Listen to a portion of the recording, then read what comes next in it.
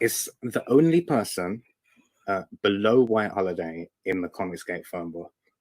It's my favorite failed clone of Peter Sammetti. The YouTube WyzGyz. How you doing, Conrad? Welcome to the show.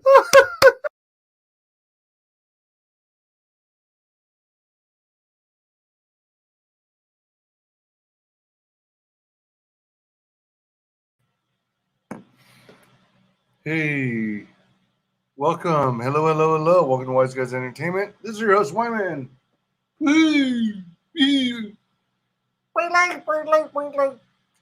All right. So, let me go do something real quick. One moment. And then I have to connect my camera, which I forgot to do.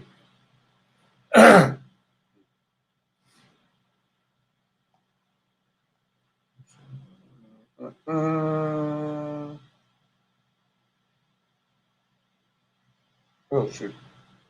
Damn it.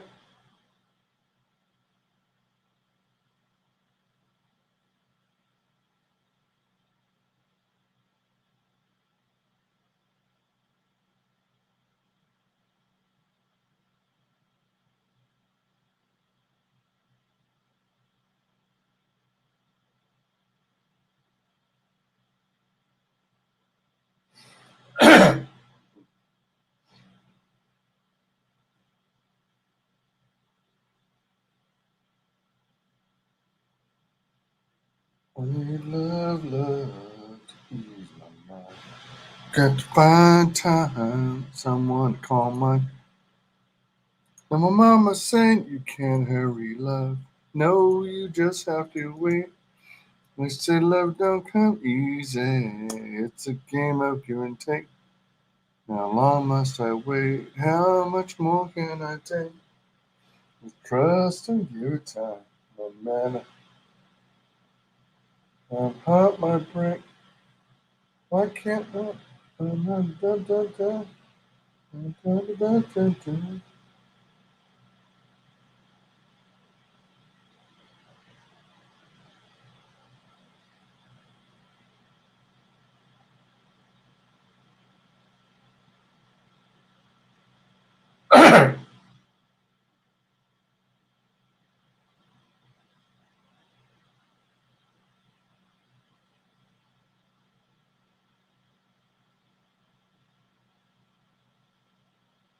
Just a sec.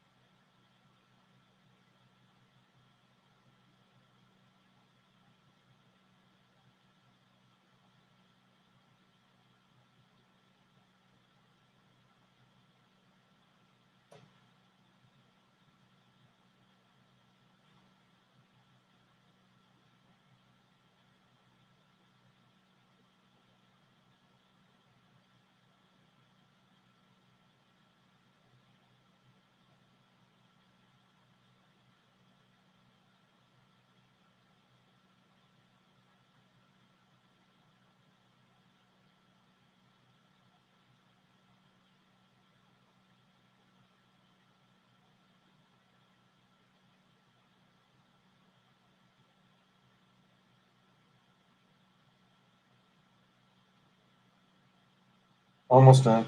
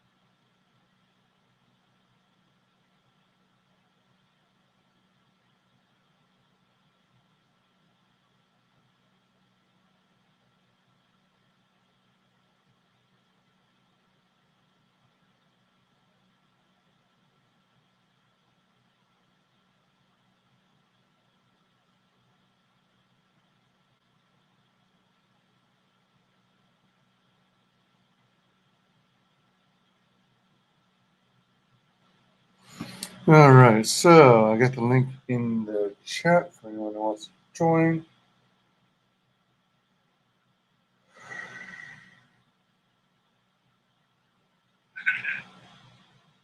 Hey, just in time.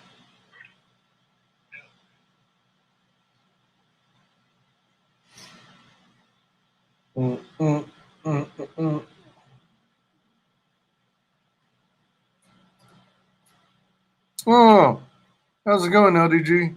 What's up? I don't know if you have any time, but you're welcome to hop on the panel if you like.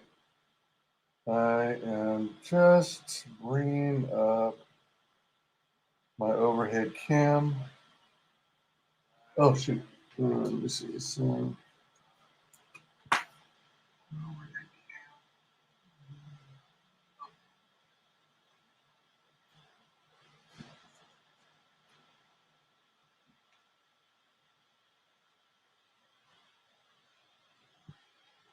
I remember saying you can't hurry love. No, you just have to wait. It's a love don't come easy. It's a game of give and take. Long must I play?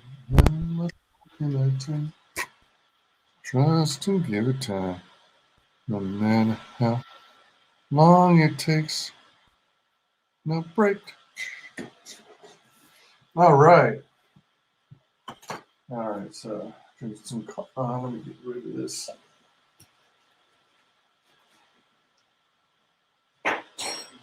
Dun, dun, dun. Dun, dun, dun, dun, dun, dun. Keeps me hanging on. Dun, dun, dun, dun, dun.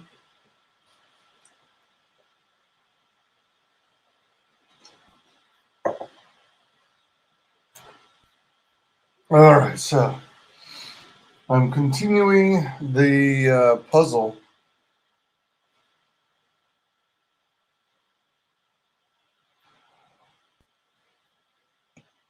You know what? All right.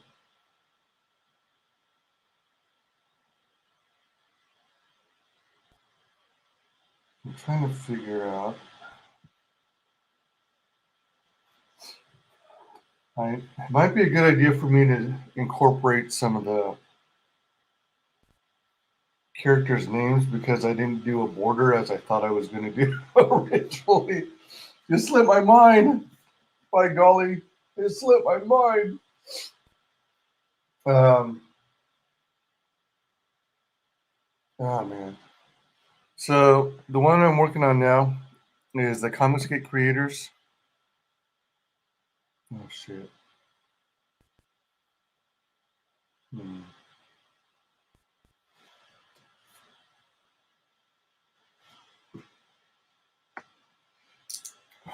All right, here's the other erase one. Dang it.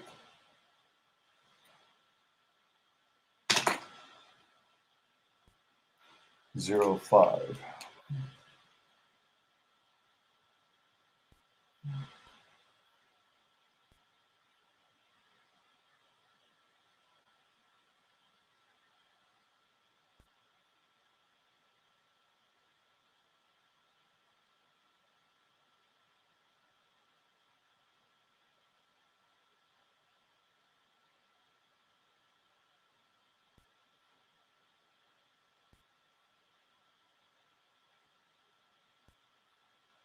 Dun, dun, dun, dun, dun, dun, dun, dun. Dun, dun, dun, dun, dun. Dun, dun, dun, dun.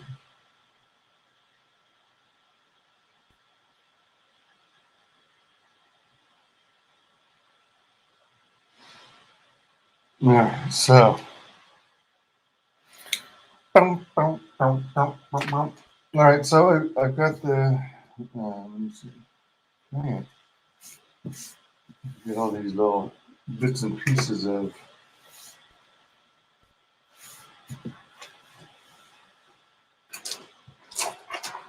Oh, I got this off yesterday.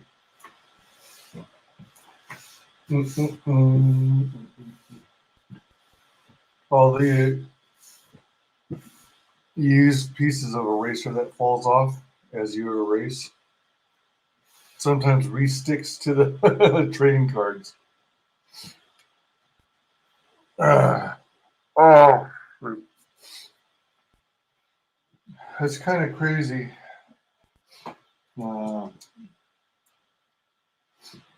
Thinking about all the work that's being put into this.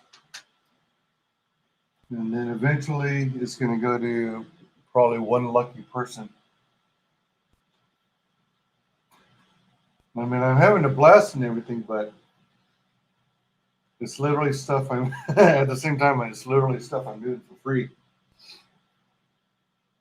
For exposure. But I hope people will enjoy it. So it's confiscate characters on one side. You know what? All right. Hold on. Let me do something else real quick. Uh-oh, where'd it go? I closed it by accident, didn't I? Shoot. Oh, wait, what? Where is it?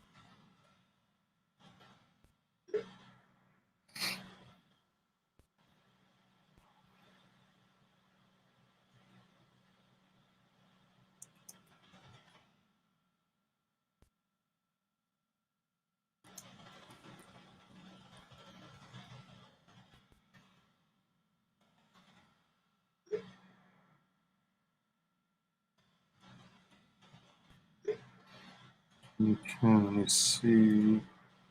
Beady.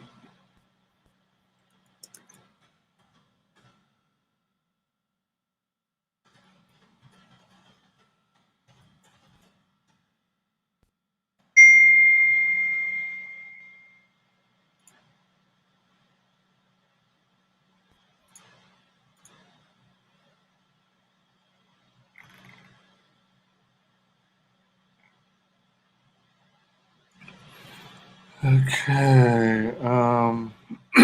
Excuse me. Sorry.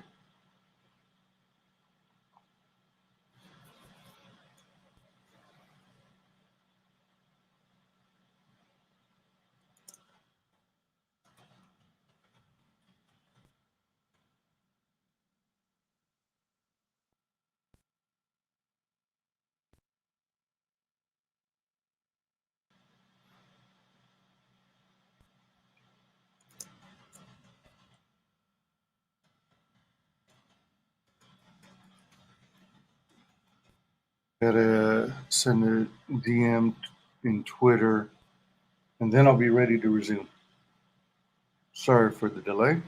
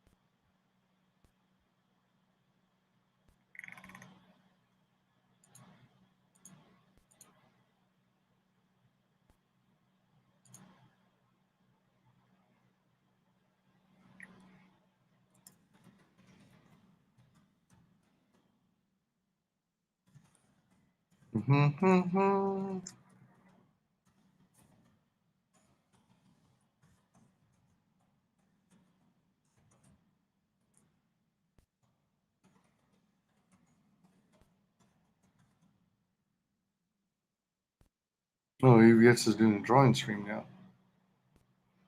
I was just watching some of Pete Samedi of Alterna Comics' draw stream too this morning. I guess later on, part 2 of his art auction is going to go on for EVS's. And then I think there's an auction being done by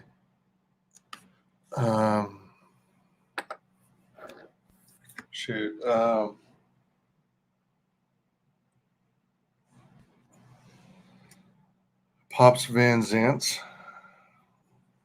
channel or section. If I remember, he's part of Indie Volt. But I heard in chat that he's supposed to have an auction too. And then we've also got the Luke Stone and family auction to benefit Luke Stone's recovery in the hospital from COVID.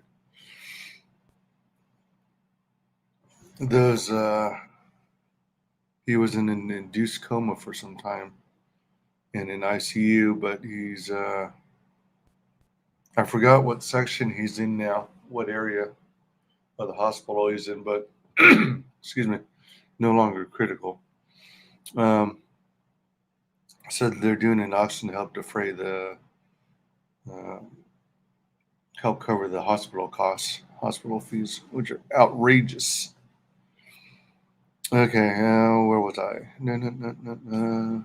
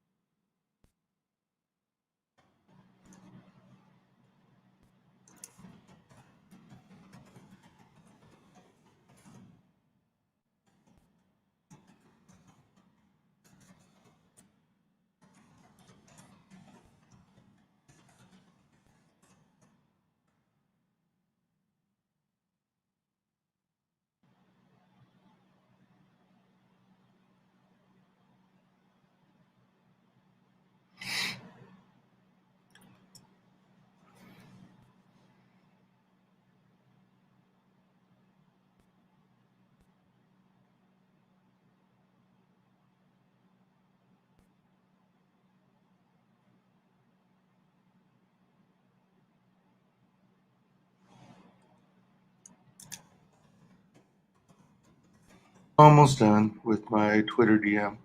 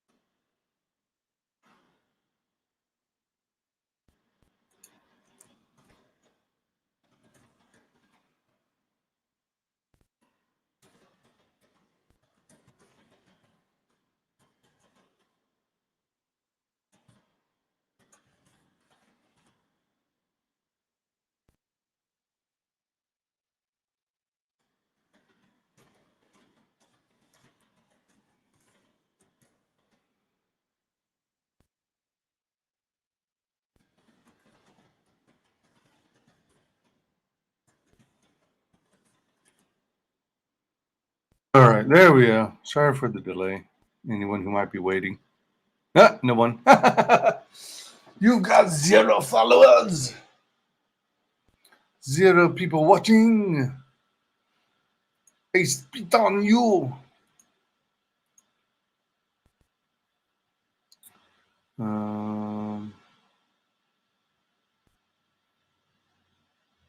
know what? I might actually listen into the EVS draw stream. Because sometimes you and I need to release it, but close to. What I really need to do is stay focused and calm. And it's hard to stay calm, when it's like, I feel like the people who have supported me are worried about if I'm working hard. We're working hard. We're working really hard. I mean, if you really looked at what we did this year, Comicsgate chat, look at what we did this year. Look at what we did together. We released Starblades. We released Warts and All, and all of the books that went along with Warts and All. Look at what we did. We did incredible things.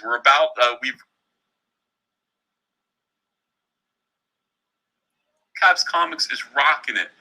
But it doesn't matter because people are really waiting for this. This is the magnum opus. This is the book that people are waiting for.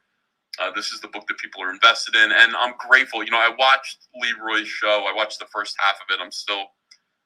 Looks like I got another half an hour to go. I got to watch this thing. But, I'm grateful. Those guys just said, well, we're still excited about Red Planet. Thanks, guys. Thanks. It is, or it's like, there's so much detail. There's so much information that needs to go into every panel. I can't cut corners. Listening and I to can't this embarrass because Comicsgate. I guess, what is the thing? Would I rather embarrass Comicsgate by having the book be late? Or would I rather embarrass Comicsgate by having the book be awful and not as good as, as what I'm capable of? Either way, I'm embarrassing Comicsgate. So, anyway, stressed out a little bit. All right. Let me see. We got a couple of super chats here, but I don't know if I can even read them on this phone. Sorry, guys. Variety Channel says, draw more, talk less. Okay. I will. All right, let me put this back on and listen to the chat. I have it sped up, but I'll slow it down.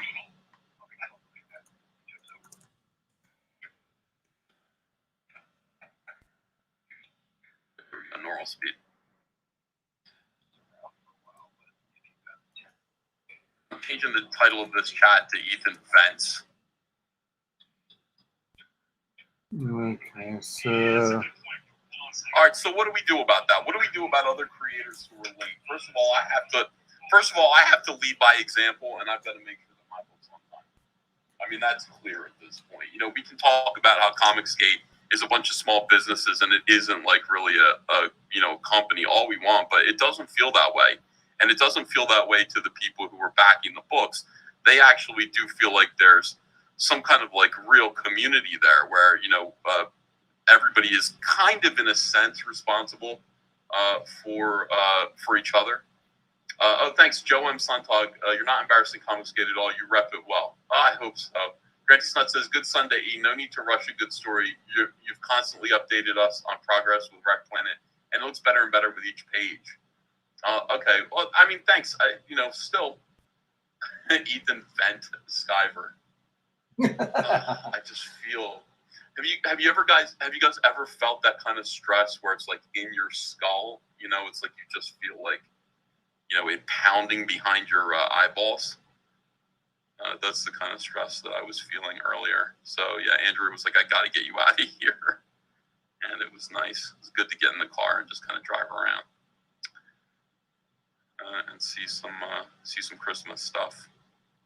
Ava was there. Ava went to Lowe's, and she was overwhelmed. I mean, she got out of she's got like a stroller, and she got out of there, and she just said to some stranger, she goes, "It's Christmas time. It's Christmas Day." And the guy's just like, "Well, it's getting there." And she was just excited by all the stuff that was all around in the Lowe's. They had a lot of Christmas trees and decorations, so that was cool too. huh. So this and these are the point. Lord Tasman says, yes, it's called a hangover. I don't get hangovers, not from just a couple of beers. Let me And try. I think I had one glass of whiskey yesterday in the early I've got a lot of afternoon, fine detail to do here. and just a couple of beers for the auction. But yeah, I don't know. I don't think I'm going to do the auction. I don't think we're going to do another day of the auction tonight. Oh wow, really? I think that's one thing that I've determined. I just don't think that, my reason for doing the auction is always because I'm concerned about other creators, but I personally don't want to do the auction. I don't need to do the auction, and it's another night away from my work. I'd rather be sitting here drawing. I've been building up to this 2-page spread. I want to draw this 2-page spread. So, maybe that's what I'll do. Maybe I'll cancel tonight's auction and just stay in and draw. And I mean, we can hang out. I mean, I'll let the camera roll. And we'll do this kind of a thing instead. But I mean, as much as I love being a YouTuber, and I do love being a YouTuber, I can't do it happily. Part of like what's fun about my, being on YouTube is just feeling invincible, feeling great, talking about what's going on, making fun of like terrible, what's going on in the comic book industry and all that stuff. It's hard to do that when you're really under pressure and you feel, you feel that you need to get your comic book done. Comic book has to come first. So It's time to realign some priorities a little bit. Just don't send it to Walmart before the backer says Grant these nuts. Well, I have something to tell you guys. I've secretly been negotiating with Walmart. No, I'm just kidding.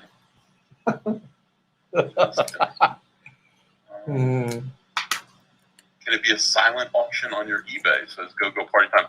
Well, that's what Andrea said. Andrea just said, if you have something that you want to sell, just put it on our eBay. And I was like, yeah, I mean, I guess so, but it's not really about us. It's, we're trying to do an auction for other comic skaters, and it's supposed to be a fun event, but I guess it is not a fun event when so many books are late. I hear you guys. I just hear you.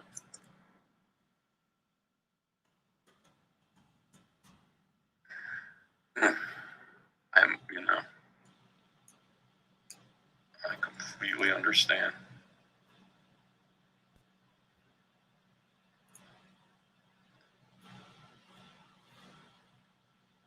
And the other thing that was great was Vanessa said something like, you know, you want to, Vanessa's so fucking smart. You know, one of the things she said was, she goes, you know, you want to debate like these like bread tubers, you want to debate leftists on Twitter or even YouTube. And it doesn't even matter what points you have because, you know, you can easily be deflated by them just going, yeah, well, your book's late. And it's like, yeah. And then what do you say after that? Let's not talk about my book. That's such like a, you know, a real problem. You can't let them have that. I guess I agree. Hi. My dad's in the chat. Hi, Dad. Oh, there he is. Andrew's watching upstairs. Sorry, babe. I just needed to vent, you know. And hello, Father.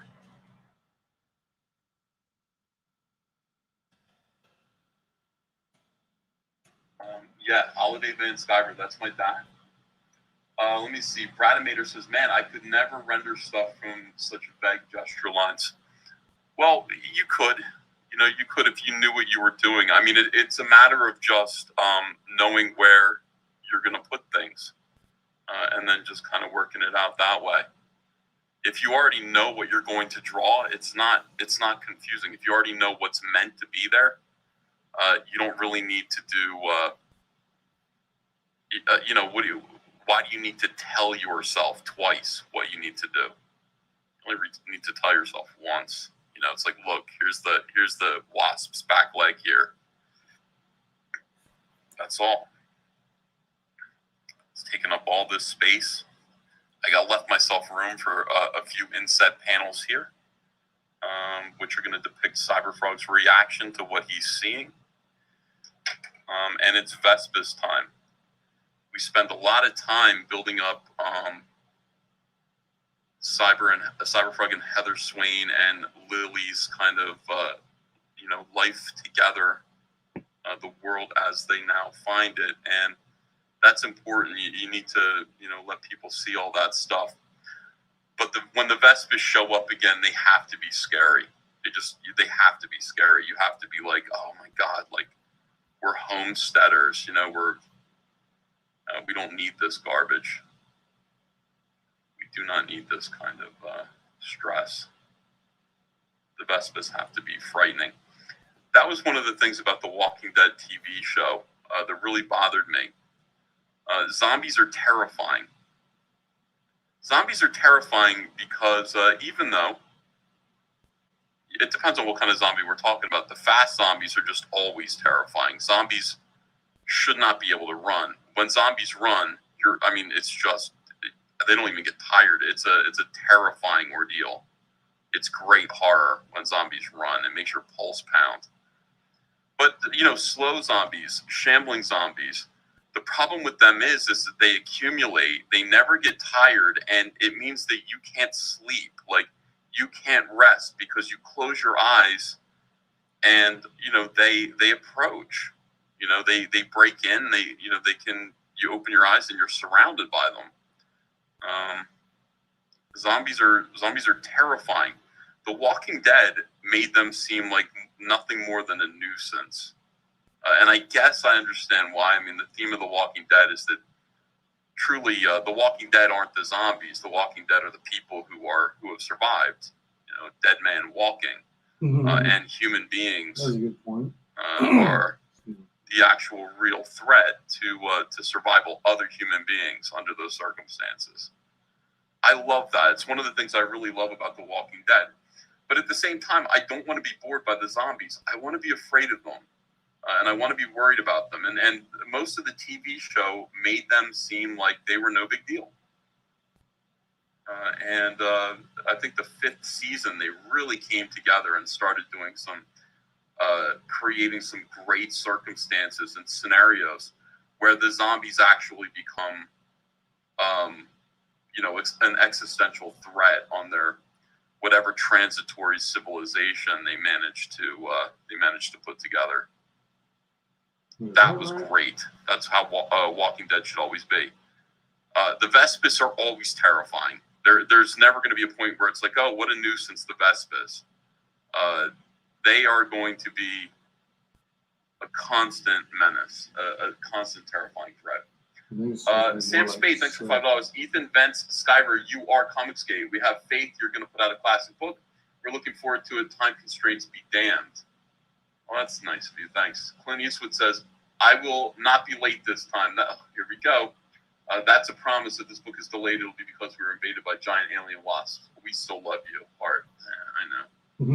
when I wrote that, I was not aware of what the year was going to bring and all the other stuff I was going to get involved in.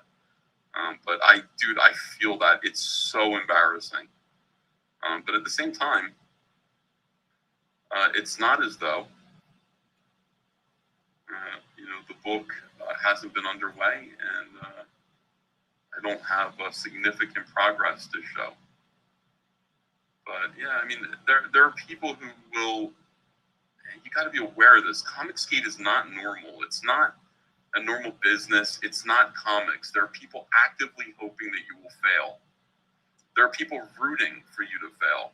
All of us. There are people who are just like, I can't wait until there's some way that we can, make them miserable and give them hell and make them feel bad and all this stuff. And that's part of it. It's part of being Comicsgate.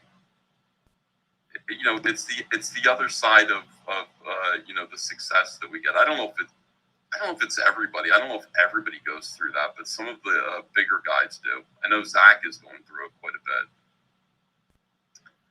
People are just hoping Zach is over. Zach will never be over. I will drag Zach to success, kicking and screaming. I insist that he wins after all of this.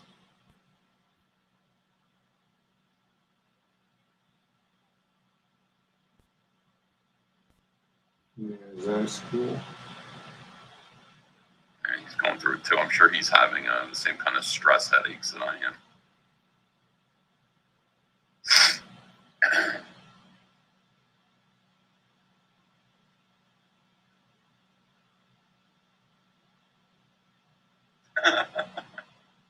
Yeah, Zach is doing well.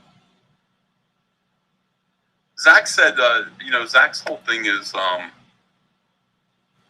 he's just going to make his videos and put out comics, and, he's going to just accept the fact that he's got like 1,000, maybe 1,000 loyal backers. That's enough. That's all you really need. You can do comics that way. As long as he takes care of those 1,000 loyal backers and they always back him.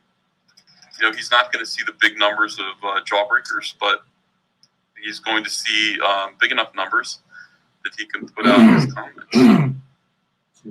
I'm competitive. I want to see big numbers. I want Cyberfrog 3 to do well because Cyberfrog 2 was so good.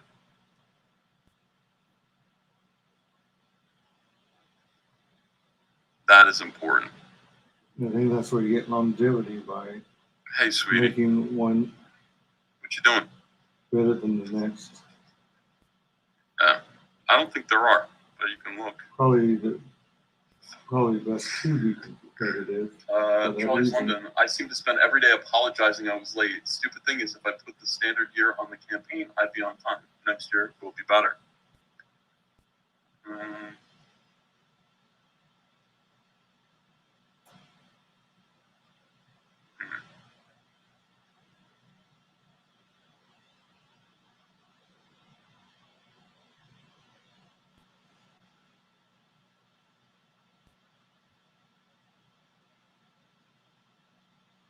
Oh shit! I also have to draw. Oh, got these eyes, these tattoo-looking things on. Yeah, I think everybody's. I think people count on me to set an example.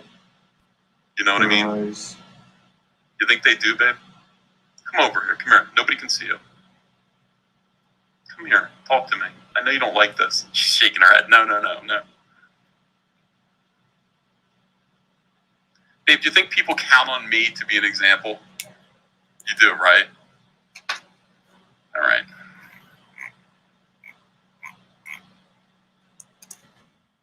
All right, so it would be a better example. Why can't John Malin be the example? Why does it have to be me?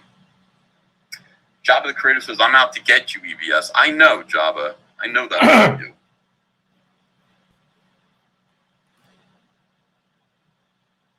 My dad says, it's still miraculous what you do.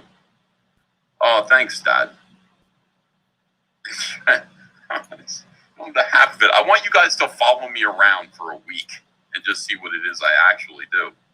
One of the problems is that perception is everything, and when all you really see of me is when I'm on a live stream, it certainly does seem that my entire life is about being on live streams. In truth, I do live streams because I feel like I have to. I don't feel like that's an easier thing than working. Indeed, that is work to me. Doing a live stream is work. I have to get myself together. I got to have stories. I got to have something to talk about. I got to promote other people's campaigns. It's real work, and I'd rather not. Sometimes I would rather not do that. But it's part of the job. We don't have 24/7 promotion machines like Marvel and DC do. Marvel and DC artists and writers can just go about their day doing their work. They don't have to do anything else because they have enormous corporations who are promoting the books and doing all of the work that we have to do. All they have to do is turn in a script and they're done. They're on time. Look at that. Except for Dan Slad. Dan Slad is not on time. But that's all they really have to do. And you guys, all you really see, all the customer really sees is this book was solicited 3 months ago and now it's in the store 3 months later. Therefore, it takes 3 months to make a comic book.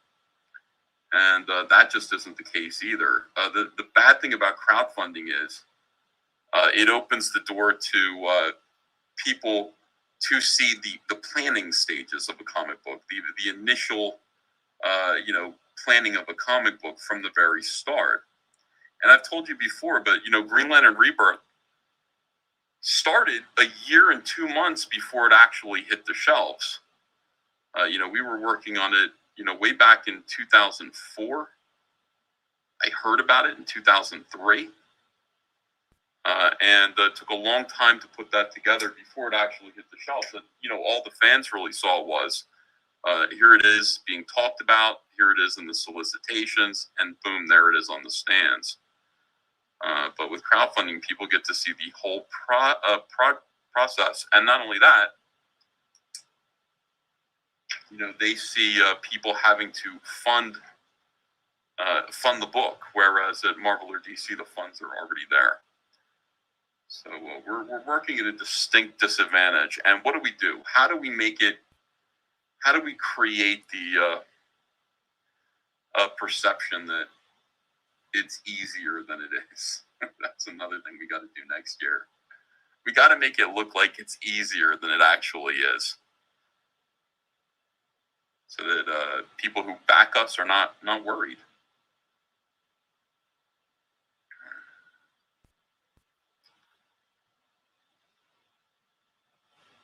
Some people are saying I'm going to get the entire book done before I crowdfund it. It's like that's one way to go about it, I guess.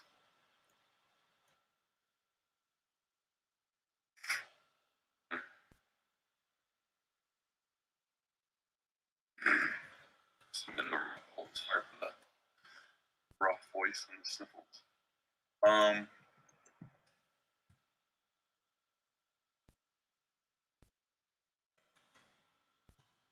Oh, we got 437 people watching on a Sunday afternoon. Hello, everyone. Waylon Todd says, sketch cool, but mods piss him off. Maza Ba queers. Clayton Monk says, why did the last stream go private? Missed half. I don't know. I didn't want to keep it up there. I took that down. I took the auction down. But the auction was up all night. People, I'm sure somebody downloaded it. It just wasn't, wasn't good. I'll probably, I may private this one too.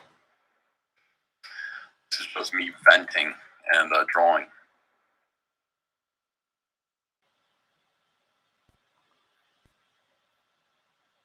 All right, hold on. Let me put the show back on so I can draw. It's Julian says, don't feel bad for me.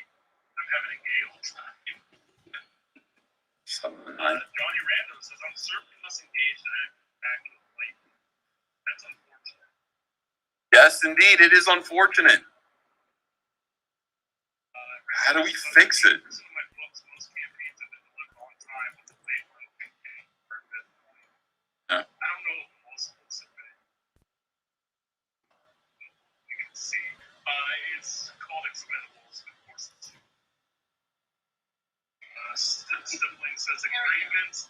Vanessa didn't like it. Expendables. Some creators are saying they are now waiting until they're 70-80% done before launching. For some, no. Dude, we've had creators that say they are 100% done before launching, and the book is a year late. I don't buy this either. Yeah, but that's another argument for me just cutting this book in half and then being like, all right, so this book, will be crowdfunding when it's finished. And then I just kind of finish it up real quick, the other half of Wreck Planet. And it's like, if I do that, I'd be like, here's the book that you would have gotten for free, and now you're paying for it. You would have gotten this content for free, but because I stressed out, now you're paying for it. It doesn't seem fair to me. Let me see. Yeah, I'm listening to the chat show, guys. Sorry. Chat show? People were asking Ethan about this, like, hey, why don't you work ahead? And he's like, well, I don't believe you should because you're crowdfunding it. They're literally paying you to make the book, so don't make the book ahead of time. I'm like, it's true. Sorry, Vanessa. That's what crowdfunding is. See how what Ryan's saying right here? So, real quick, chat, I got this.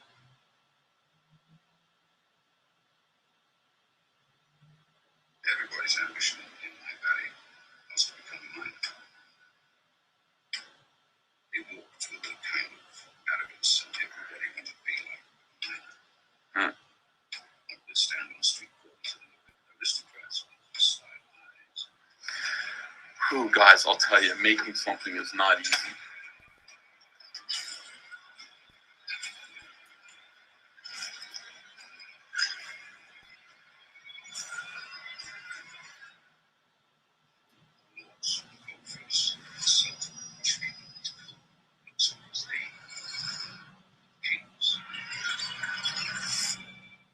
Is that a movie trailer?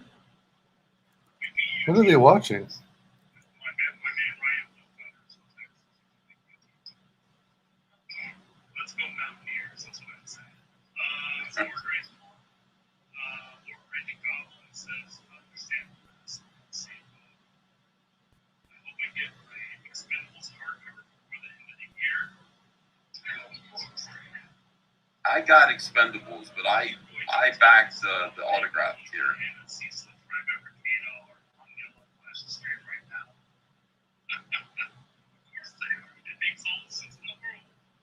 Creators like Phil and PTP are the brightest examples of CG creators who I think should be spotlighted at a higher level. Look, there's wins this year. I mean, good old reliable John here. You know what I mean? You got Bailey, Shane, PTP, Phil, Eddie. It's not all negative, but like I said, hold on to that point so I get done. There's one I'm looking at the chat now. Oh, God. You guys. I've been here for years, just been sorry, Pete. I'm glad I didn't start my campaign until after the book was ready. Oh, the chat with Leroy? Okay. That's okay. To the point where the book has to be 100% done. Like, Shane did the book from scratch. Yes, he did. Same thing. I don't,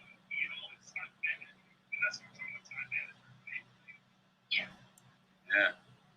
Chris, if you would have said that to me at the beginning of this year, I'm like, yeah, freaking this is bullshit. But it's like, okay, like I don't want to necessarily disadvantage people, you know, IP owners who are writers only and need to hire artists. Because if we're saying as CG, like, oh no, you have to have your book done before you crowdfund it, well then, like I said, we're disadvantaging our IP owners who are writers and have to hire out people to do all this other stuff. And I don't want to do that because some of our good IPs are coming from AKA just writers. And you know, Mark Holton being probably like our, as far as a writer, we get campaigns out and like good product out into people's hands. Like, okay, so I know the possibility of somebody turning around a campaign who's hashtag just a writer had a good. Sean Collins said, when Blood Honey came out, I don't know what they're talking about here. When Blood Honey came out, people found 10,000 reasons to bitch. Zach was standing up for you, saying how you were the one in the damned arena. That's effing right. I love Zach. We don't agree about everything, you know. But, well, you know, when it comes to Zach, I'm on his side. It's hard. I would like to, you know, the stuff that he had going on, the problems that he had, I wanted to take that off of his shoulders so bad. Because, I mean, it would have been easier for us to just be like, all right, turn over those files and we'll get them printed. But Zach isn't that. He's not that guy, you know. He wanted to do it himself. I understand that too. And he has. I mean, you look at what he's doing. He's got Expendables coming out. That was the big one. That was the big delayed book. And he's going to get the other stuff out.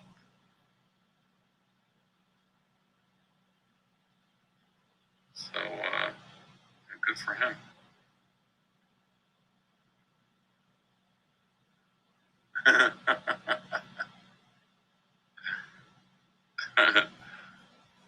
Yeah, Zach's videos are,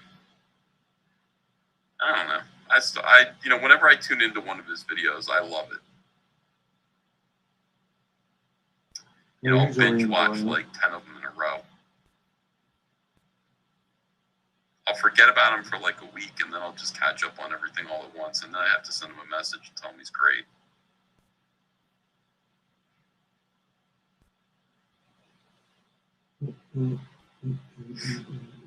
Waylon Todd says, but we still men and talk, not ban people like soy boys. Yep. No, I mean, look, you know, there's some participants in the chat who are not, you're not even sure they're human. Like that guy TV, they were like, I don't even know. I had to ban him. I don't know what to tell you. He was just filling the chat with just letters of the alphabet. And he kind of had to go. I'm not sure what he was about. I don't think anybody will really miss him. And some people. It's not something that happens too often. When I finally ban somebody, it's because, look, enough's enough. What is your problem? Very rare.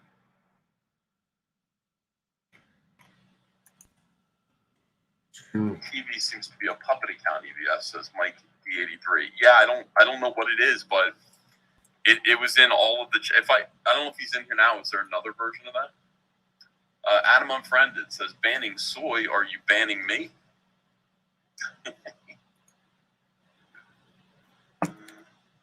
Oh, Disturbing Delight says, I was enjoying last night's auction until you took it down. Oh, really? I'm like rewatching that? You liked it?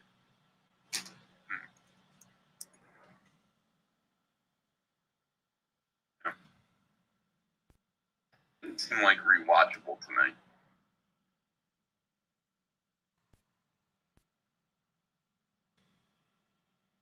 Let me see. You know, it's like, do people just have this capital to just hire people? And it's like, that's why I go back and forth with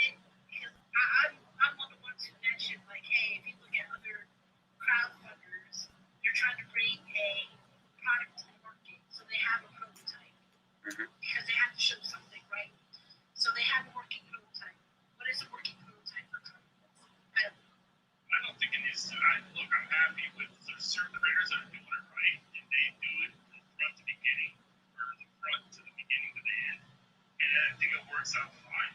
You know, when you're running a campaign, you have to have a lot of responsibility and a lot of good time management and failing there. So, Simply says, I was referring to Clint Polisky as Pirate Queen of the Bombshell. He says books are done through 2023, maybe he's going slow. There's quite a few Pirate Queen books up on Kickstarter. So maybe he's just reprinting those. I'm not sure. You'd have to go to Kickstarter. I'm not sure about that myself. He sold a few of those over there before he came to CG. We were competing for who can read my chest first and their shape. So there's Nasser. He says back creatures on Indiegogo. No, I don't think they will.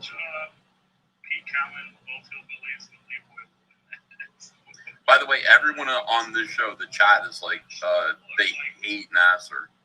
And I think that's just part of it, right? there's an argument. Like, people are kind of like, why is Nasser back?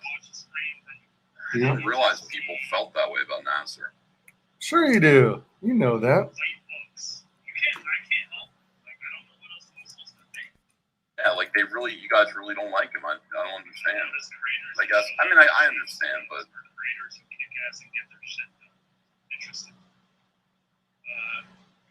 If you launch and say the book is 60 pages, but don't have a plan, and the book is 90 pages, takes extra months to finish, you might mean you didn't have thought at the start or planning question. That's a good question. Yeah. Antoine says, when I just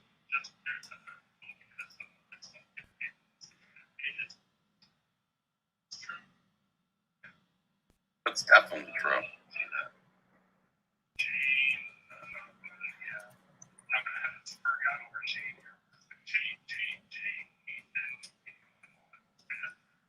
So, as far as the tentpole things, the fortune of the smaller creators, people aren't coming in. So, to actually hurt them as well, because they're not going to be able to have us on their campaigns or people even going to the charity. It's available. It's true. I got it. I mean, that seems to me one of the issues that the larger creators have. I mean, the smaller ones do depend on them to a certain extent. And I think that if we're not getting some of this stuff out at least early next year, then a lot of people are gonna find something else to do their time. agree with that, Vanessa? So, I mean, that's the rising tides raises all ships stance. So, Who's that Vanessa is a say? real possibility because, unfortunately, for Comicsgate, and we talked about this too, about like how do people get eyes on their projects? Pete Callan, Vanessa, the queen of dramatic pauses. As I think they're thoughtful as our pauses. primary marketing, well, besides Get on all the channels, on all the promotional screens. Us as fans decide, like, okay, who am I going to advocate for?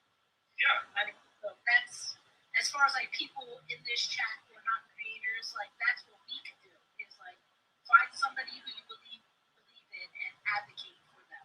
And I don't mean like simping. Like, Simping is like the worst thing that's happened to YouTube. The word simping.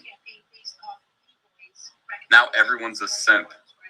So like so taking that out of the equation, what a fan can do, and these creators are like, what do I do? It's like, well, you're on YouTube. YouTube, the platform tells you what to do, and they tell you 10 to 15 minute pre-recorded videos is how you maximize the power of their algorithm. And no one does it, for the most part. Yep. No one does it. It's supposed to, like, and the one person who does it. Shane does it. To 7 of 9, who really got me to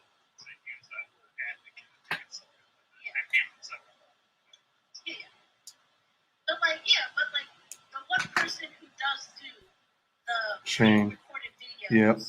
you know, consistently has grown his channel. Who? And it's brand new people. Like I go into that person's chat and they'll have names in there that I don't see at all in any other place in CG because he brought those people in. Who? Like, and you know, Maddie does it because she cross pollinates with other fandoms. Ethan's kind of doing it. Well, he is with all these outside, more quote unquote mainstream, you know, more mainstream than us, right? He's going on these mainstream radio shows and podcasts and whatever, and it's like only 4 or 5 people in CG are really trying to grow their reach, and like no one else is doing it, and like everybody else is depending on these 4 or 5 people doing the work of like thousands. Get your fucking oar. Yes, get your oar.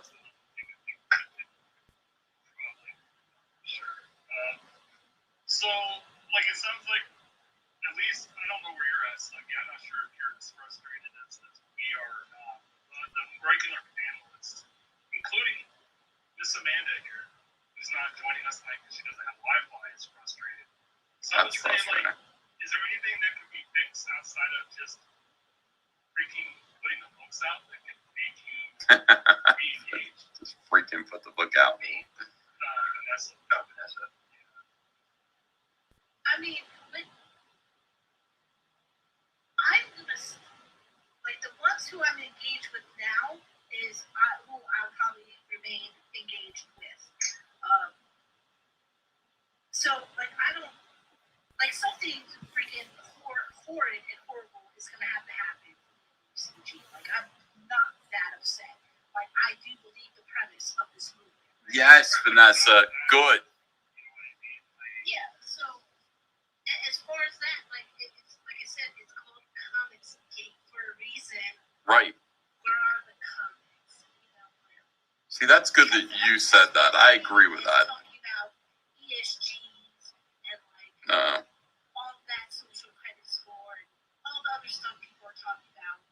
It's like, yeah, there's other channels that are better for that, especially politics. Like, let's be honest, you guys are comic book writers and artists. Comic book nerds. We don't know nothing. Unless you can show me a degree of some sort to say that you have some form of expertise that would make your commentary, you know.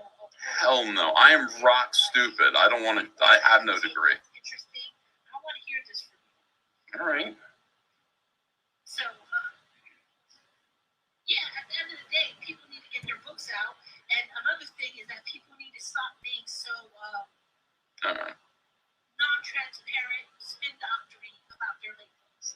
That's why I will talk, you know, about Charlie's London until my face turns blue. When she put that freaking update in April, at the beginning of April has what, 30 days to April, where she said, hey, I'm not meeting the deadline. It's my fault. My people are turning around work. You know, I'm sorry, guys. You will get your stuff before it goes into a store because she does have an agreement for her book to go into a storefront. Everyone loves Charlie's London. If more of our creators did that, except for like all this ho-humming, it's hard. You understand, guys? I'm an artist. It's so hard to draw flowers and trees. It's hard work. It's like when Vanessa's roasting me right now. outside and picking cotton and they weren't able just to do their job because they wanted to. That's how hard it is.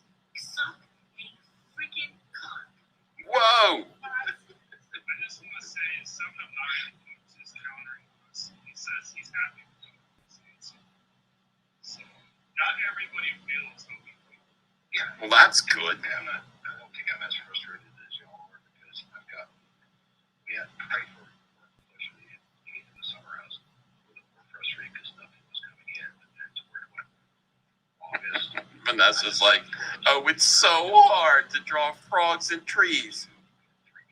Why don't you shut up? You're not out there picking cotton. That's true. Very coddled here. am I complaining about?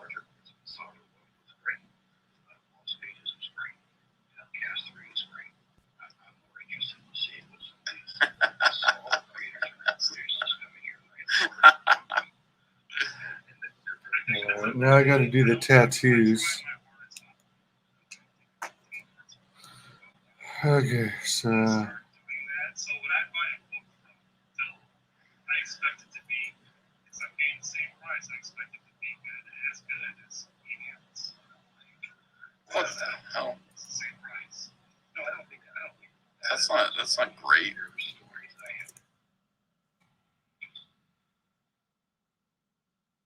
I like Leroy, but sometimes he says things that I'm like, wait a second here, pal. Oh, it would be, if we're talking, I mean, if we're doing like, yeah, so that would be let me get another look-see. The quality of the books this year has gone up dramatically to where it was. You know, like, you used to be half of the books. Yellow Flash 2, this channel is Leroy, Leroi. But now, I mean, the quality of the books is good. They have a show called The Chat. I mean, it's they're pretty good comic skaters, and they talk about what it means to be a comic skate-like supporter every week. And they're pissed right now. So, I don't know if it's because we're like old-timers too, Vanessa, or, you know, I don't know. Yeah, just because I haven't been around this long, I just started backing into 2019, 2020. No, 2019. I don't remember. I'm gonna throw Vanessa, Amanda's stat out. She said this in the stream. I think we did that 2 or 3 weeks ago. She had 25 campaigns of those 3 rounds. She had, I don't know how many are late. She might go into that in the year reviews,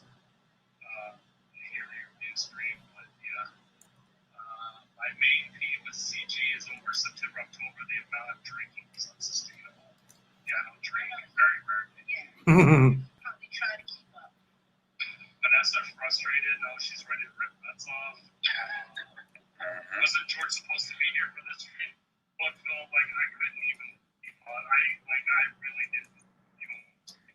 So I think that's why we're talking about it. Just around it. And it's like all the new creators that hit all the numbers they are new. Yeah, it's fine. 12% on time rates is slower, and it's just, I mean, we're not even talking about a month or 2 being late, and we're talking months and months and months. Yep. And it's just frustrating. There are, I want to shout out some creators. I think Grant Bowen does everything. He's going to have one of the books that we've talked about today, Vanessa. He will have launched and fulfilled 2 campaigns in the space that we want. So Grant Nolan, he updates every Monday. He doesn't give you bullshit updates. It's here's how many pages are done. Here's how if they're in colors, I'll tell you that. They're in letters. Like, it's short and every month. So I really appreciate Graham. I think he's a model of professionality. Hell, Graham won't for me, but he's a strong point. Phil, Eddie, Shane. There are positives, but too new. Yeah, some of these guys do need to get their acts together. I think I mentioned this on the stream about the ESR editors, curators might need editors, but they really need someone that's a project manager that they can be pestering them on a regular basis to hey, how many pages have you got? What's your deadline? I don't know if people necessarily need that. They might not be as interested in doing that. Then you get back in the corporate world. Fun, and they can collect the money and they can kind of do it at their own pace. But the money's going to dry up eventually if that continues. You gotta have focus and organization. None of this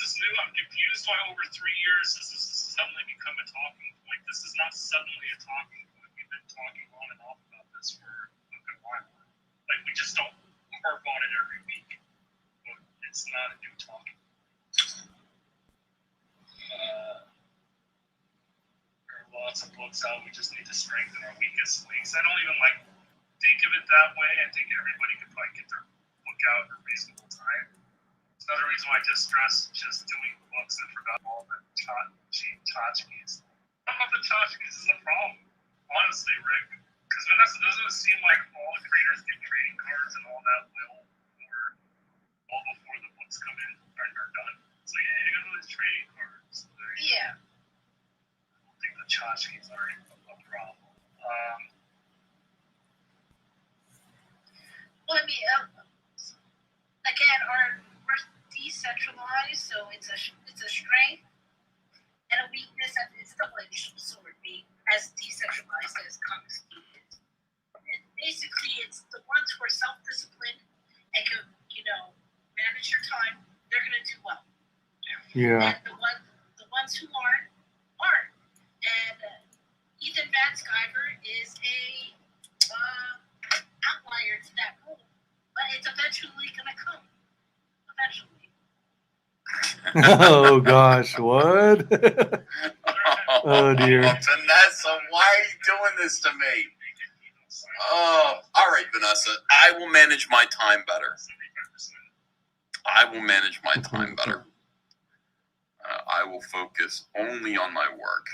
I will not do anything else. I will focus on drawing a comic book. And that's it. That's all I will do. I think that's probably a good idea. So to look at it. Job of the Creator says EBS is late and gay. Draw faster, fatty, says Craig Ellis. Let me see. Please keep being a slob, EBS, says Gravity Cat. I can't. I'm not allowed. I gotta go faster. This is what I'm doing. This is all I do. It's like that thing that Zach said in his video the other day. That boxer who says, if you cut open my skull, all you find in there is a boxing glove. Same thing with me. This is all I do.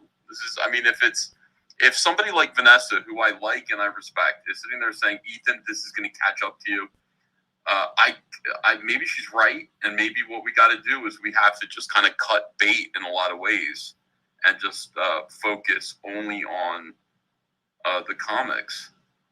And that's just kind of what. Now, fulfillment is an issue. Of course, I wake up every day. I've got to make sure that, the packages go out. Now, Andrea does most of that so that I can do other things. But, I got to do that. That's important. But I can kind of, figure out a way to let other people help out where I would be. I don't know. Stop signing comics. That's one thing I could do. Queen Bee says, in Comicsgate since 2018, backing many smaller creators. You are an inspiration, EBS. Sitting here writing my memoir. Thank you. God bless. Oh, hi, Queen Bee. Thank you. That's nice of you. And I like the $13.13. It's meaningful. Oh, wrong image. I need the other one. Come on now. Can you hear stomping upstairs? That's Ava stomping around. Yeah. All right. Never let it be said that I don't listen. I do listen. I listen to customers. I listen to what they're saying. I have to. It's like What's up with my page? You can't just ignore them. You gotta actually hear them, shoot. Listen to them, and see what you can do. Customer service is important. Customer service is fairly easy when it just means, hey, we got to just ship you your book. But customer service is hard when you're trying to create Cyberfrog and get a new edition of Cyberfrog out, one that's going to be satisfactory to the people who backed it. But even still, it sounds like a me problem, not a you problem. Worst one says, are we going to get Creed before Christmas? Yes, it's all ready to go. And maybe you wouldn't take so long if you stopped shoveling pies down and got on the Peloton instead. Oh, thanks for that advice, worst one. Appreciate it. I have not had a pie. I'm going to have pies this week, though. Frankie Ramon says, Bloody Shoe, Lil Nas X says to play Miles Morales. F. Yeah, I heard that. I heard he wants to play Miles Morales. Well, that's what that character and his fan base deserves, I guess. That's what they're gonna get. So That guy, gay Satanist, as the first Black Spider-Man.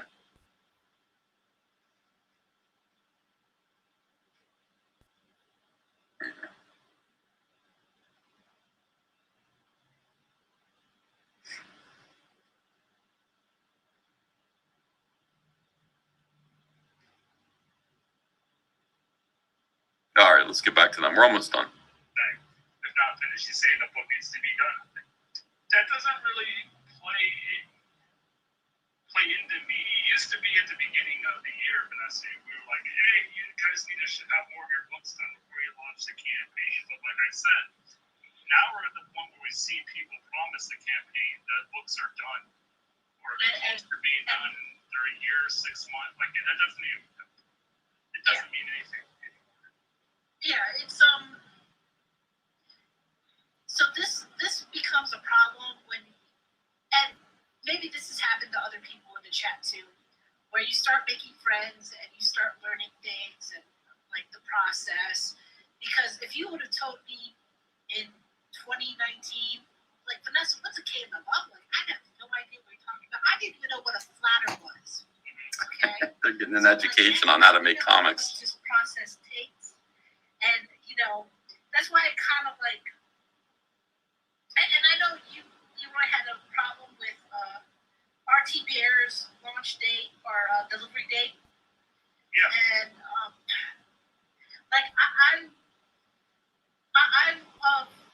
like I agree with you to a point. Like, hey, that's 18 months. That's kind of a long time. But my thing is like, at least he's honest about his turnaround time. Like, hopefully that's not like if I backed Black and White 2. I like Black and White 1. So like I Big Black 396 says, keep doing what you're doing. I wouldn't trade a book in hand right now for no live streams, and I'm sure there are a lot of people who feel the same. I'm not totally mad at it at this point. Everybody's going to disagree. Maybe he's just being honest. Like, hey, all the shit going on. And I am going to keep doing what I'm doing. I'm just saying. Excuse me. There got to be some changes. I gotta focus more on drawing. Because I am a fantastic artist. I'm a really, really good comic book artist. Even like shipping supplies. That's what I was meant to do. I was meant to do this. So, like, I like doing this. If that's where that. But I like to do it when I don't have pressure. And of course that's like who has the right to say that? I like to draw comics when nobody's pressuring me, and when I'm out to impress people. And when I can be inspired and I don't want to be rushed. And, listen, we don't always get what we want. I can't just be like, wow, I'm going to, I've created an independent phenomenon in Cyberfrog. I feel better now. I needed to talk. This stream was therapeutic for me. You guys must be like, God, just shut up, Ethan. No, I had a splitting headache when I started this stream, and I'm feeling much more calm and at ease now. Yeah, it doesn't really matter what I want. I've created a cultural phenomenon in Cyberfrog. Why SJWs abhor Cyberfrog. They're terrified of Cyberfrog. They hate Cyberfrog. Isn't it my job? Isn't it my obligation to keep Cyberfrog books out there? To keep them on the stands? To drive these people out of their effing minds with content. Theseus Minor says, natural selection in hard times weeds out those who desecrate our myths and our heroes with ideologies and narratives that weaken the overall fitness of our society. The West is now overrun by witches. Thank you, Theseus Minor. I quite agree with you.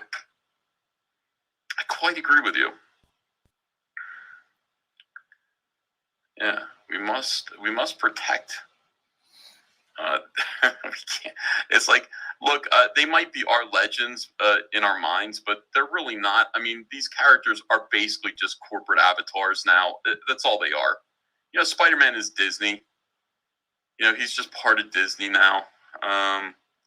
Superman is just AT&T, Warner Brothers, whatever their corporate, whatever it is that they want to sort of say to the world about what their corporation represents is what Superman is going to say. He's not a real character anymore.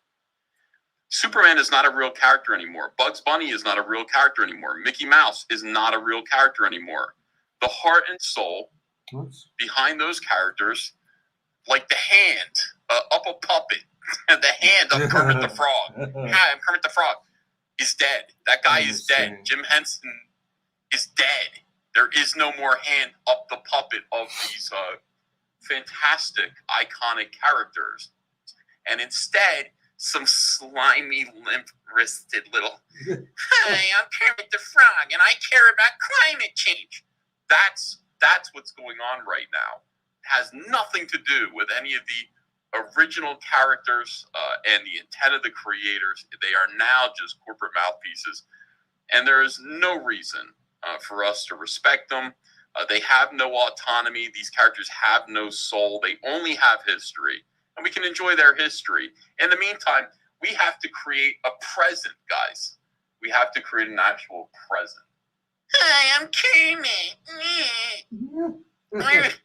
There are 98 genders. Which one am I?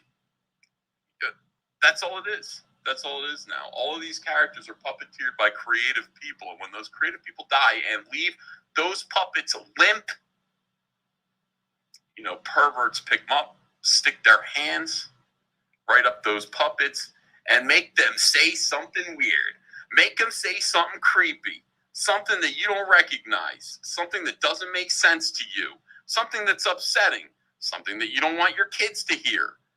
And that's ESG. That is where we find ourselves now. Oh, I don't want to hear about ESG. It's boring. Okay, it's boring. It's the answer to everything. It's the reason why all of this is happening. I understand that it's boring. So boring. But it is. It's the key to this. You want to know why this is happening? That's why. They don't care. You're like, these people don't seem to care about these creations they own. These characters. That's right. They don't. They don't care. They don't care. They care about getting investor dollars by proving that they're woke. That's all it is. All right. So we got that one. I know. Your boy Zach disagrees, says 09A team, and he's 100% wrong. I'm he is listening absolutely to wrong in his EVS's disagreement. drawing stream. But I don't, Here's all what I I'll got basically done so do with far. Zach is just let him find out for himself. Like, I am so confident that I am right. I got a little more room for a few But I more don't even characters. care if he agrees or disagrees. He will come to that conclusion himself. He will learn. And then it'll all make sense. Okay, so let's see. I'm Crimstone is 100% done. satisfied that I understand why this garbage is happening. And I gotta say, it's like I don't disagree. I understand now about why everything else is happening. It's what a corporation would do under these circumstances, which is why these laws should be repealed. Why we need to vote people into office who will change these laws. Whoever those people are. I don't know. Maybe it's a Democrat. Maybe it's a Republican. Somebody who cares. That's all I will say. Yes. Donald DeLay says, don't private these draw streams. Unlist them and post link in Red Planet updates. Donald, there's nothing... Donald. There cannot be anything possibly more boring than these draw streams. I cannot leave them up. I cannot leave these up.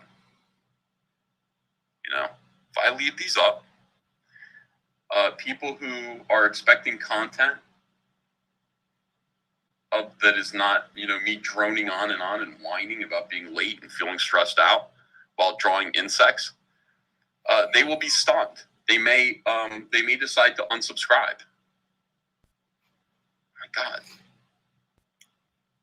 They may decide to unsubscribe from my channel because they're just like, what is this shit? And I would say to them, Donald DeLay said leave it up. And they will say, why are you listening to Donald DeLay? And I'll say, good point. Why are we listening to Donald DeLay as a society? Hey, there's Dawn Street, says Hicks villain. All right, if it's boring, it's boring. 505 people watching this. It's insane.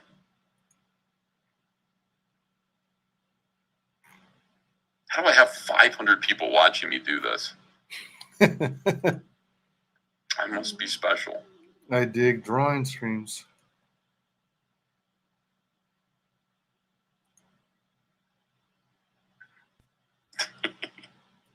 I gotta listen to that whole video again from the start. It's like a beating. It's like a beating from these people. It's like Leroy and Vanessa, the two of my favorite people who are in the chat. They are the chat. She said, oh, I'm drawing frogs and trees and it's so hard. She said, suck wiener. Not in so many words. She said, suck a wiener. Oh, God. I need that kind of feedback. Shut up, Ethan. She said, there's some people out there who are picking cotton. No, I don't know where I don't think there is anyone picking cotton out there anymore. I think Eli Whitney solved that problem 200 years ago. Welcome, everyone who's joining. Todd says, for once, I love the USA again when that verdict was true. Yeah, that was nice. Oh, hell yeah. Commandant VHS says, if you want the stream, there are ways to record it. Well, yeah, but who wants to do that extra effort? Says, I love watching you draw. Just on. I like drawing live because you can't speed it up. Like, everybody is forced to watch me slowly. Uh-oh, what happened? Out of Vespis. Right, there's no way that you can fast forward watching it live. Took me out of live status. The chances are. Man, I'm having performance issues. Maybe I have too many browser windows open for my poor Mac. Oh, shoot. Damn it. It was going pretty well for a while. All right, let's see. All right, looks like people just passing through.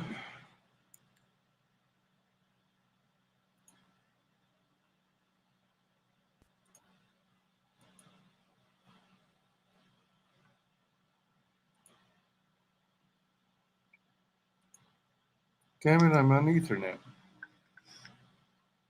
Ah, shit. Come on, man.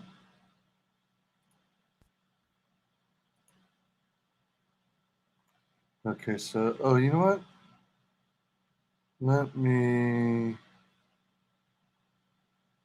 I better get screenshots of this. My reference here. Excuse me.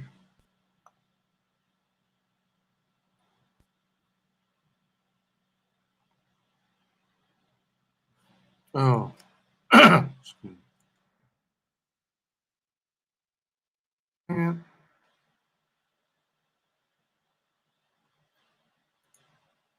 Where did my thing go? My thingamajigger. My thingamajigger. My thingamajigger. Okay, so.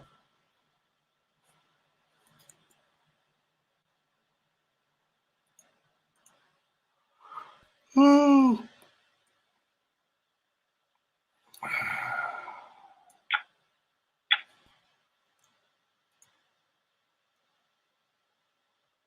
Come on, save.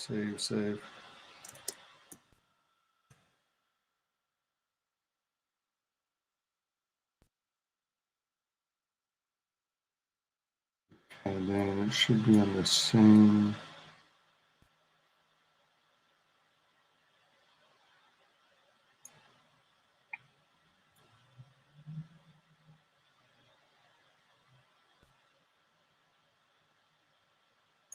Oh, there it is. Excuse me. Continue reading.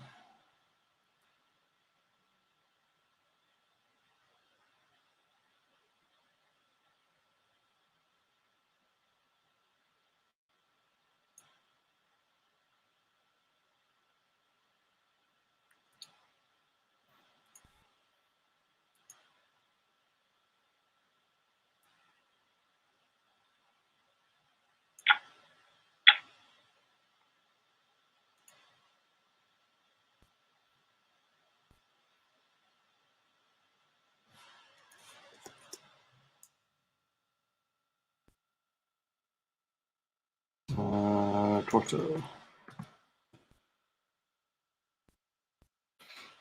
And then I can close that one. Man, I'm still having issues with this. All right, so let me do this. Maybe it's because I have so many freaking YouTube. All right, so let's go back to this. Turn the ring around. It actually like Watch later. There's like little kind of lips in the back there, and it makes. And then what's this one? So can close that one safely. Oh, you know what? I can close the timer pages.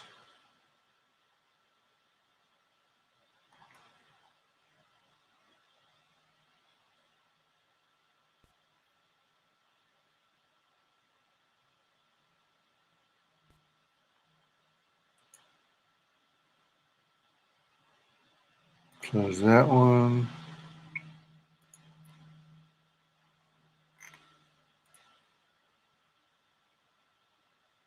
Okay, close that one.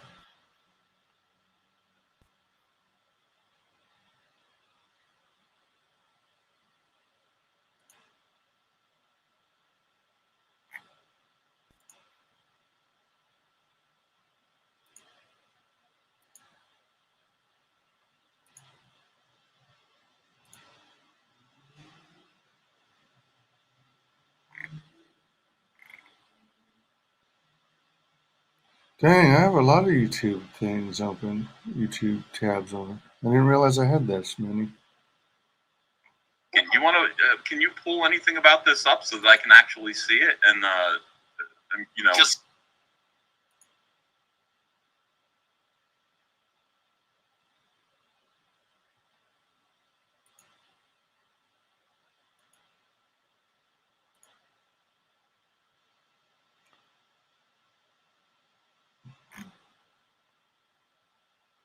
Oh yeah, there's a blocked version of it.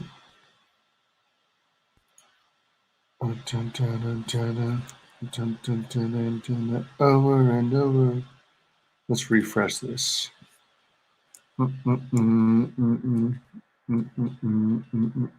and over.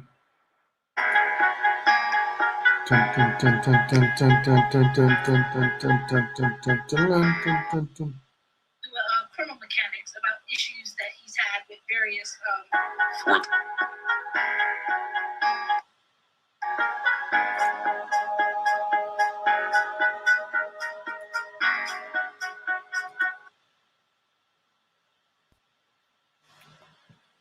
Campaign at a higher level, which I was prepared to do, but that was one of the things that were. Hey, I'm Russ Ruffino, and if you're a coach, consultant, 18 months, okay.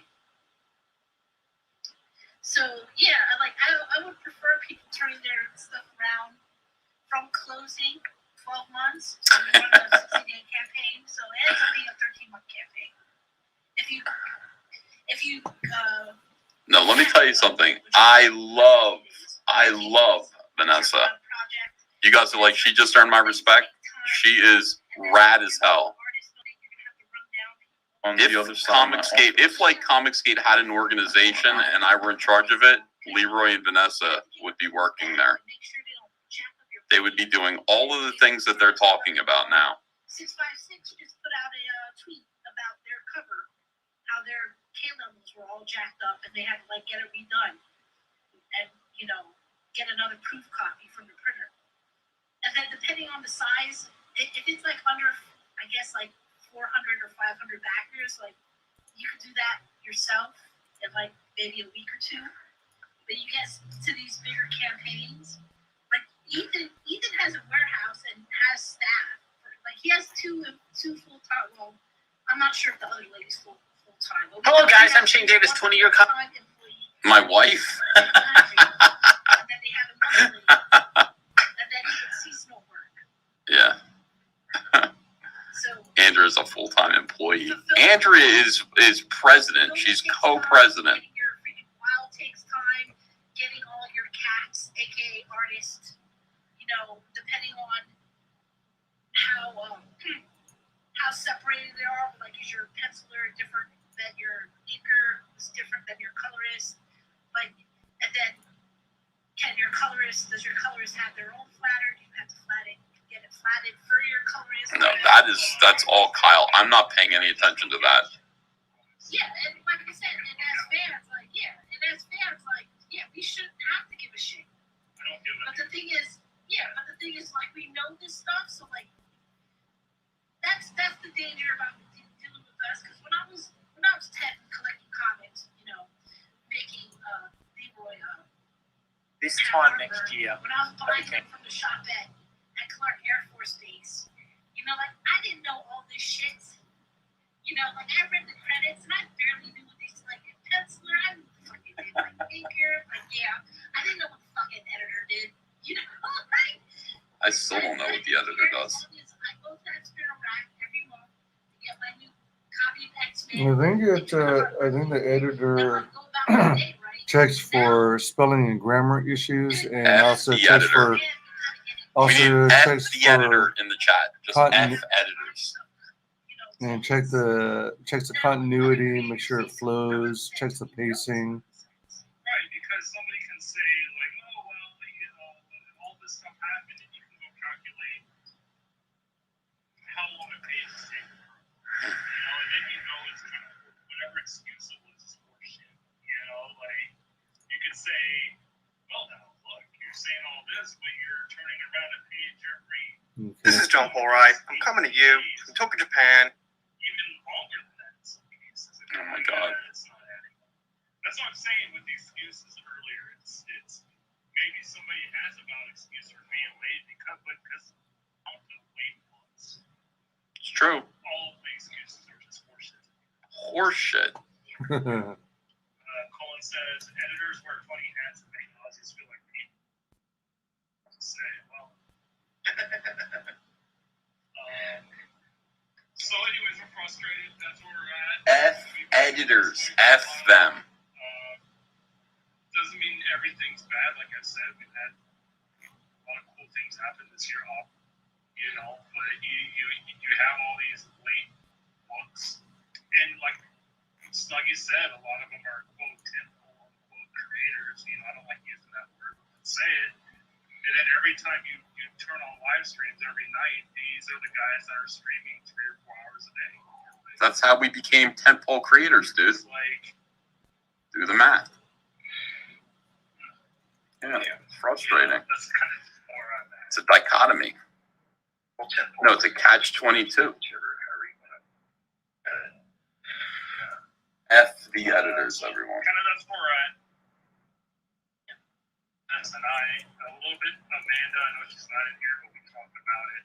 Kind of Jeremy, we're all kind of in that mode. So, kind of talk about it. It makes us feel better for somebody. You feel better, Vanessa? I feel terrible. Thank you, guys. Everybody feels achy now. Yeah. It's sad. Take a few days off from the gym. Well, we should do it. That's what I do. Should we do an expendable stream at some point? Yes. Just to roast it. A roast? Why would you roast I'm it? going to pick who I talk about, and I'm not going to talk about Zach. Okay, that's fine. What is going on, guys? Snuggy, go start a channel, just like everybody else. It's the fall season for CG. Everybody's Oh. doing these shows. I know, it's ridiculous. Chauncey played it has to be brought up for accountability's sake. There we go. They need to focus on creating not their viewer counts and super chats. How did you fit? Look, I'm not saying I don't want to stream. I'm just saying. And have it both ways, guys. You can't talk about, growing Comicsgate and then say don't stream. And I feel like a lot of other people, and you'll see it. You'll see it in the chat, even if the creators are in the chat. I appreciate that, all this. I read it all the time. I listen to you guys. We've always been I don't know why. I don't know why I listen. Hey, man, Anui, how's it going? Feedback. Yeah, that's all it is. Feedback. I'm working on the Comicsgate characters. When it comes to feedback, I like the first part of that word. The other part of the word that I don't like. See, Cerulean Aurelium. I'm working on the puzzle. What's it called? The puzzle poster on the backside, and excuse me, I'm getting there. I've got like a third of it to go. Excuse me. I've still got a few characters I have in mind that I want to add. But the most recent additions are Tailless from Outer Space, Bristolian Dave, Stato, Statistical Zero, and Crimstone from the Zayd Brothers. Oh, I also did Krishna Kid from Connie Mark. So I'm listening in on, since I don't have a panel, I like to have some background noise because half the time I don't talk when I'm drawing. I sometimes hum and sing tunes, but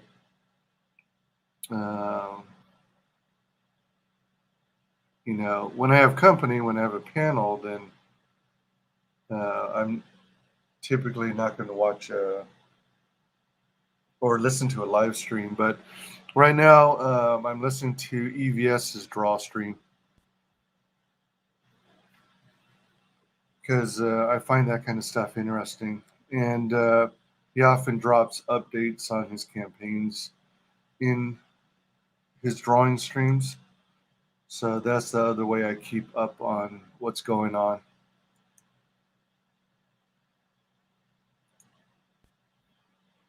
Now I'm leaving, says Jason, so there you go. That's their sandwich gimmick. They take pictures of the sandwiches they ate or made, and they show them.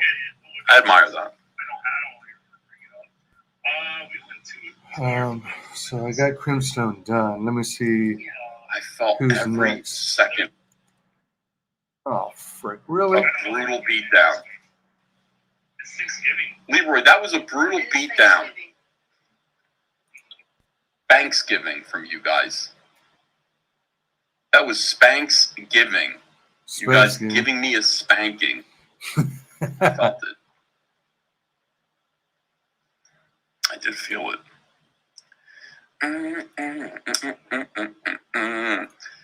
Just Josh put vodka, a whole watermelon, and fill it with vodka.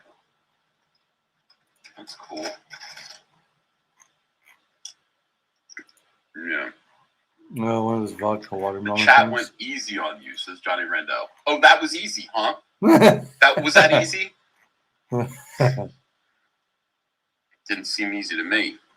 I don't like getting criticism at all. Cloud9 Ninja says, I vehemently disagree with Vanessa. A degree just means you've been indoctrinated. We need more small business owners and middle-class folks who have real-life XP to talk about this shit. Don't stop EVS. People cry too much. Well, they're customers. It's not people crying. They're customers that are like, hey, this is what I heard from them. I heard them say, get your shit done, dude. Shut the fuck up. That's what I heard. Sorry, Dad, if you're still watching. Shut the F up. And just get your stuff done. And the impression left by that is that, I'm sitting there, goofing off, and the book could have been done by now if only I'd spent more time, or less time goofing off and more time on the book. And I mean, if goofing off is defined as, you know, the live streams that I do at the end I of a swear workday, he just then says I bizarre guess, shit for yeah, the sake that's of it. maybe that's true. Maybe if I didn't do any live streams. Are you talking about EBS? But the live streams really take that much time away. But yeah, so that's what I heard, and I feel like I feel like I have to develop a coping mechanism. I have to cope if I with do coping this from these character, allegations, and I hear this stuff all day long. And you know, when I hear it from you know, special cases, I wonder if I could like do a comic tiny book version hut, of like I don't this. really care, you know, what comic book hut says. Yeah, But when I hear it from people that I actually like I like that like character, Vanessa and Leroy, then it's like, oh, and they're actual customers, they're not just like dummies on the internet, like comic book hut. You know, they're actual customers. I have to listen. I wonder if I could pull I have this to pay guy attention. out.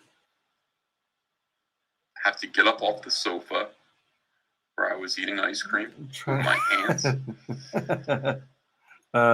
Gotcha. Eat a whole. Here's what I do. I like take a Ben and Jerry's ice cream, like a whole one of those half pints or whatever it is, or is it a whole pint? Ben and Jerry's container. Let me see. I open my mouth. I turn the Ben and Jerry's thing upside down. I upend it into my mouth and I squeeze it like a tube of toothpaste right into my face. And that's what I'm doing on couch when I should be drawing.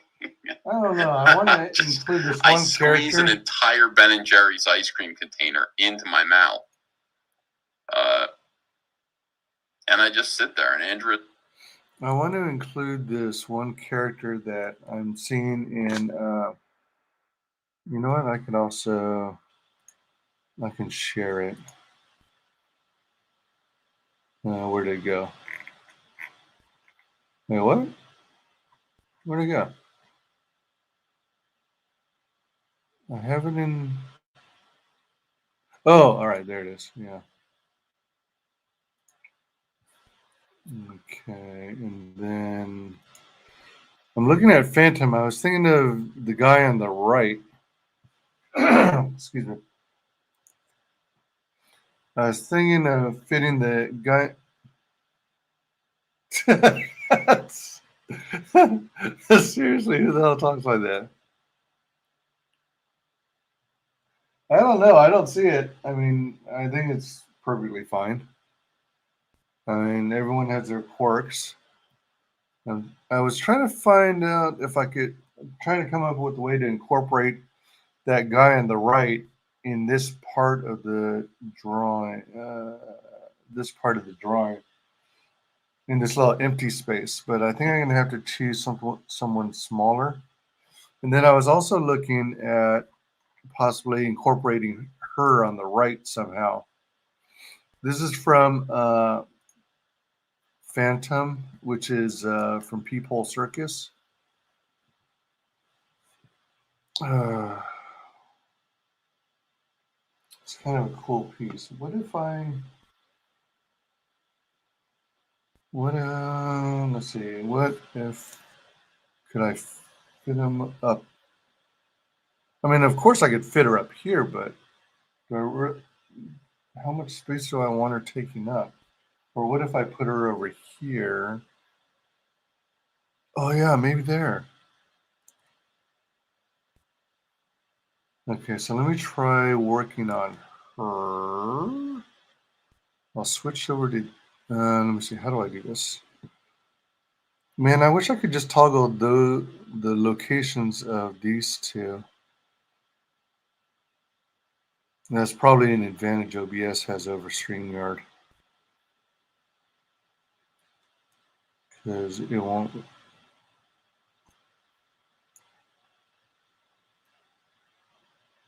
Because it won't let me swap them. I can only go solo.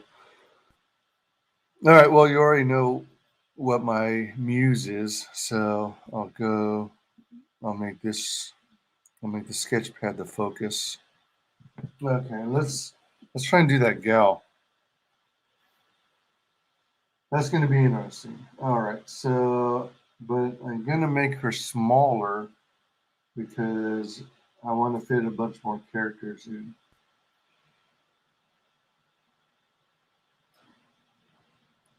So that's her hand.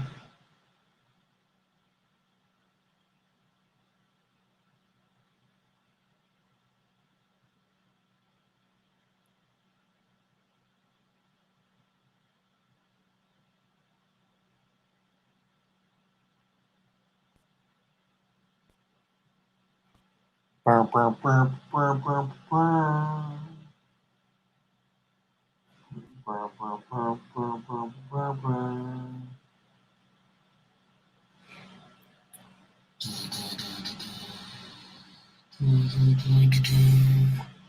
Da, da, da, da.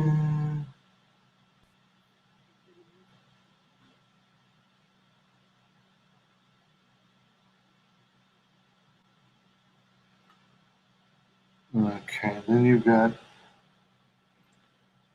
this shoulder,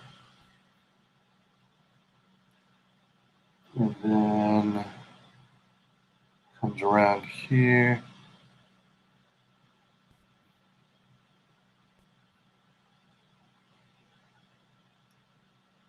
And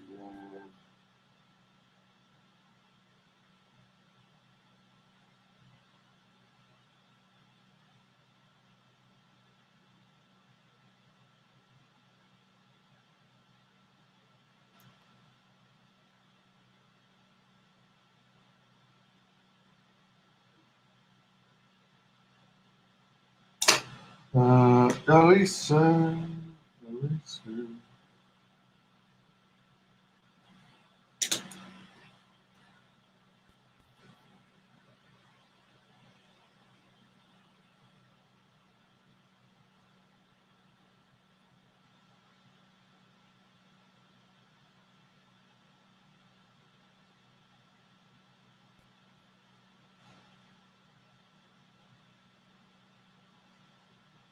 Maybe I should, hold on.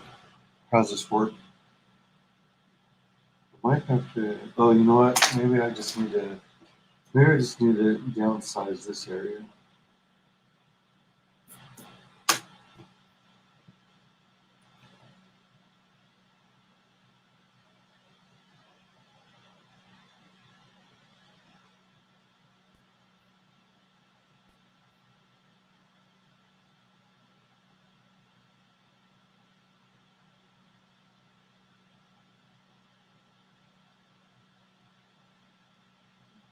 That one's like a dash, and this one's like a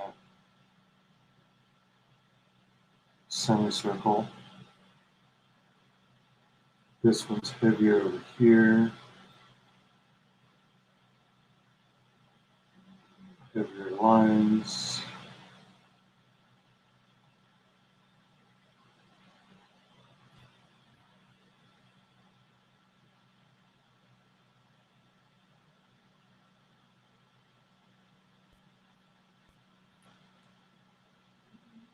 People's Circus is pretty cool. And then kind of comes out like that, and then kind of juts out with a little point there.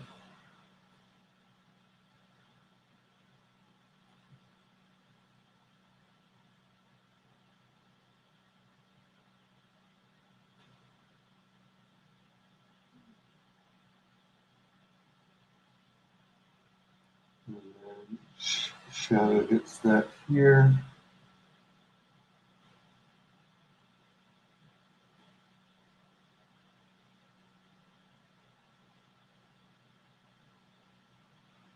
And then, actually, this straight doesn't have a curl.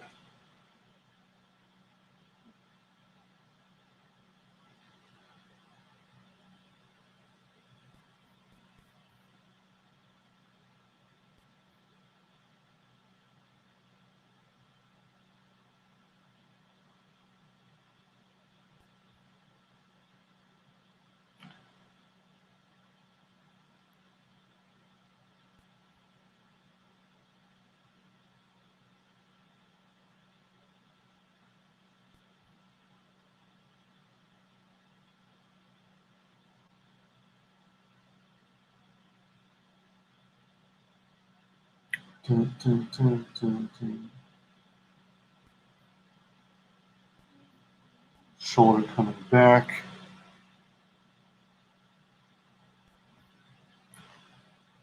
Skinny body. Comes out here. I think this has to come out like that.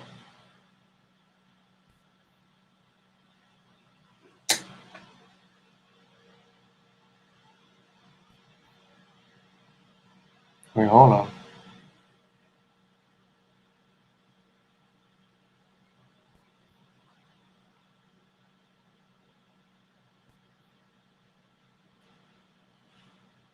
So hips. And then you've got the legs. And then you've got the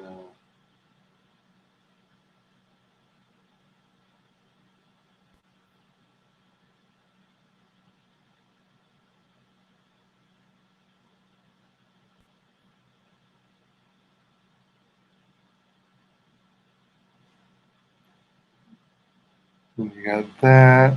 The belly button comes out like that. You got a line there. You got a line there.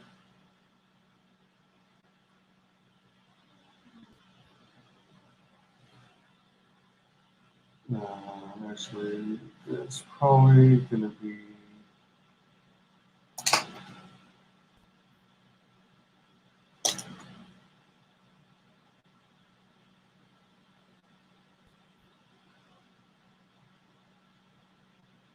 no, hold on. Why is it's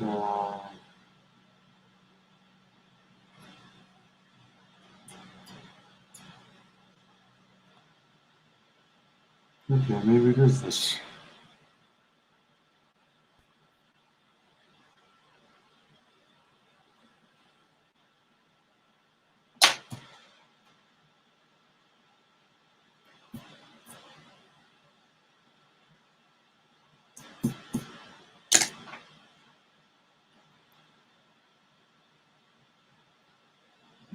And then you got the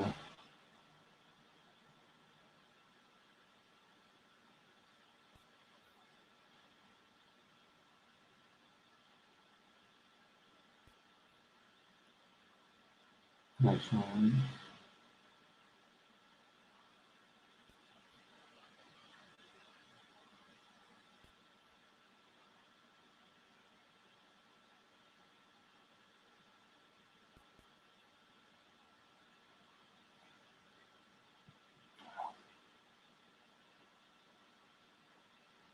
And then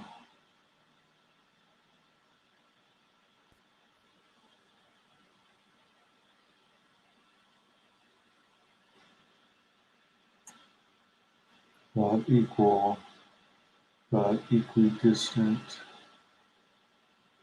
Okay.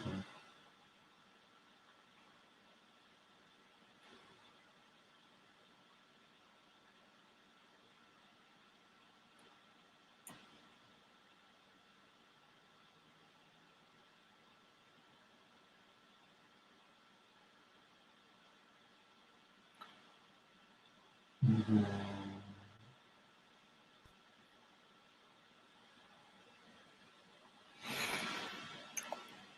you got the jaw. Actually, hold on.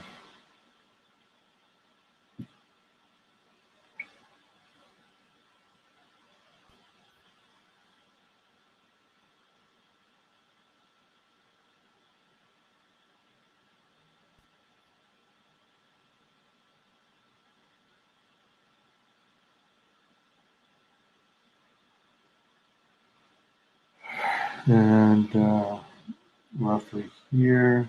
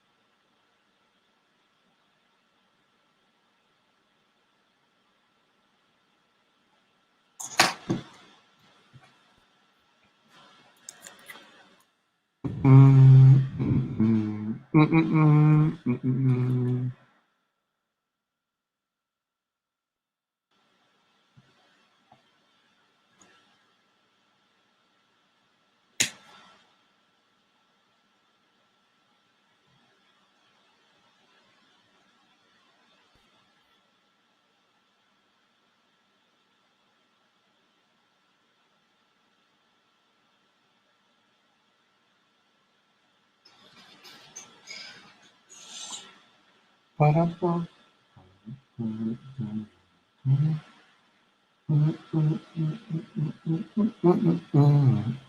If you got the notion, emotion. No, that should be smaller, I think.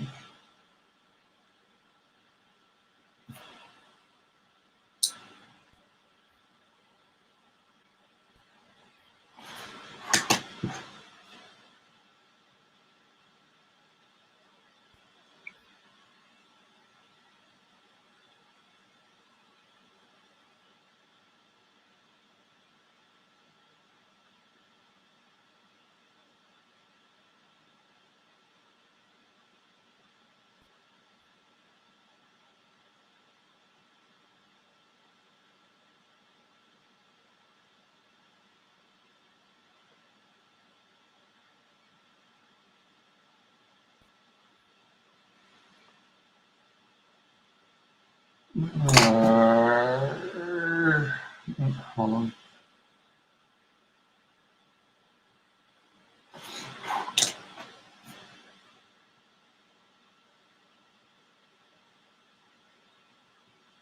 So if you imagine the neck, side profile draws roughly here, shadow drops here, and you got the bottom of the jaw here.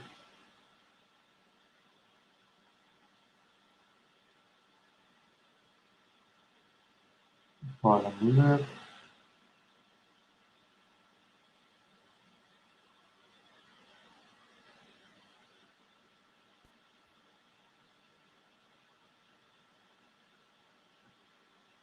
Solid, and then boom, drop shadow.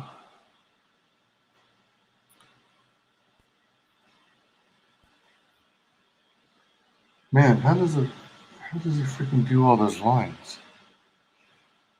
So imagine kind of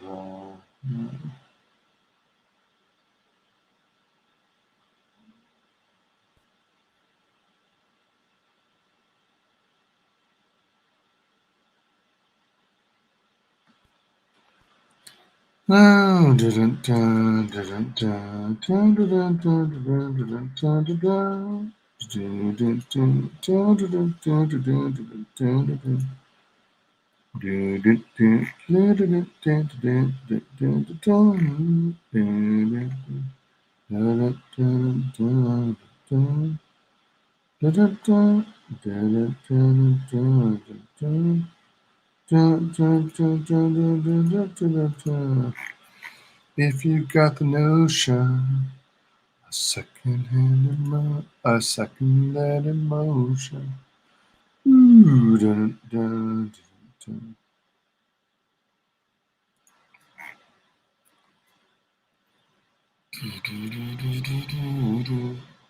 Hey Mananui, are you doing any gaming today? If so, what are you currently playing? Like, have you already finished Ghost of Tsushima? If I remember, you might have already finished that.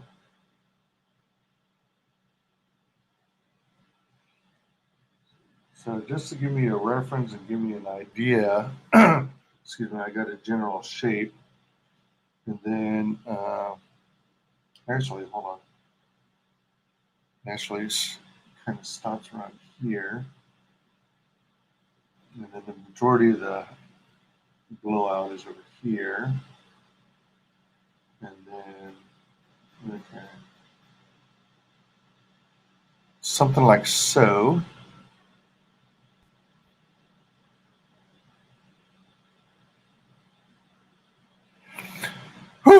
All right, so now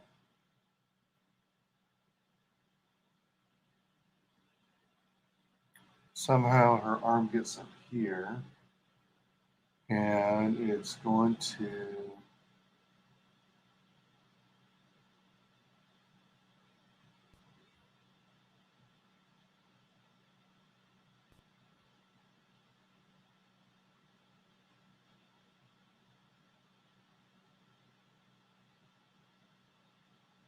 oh, you know what? Hold on. Let me. Hold on. Yeah, hold on. Let me check.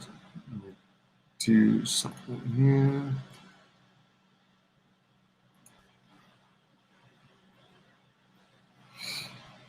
La, da, da, da, da, da, da, da, da, da, da, da, da, da.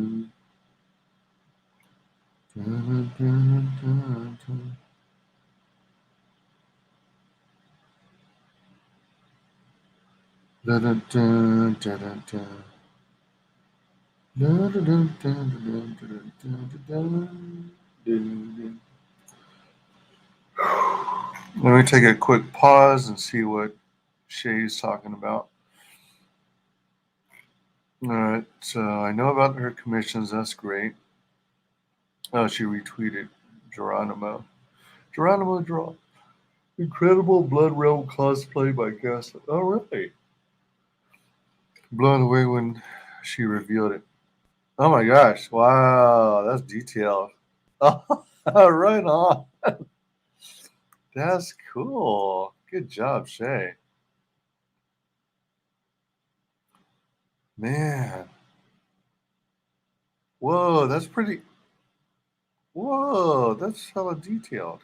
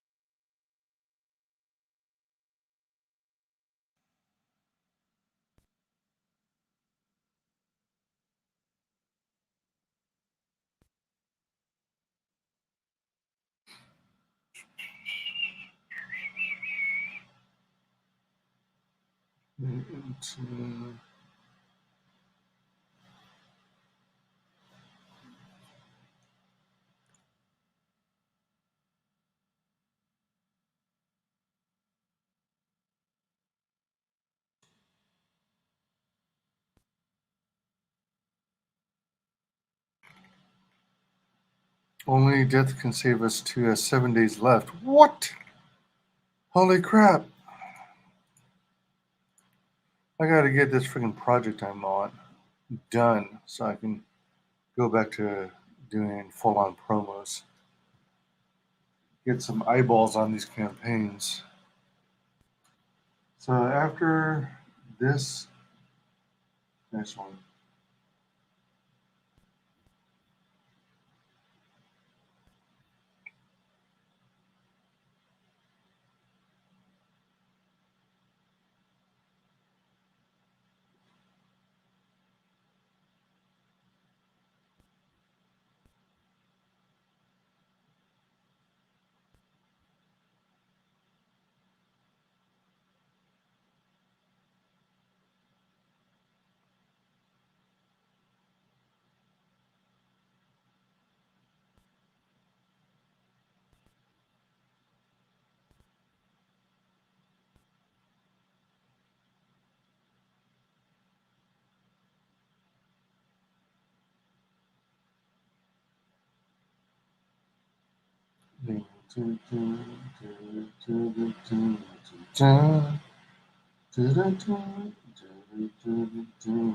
da.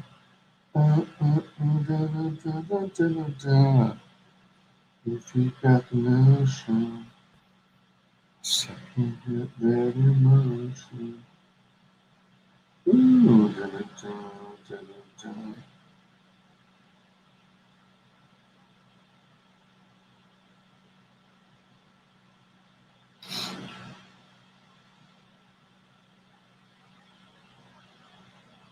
Dun, dun, dun, dun, dun, dun. The bus is on Broadway.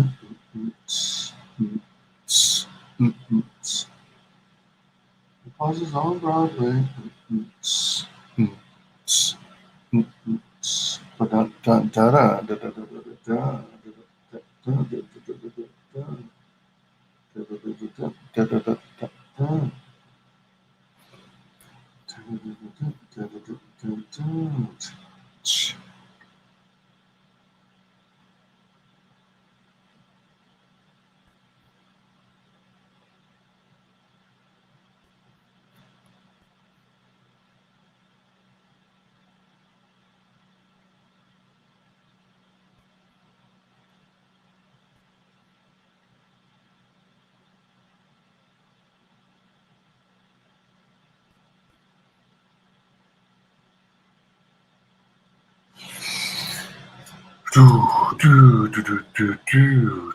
Let's listen to.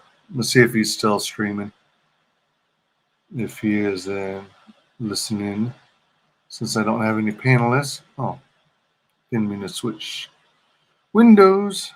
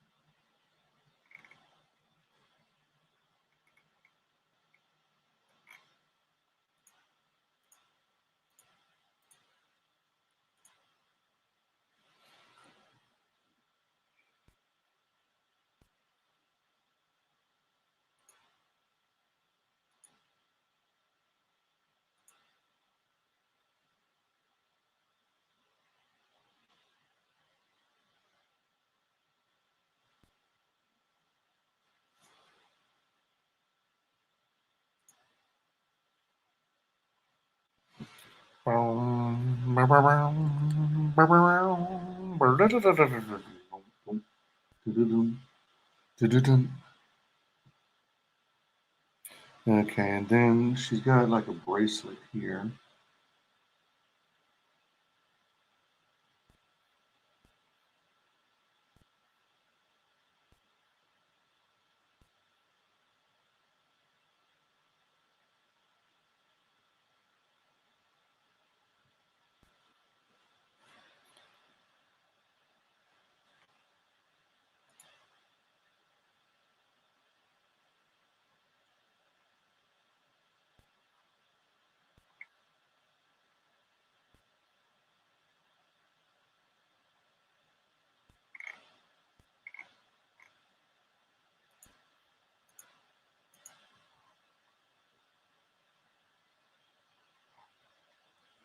Holy crap. Hmm.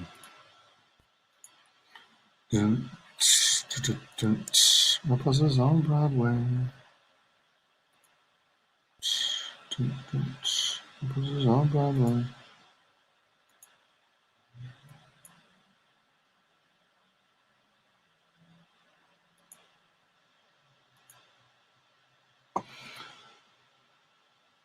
With your friends who lived up the street, and I saved the last porch for you.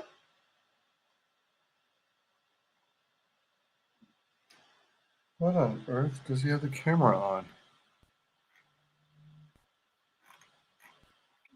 I enjoy when he sings.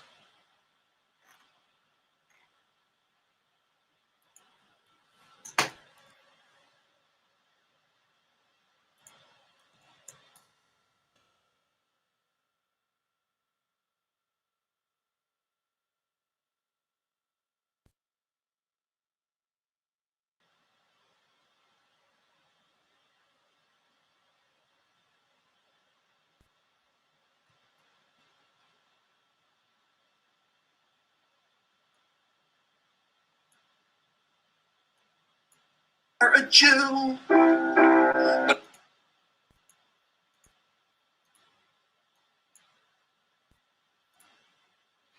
Okay, so we got that's blacked out. This. A great taste in friends, and I say the last piece of George for you.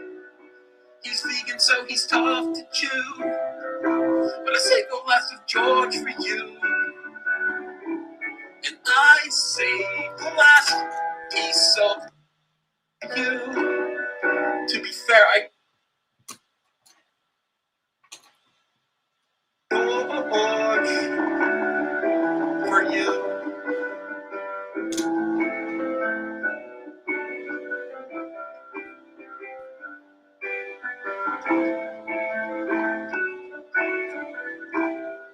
I say the last of George for you. I like my last little vocal flourish there.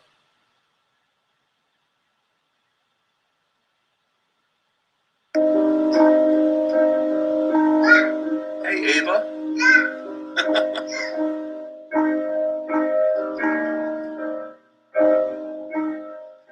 My bomb shelter is pretty nice. I took Dwight Eisenhower's advice. It's full of things I like. A stationary bike, powdered milk, some jams and rice. What, you want me to read this book to you? Hold on a second. Paw Patrol, the movie. You need me to read this? Yeah. You do? Okay, Daddy was just singing to strangers on the internet. But we can go read this. You want to read it? All right, let me read the first page and we'll see how, we'll see if this is appropriate for kids. Ring! The phone rang. That's what phones do. At the lookout. Paw Patrol rider answered. What's your emergency? Something terrible has happened, exclaimed a small dog named Liberty. Humdinger is now the mayor of Adventure City. Humdinger had been the mayor of Foggy Bottom and had almost destroyed the town, so Ryder knew. Which one's Ryder? Can you show me Ryder? Which one? Point to him. Which one is Ryder? Oh. Ryder knew that the people of Adventure City needed help. Come on, pups. Pack your things, Ryder called to the Paw Patrol. Adventure City is in trouble. No city's too big? What? High five. That was awesome. You are incredible. No pups too small. All the pups were excited except for Chase. He had lived in Adventure City when he was younger, and he had scary memories of being alone there. Everyone will see that I'm still that scared little puppy, not the hero they think I am, Chase said to Ryder. Ryder told Chase it would be different now, and that the people needed their help. Can I get a yelp? Asked Ryder. Ow! Ow! Oh, careful! Don't fall down. How does the Paw Patrol yelp go? Can you go? Ow! Ow! Good job.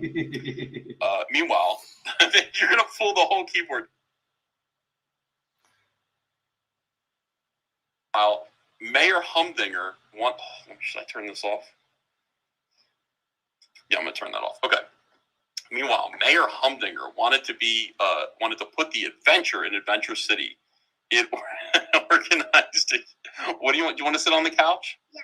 You do? All right, guys. Love you all. Thanks. I'm gonna go finish this book for Ava.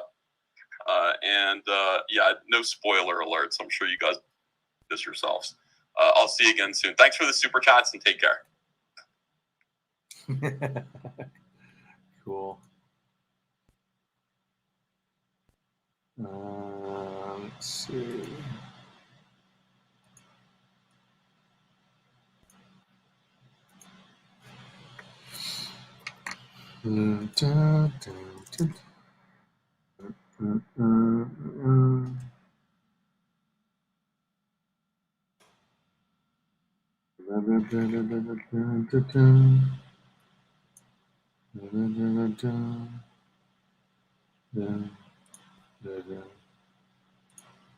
All right, so back. Oh, shoot.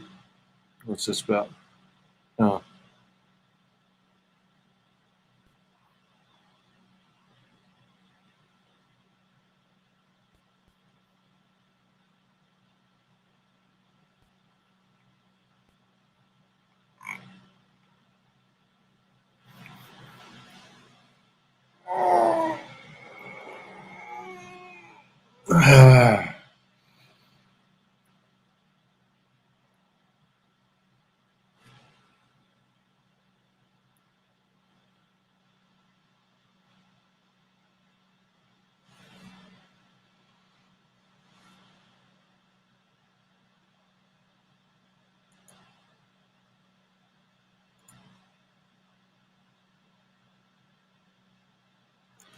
I say the best part of George.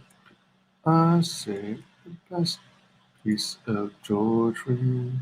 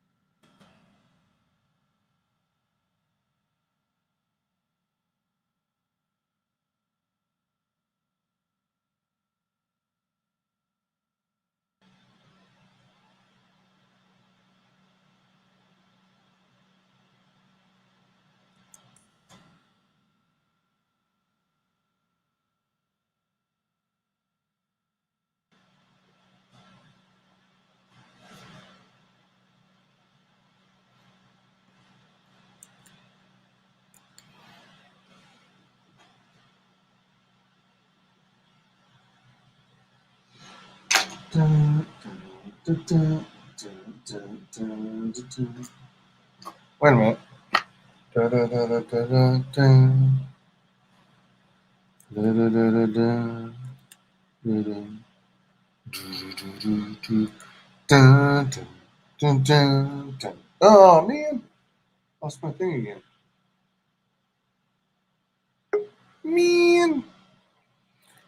So I say the best part of George. Let me get back to my.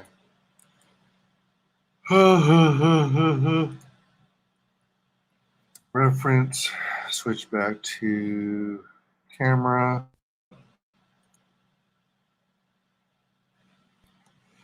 Say the.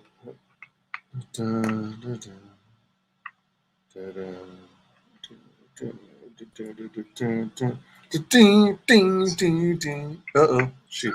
I forgot to mute it. I say the best part of George for you.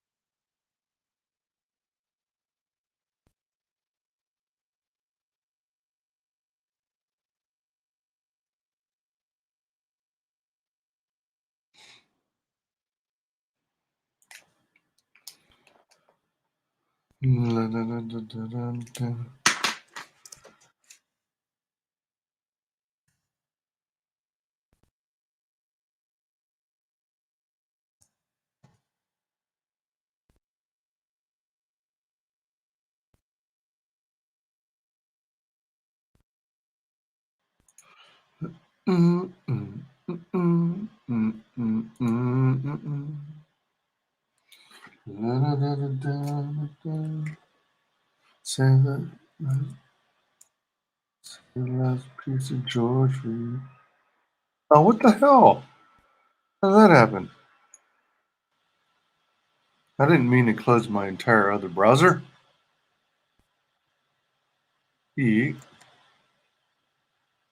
Share screen.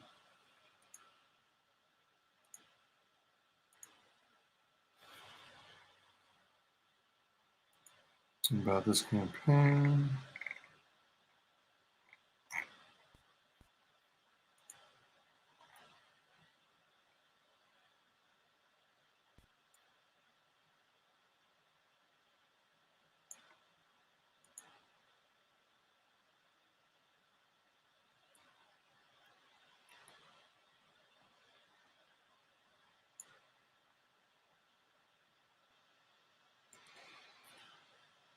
La da da da da da da da da.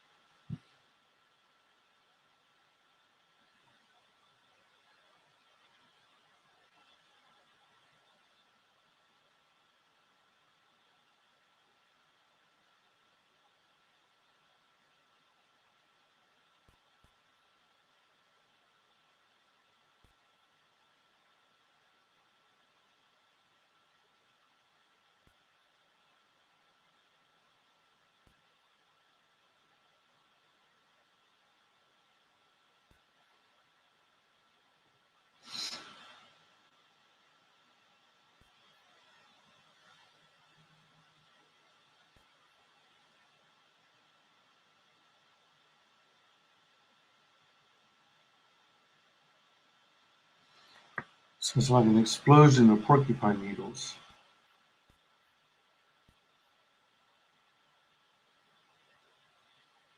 Okay, I have an idea how to do this.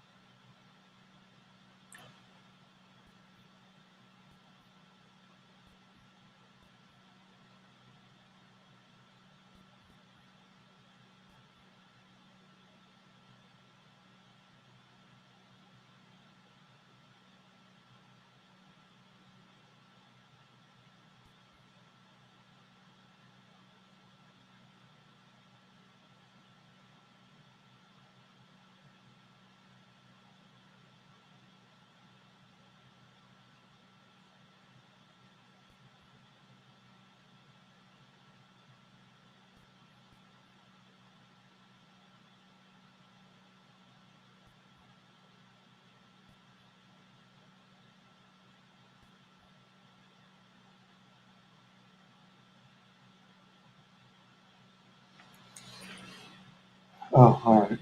And then, oh, you know what? Shit, I gotta make it smaller. She's got way smaller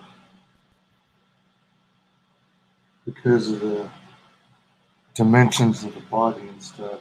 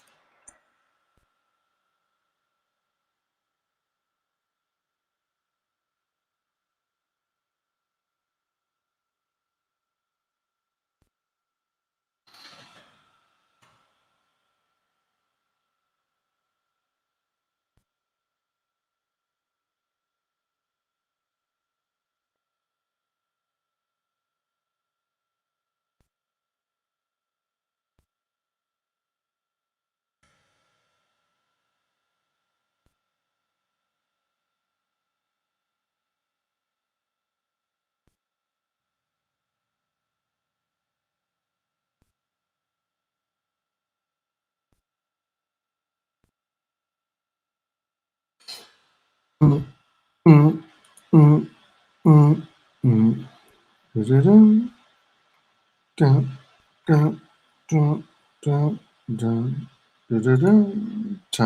flies when you're having fun.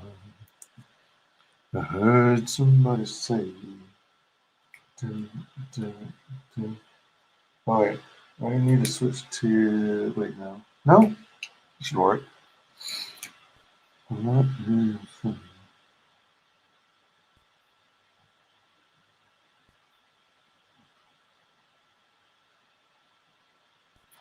Don't wanna be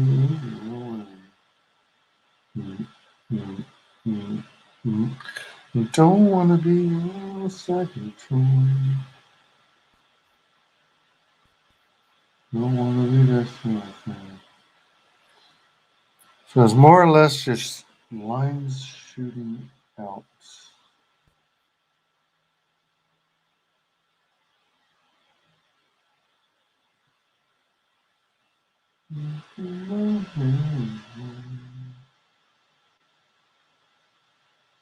You know, I heard all before. What you're telling me is true. It's just no use, but I can't stay away from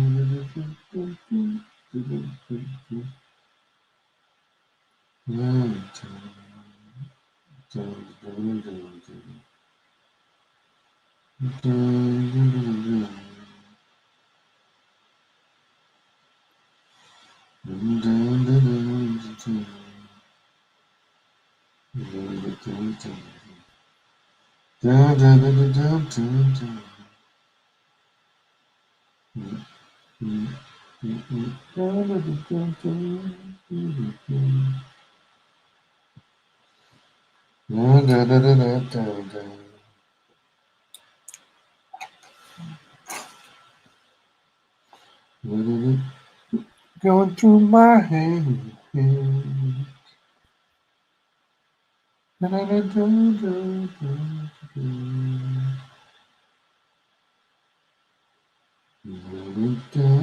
No, it's killing me, it's true. I know it's just no use, but I can't stay away from you.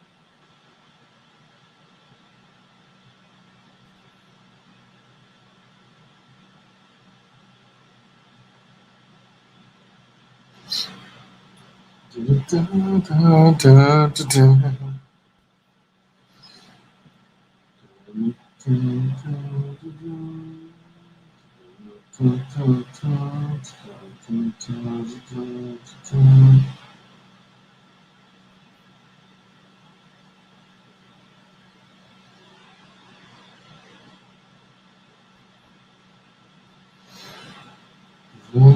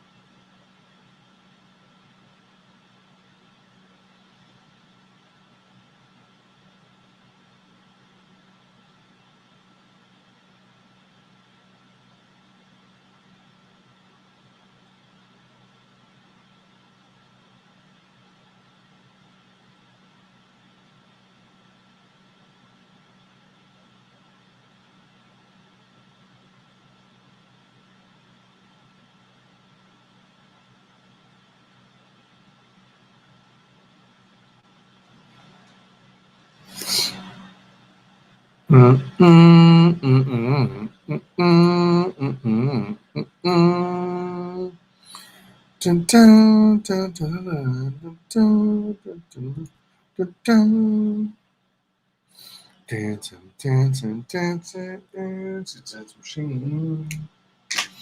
Ooh, baby, do it, baby, dance.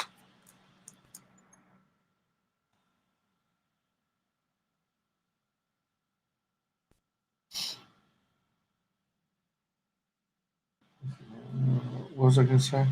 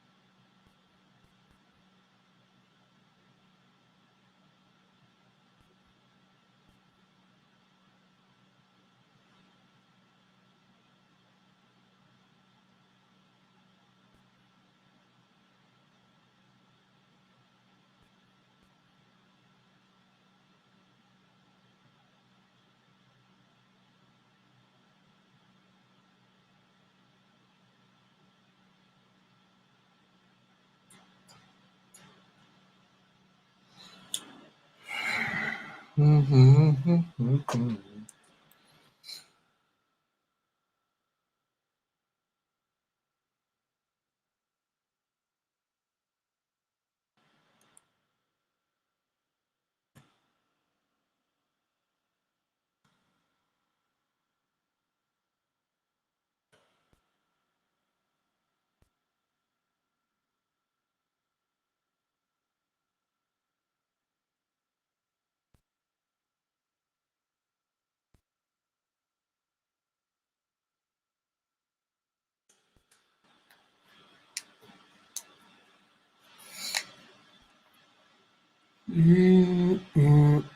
My darling, you will be mine.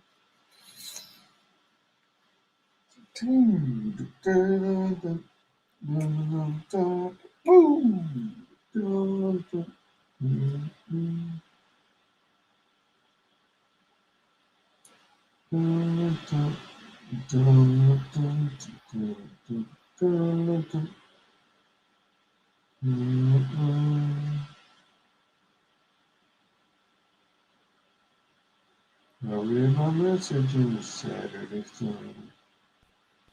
I heard the telling of something.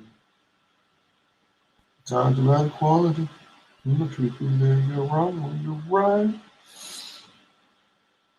You be my brother, don't make it if you're black or white.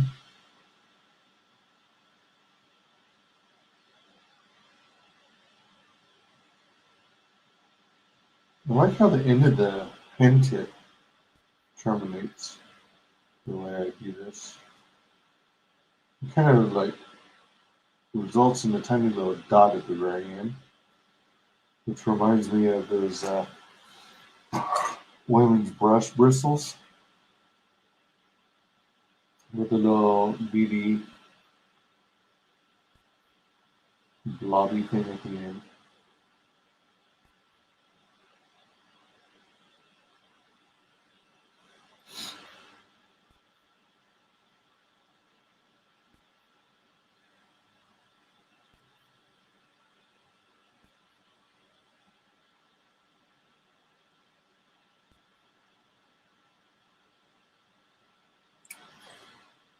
Oh shoot.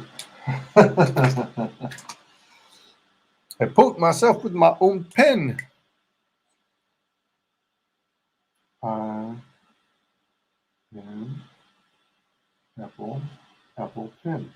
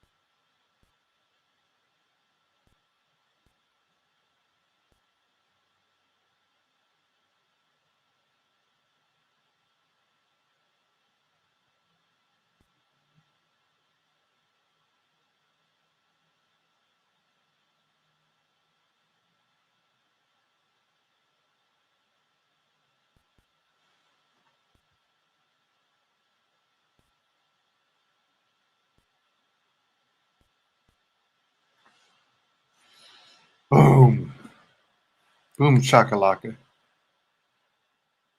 Whoa! I did way a bigger blast of hair than I needed to. Oh well, it's done. I think. No, not quite. I need 0.05 to fine tune the hands.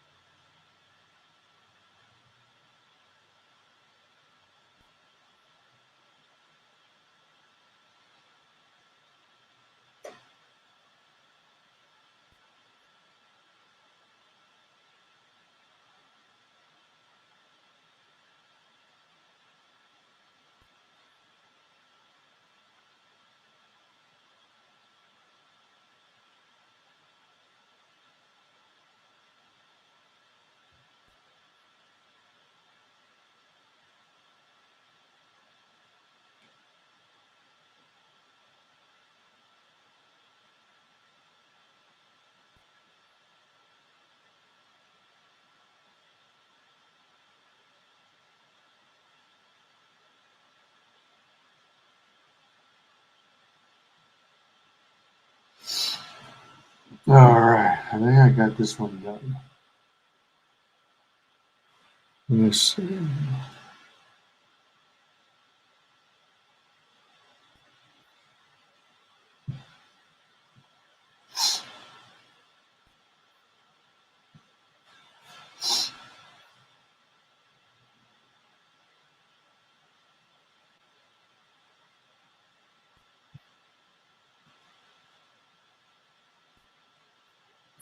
Okay.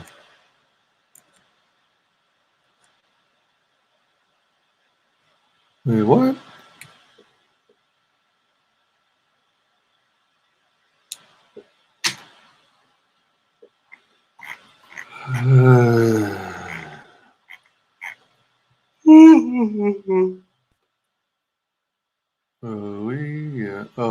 I must have accidentally done scroll page up. All right, snapshot time.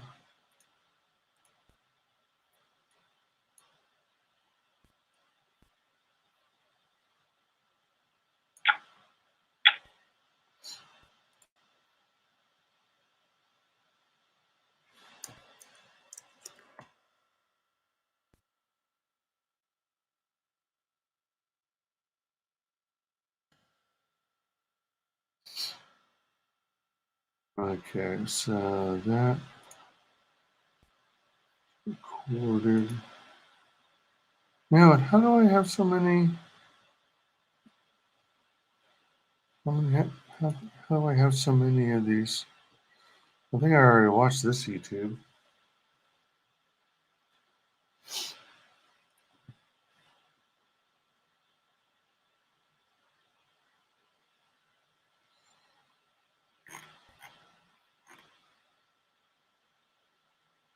Damn. So you got 208,000 subscribers and 20,186 views.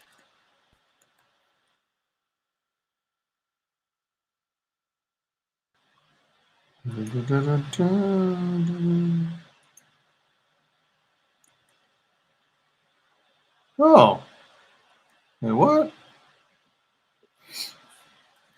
Did I close the other tab? I guess so.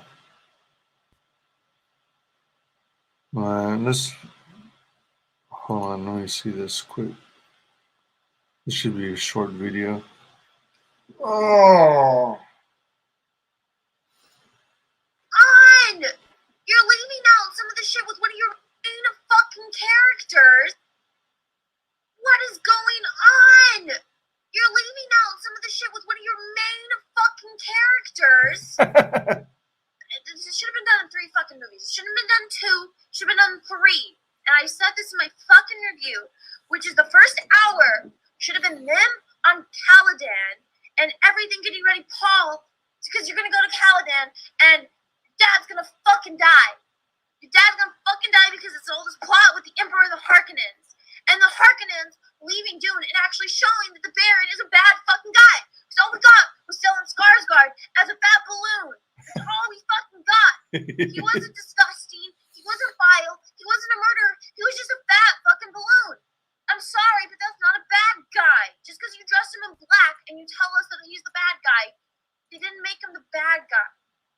And so it should have been done in 3 parts. And the second part should have been when they get to Arrakis. And we should have the scene with all of the head people, all the fancy schmancy people. Man. EBS says neglected Peloton. I forgot about him. How did I get unsubscribed?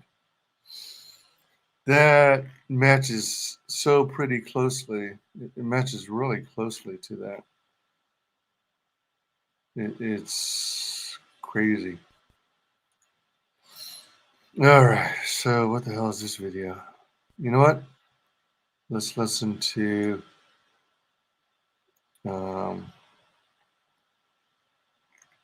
what is it called? Bomb Band Wad. All right. Your boy Yeti, he says, "What's what?" You're looking at it right now. It's Will, Hockey, Allie, and Dan. It's an acronym. Thank God I didn't end up a wad in a tissue and I was actually born. That's true. So, how often you guys try new restaurants? You guys try them often? No. It's a small town, so I don't get to go to new restaurants very often. So. No. Okay. Well, I live in I don't know. It's a suburb of Atlanta called Alpharetta, and we're on the edge. I was telling my wife, I said, I feel like our towns are a toothbrush because, like, here's Alpharetta, here's a place called Cumming. It's called Cumming. Then there's a place called Sawney, and there's another place called Johns Creek. And as you drive down Peachtree, you go to the Target. It's in Alpharetta, but you go 1 block away, and now you're in Sawney. And you go this way, just around the corner, you're in Cumming. It's like a jigsaw piece. Yeah.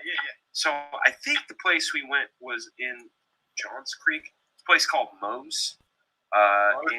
Moe's, yeah, and it's a Mexican place. And I was very shocked and surprised, shit. Justin Ward was saying, we have a Vax Pass bullshit here. I'm not allowed in the restaurant. Dude, I'll tell you what, man. I'm feeling you on that. In fact, I have a strong stance on that. I've been invited to some shows, and the first question I ask is there do I have to be vaccinated? Do I need to be vaccinated to travel there? That sort of thing. I am not anti-vax, so to speak, as in against people that have it, but I myself do not want it and will not get it.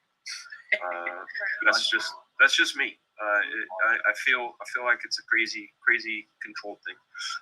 Ray Dorman says we have Moe's in Utah. Oh yeah. Well, hello Utah. Have you been to that Moe's? Because I've been to the Moe's for the first time today. Is it near a church? What's that? Is it near a church? No. It was right next. Actually a lot of really good restaurants. It went Moe's, Jersey Mike's, Burger 21. But Burger, the funny thing about Burger 21 is Burger 21 has never once been accused of ruining Christmas, ever. They haven't. Whoa. They haven't. They never got accused of ruining Christmas. They have 21 burgers. 20 are kind of like mainstays, and their 21st, their 21st burger is like a rotating burger, like a turkey burger with cranberry sauce and that sort of thing. What's up, Unhinged? Oh shit, Justin. Wow. Seriously, dude, condolences. I've lost a parent myself. There's. If you guys go on Rumble, I know YouTube's gonna hate this. If you go to Rumble and look for Unmasked, there's a 2-hour documentary on this whole business, and I wholeheartedly endorse it. Also, you guys, I wanted to go around the horn. I'm already jumping ahead of things. You guys, this is Will Perdomo. This is Hockey. No C. This is Ali. You guys can find everyone's information for their social media and stuff in the description. You can follow Will on Twitter. You can follow Hockey on Twitter, YouTube, and Instagram. And Ali, with being all clever and stuff, has got a link tree. Of course she does. You click on that link tree and it goes all over the place. You can find her on Twitter, Linktree, Etsy. And then me, we're That's here. cool. So you found me. If you send me some Bitcoin, I'll link you to her OnlyFans. Oh. I don't have an OnlyFans, Will. It's a grift, girl. Come on. Let them have it. I do. Split it. Wow, that's good. Hey, it's not rated X unless it's brown or pink. You know what I'm saying? All right. So Christmas was ruined by a hamburger and by none other than the man who creates fancy burgers. And every time I look at this picture, I want it. Gordon Ramsay was accused of ruining Christmas after cooking Rudolph in a new recipe. Fuck up upstairs. I really would give it to go. I don't need this here. 2 kids among 4 people killed in horrific orphanage inferno. I don't need that. Wait, is that on? Oh, I'm sorry. That popped up. Are you going to try that, Frega? What's that? This burger? Because here's the thing. You're kind of like You're kind of like the food equivalent of those weird hedonists who have to try every weird sexual proclivity under the sun, but with food. So you're like, what do you mean? Yeah, like you're just like when you got to like Paris, you ate guts. You know what I mean? You're like, you just got to try it. But you know how weird it is? They're like, well, I have to reach every sexual pleasure. You're like, I have to reach every food pleasure. You know? I'm sort of that way. There's yeah, you're right. I've eaten insects. I've eaten food hedonist. Reptiles. I've eaten worms. Worms? Oh, well, of course. She's not used to the time change. It's usually around this time, an hour later. Yeah, I've eaten rabbit. In fact, the very first time I ever had rabbit, I tell this story every now and then, but it's about the kindness of my dad, but also how sometimes you got to think about the bigger picture. There were these folks he met at church, and they lived maybe about a half a mile from us. They had a farm, but they are what you call at least the. And it's like clockwork. I feel like it's deja vu.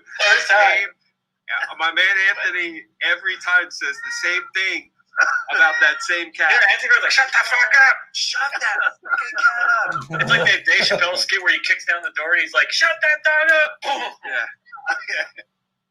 All right, I'll get her. Yeah. So you call these people.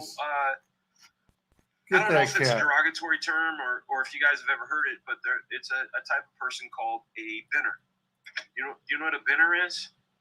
I haven't heard that term before. Okay, a binner.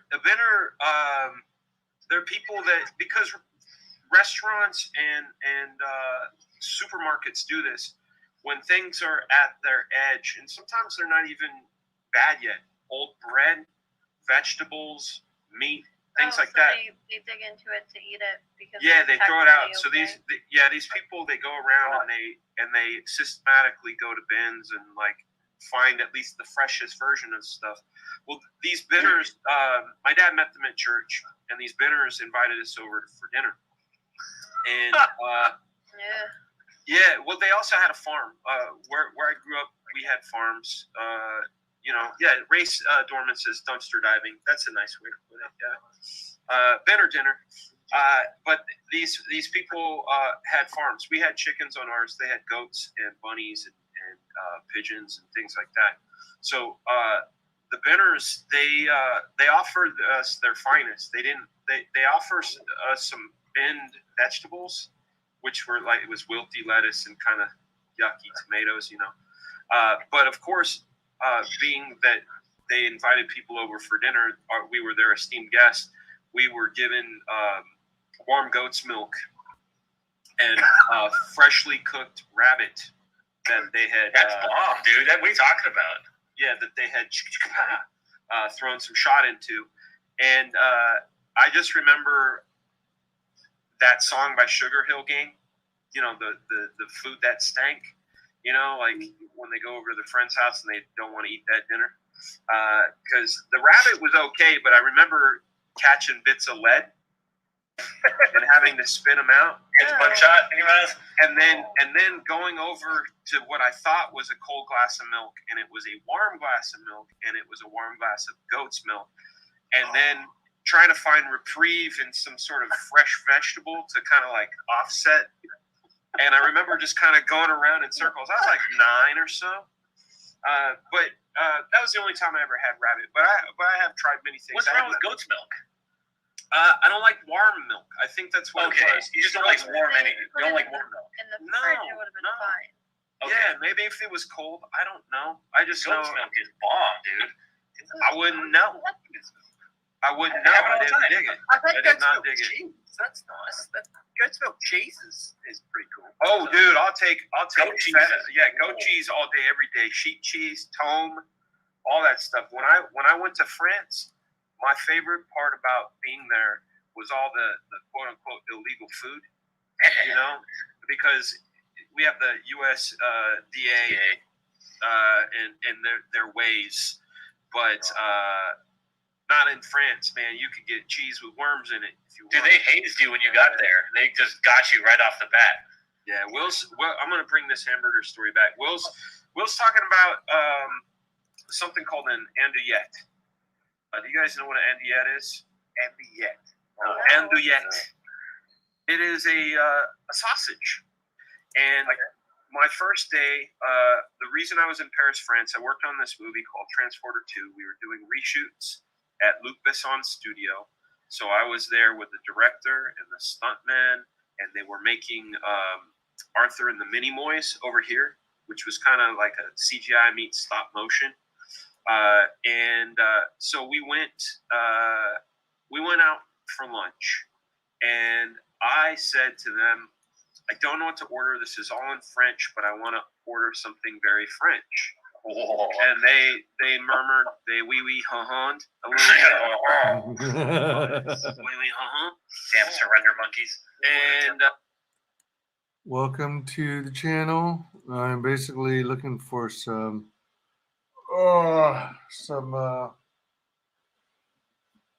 reference material. I was listening to some Frege. He's got a new show with Ali Sanguis and hockey. Excuse me.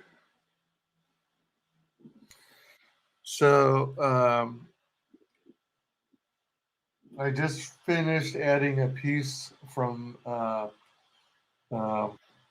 Peephole Circus's Phantom. I really like that image, so I figured I'd include it.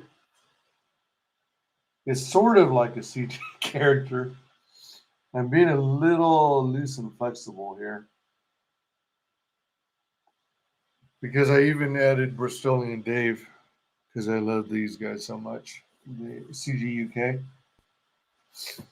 keeping it alive in the UK.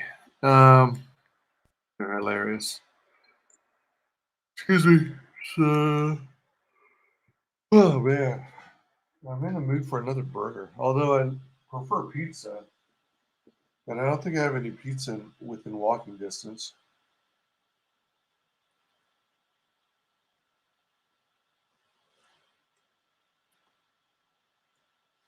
I would consider making my own, but I don't have an oven. All I have to work with is a stovetop and a microwave.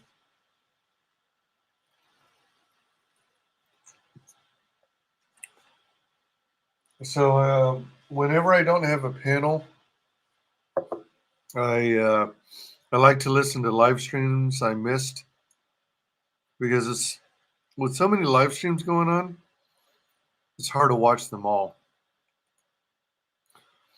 And I prefer not to have to have several in different tabs running simultaneously. But here's the link if anyone I know and recognize cares to join in the panel and chit chat, shoot the sheesh. I did basically what I'm working on, excuse me, is trading cards, right? So I've got 27 trading cards done, at least on the fronts. But what I'm doing is, when you flip it over, you have a completed poster puzzle. And on the back of the first set of 9, which is representative of Phantom Menace, excuse me,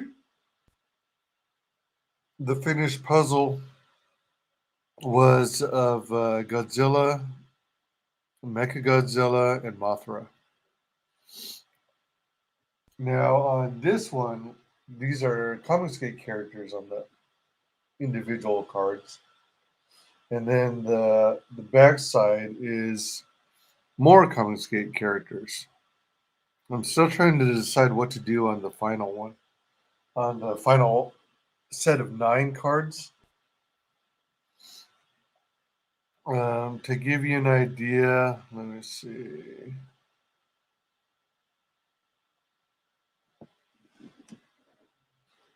Let's see. Of who's represented here.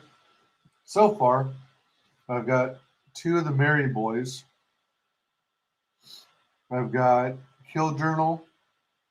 I've got 6 a.m. Comics, his character from Starfetched, because, oh, come on.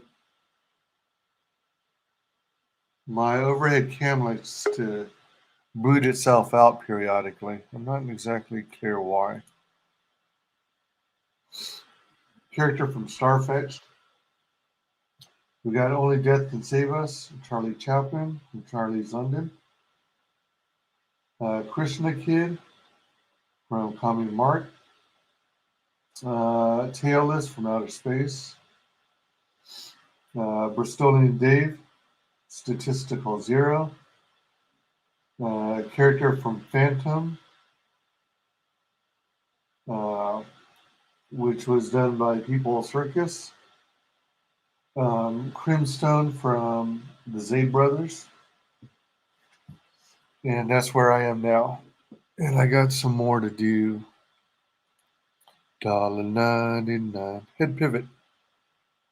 $1.99. Let me look at my checklist. Excuse me.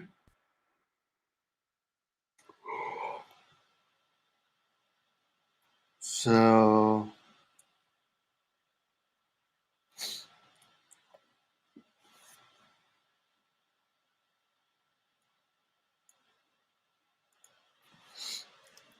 People Circuses.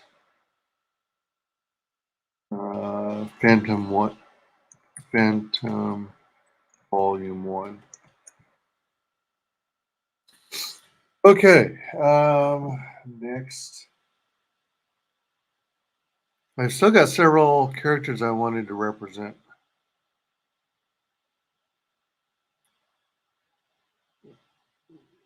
I've got, let's see, who do I have here?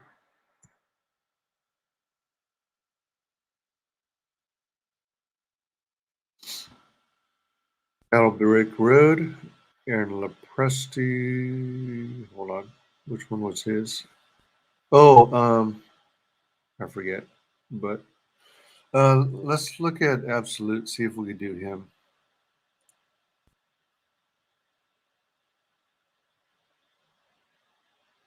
Boom, boom, boom, boom, boom. Do-do-do. Boom, boom, boom, boom, boom. Do-do-do. Excuse me. Time flies when you're having fun. I think I was doing research, checking out some people, some channels that were following me.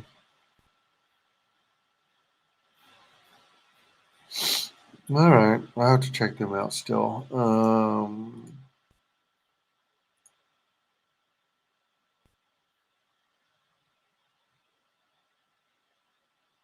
Humana,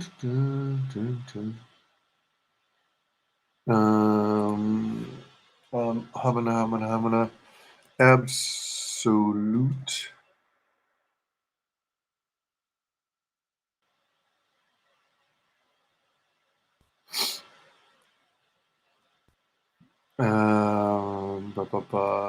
Book. Let's try book 1. Actually, let's look at book 2. Go.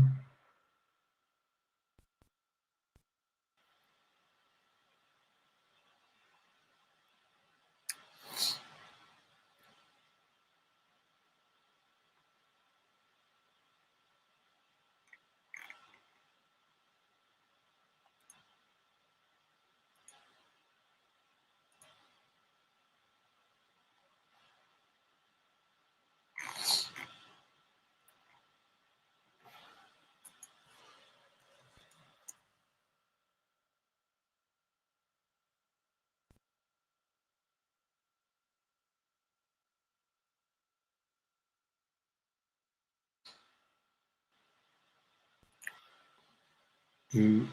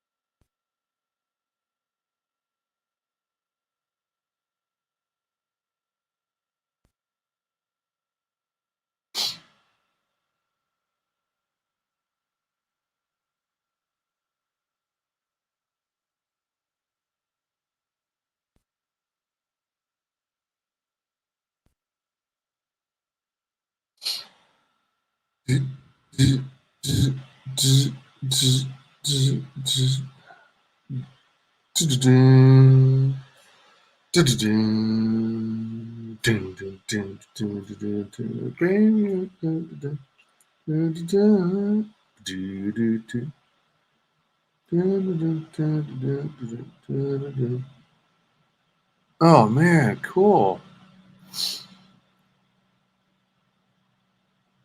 I like Anna with her X-Men rogue boots and belt.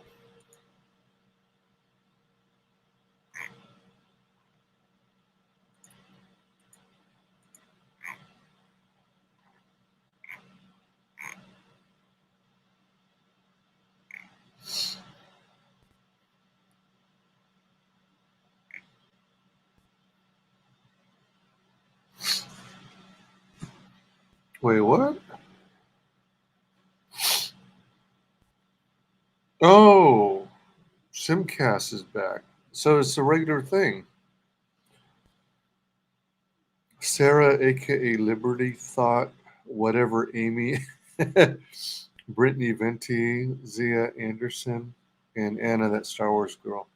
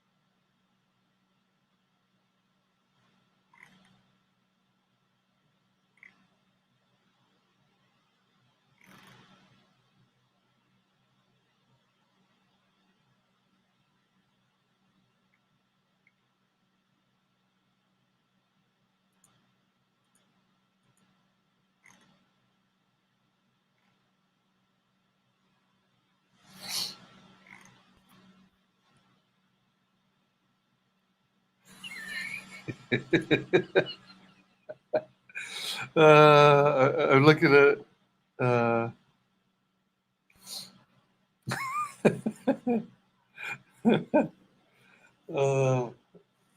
I'm looking at a meme for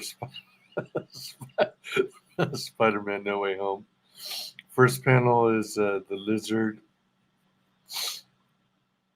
I guess, hanging out at school or just about to leave school, and then there's a car pulls up with The Green Goblin. I think that's Electro and Octo Octavius in the car saying, "Get in, loser. We're going multiversing." That's great.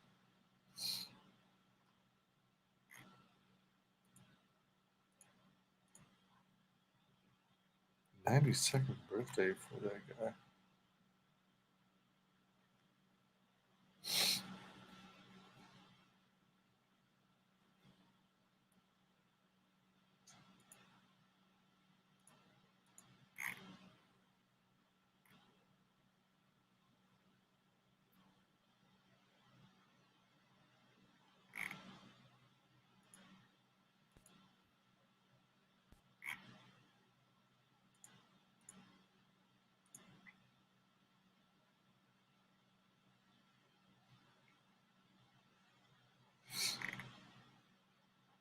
All right, so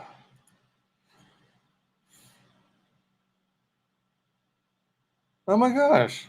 Hey, brightest day, brightest D4A. D4A, is that how it's meant to be read? Oh wait, bright. It almost looks like brightest day, but then it goes brightest D, and there's a space for Y. Is that brightest day for you? How's it going? What's up? Sorry, I'm in silly mood.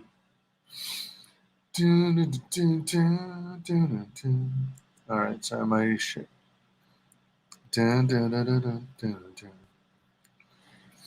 I'm retrieving some reference material.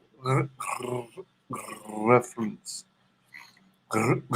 Ruffles have ridges. That's a funny looking character.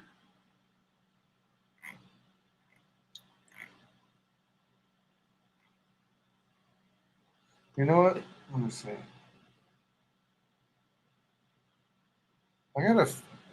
Should I fit her in? She's like crucial to, as I understand it, crucial to book 2. It looks like she's got a wooden crowbar. Or maybe that's coincident. A coinky dink. Oh shoot. Let me be right back. I gotta turn off my AC.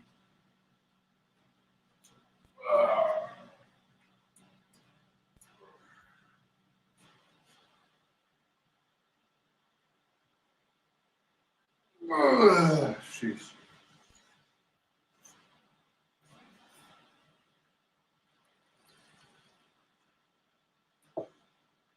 I've been sketching and doing research and stuff that I haven't really done anything in the way of eating.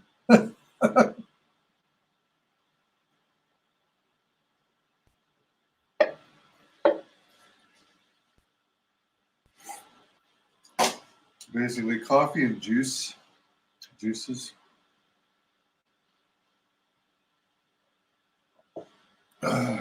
Excuse me.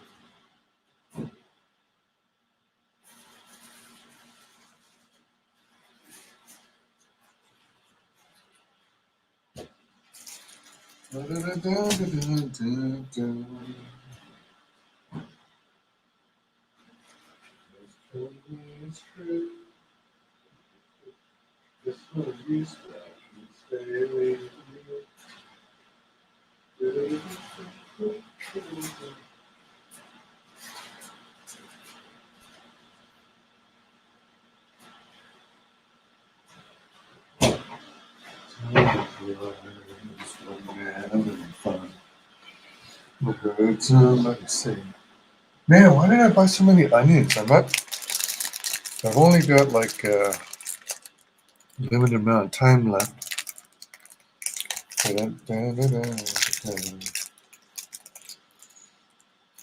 I'm trying to eat freaking pastries to stave off my desire to go out and buy burgers.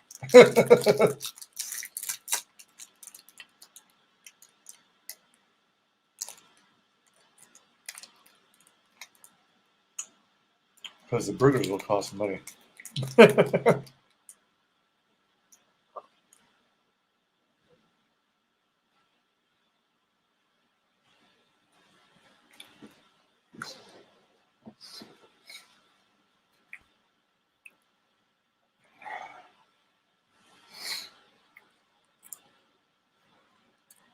Here's what the puzzle poster looks like so far.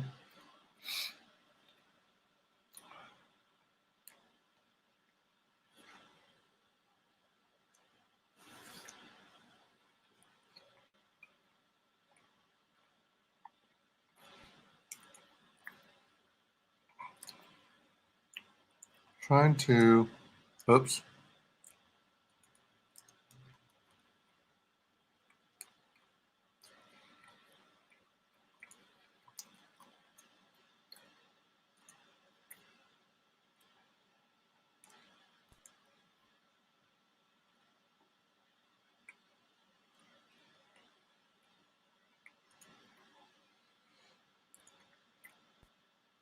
Nom, nom, nom.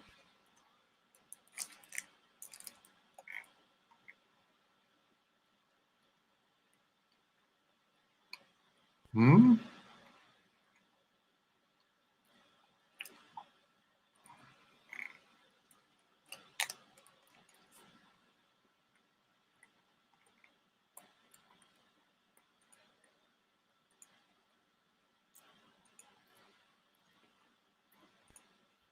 Comspeed.org.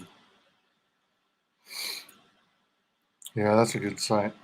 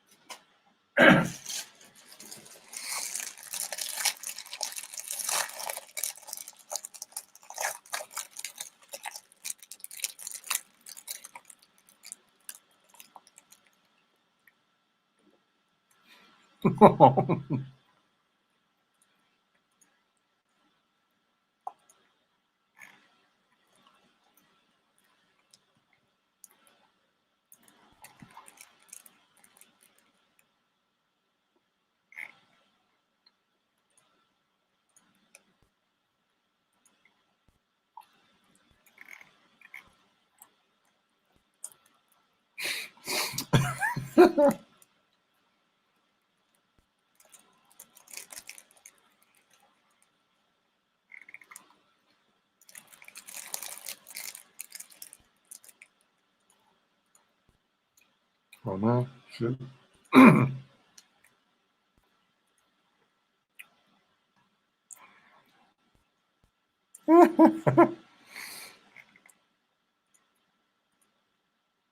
Oh man, come on, man. Come on, man. What the hell? Damn you, Twitter. You reset me to the top. I'm trying to like this frickin' post. What the hell?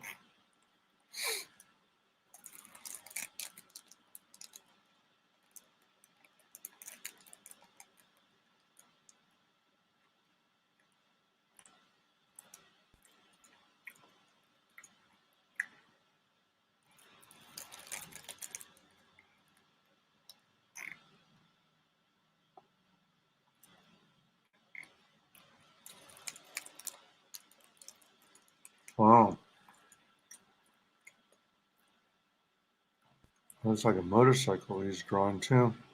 With Heather Swain. Good job.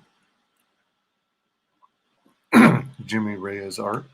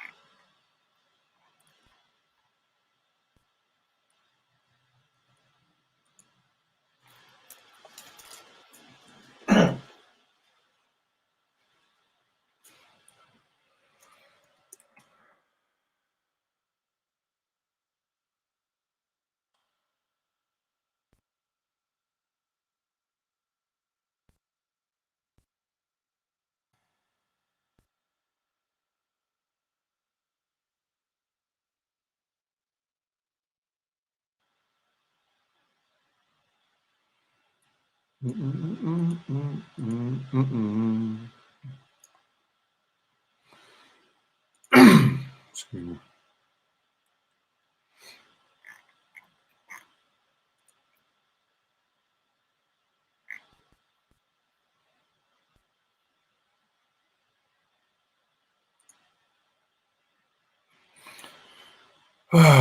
So who should I do next?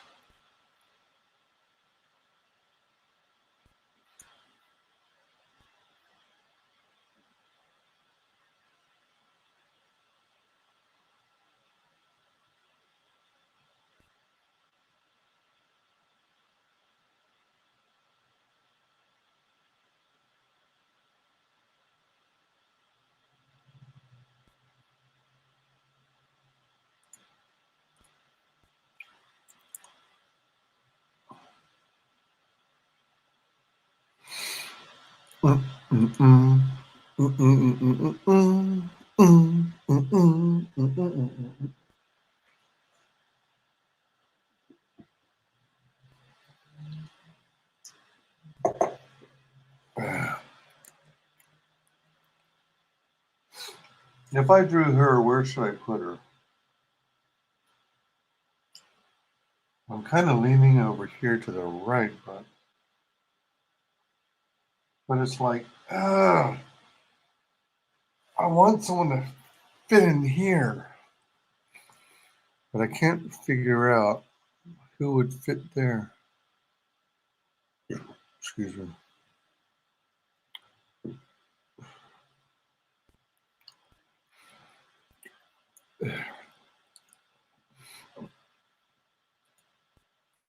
Jason's got a unique style unto his own.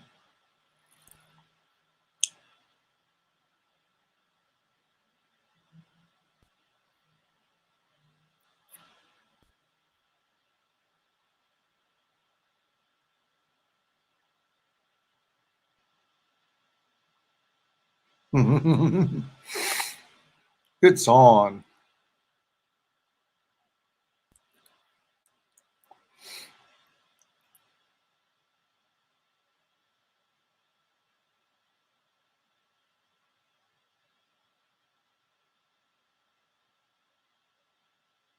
Excuse me.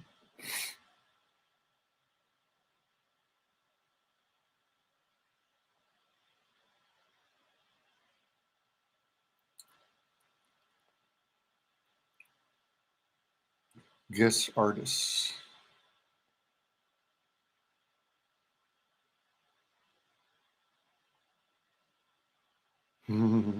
Oh shit! Look at that. Oh, holy moly! That wrecking ball's at the end of that chain he's swinging. Well, you know what? There's also Frog G. Oh man, where the hell do I put Frog G? See, maybe I can put. Maybe he can go. Let's see.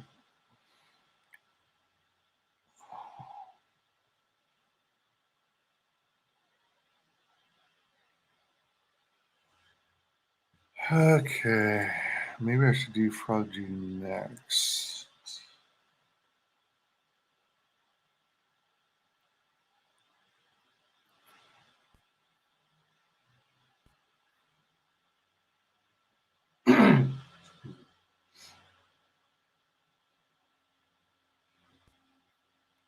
So.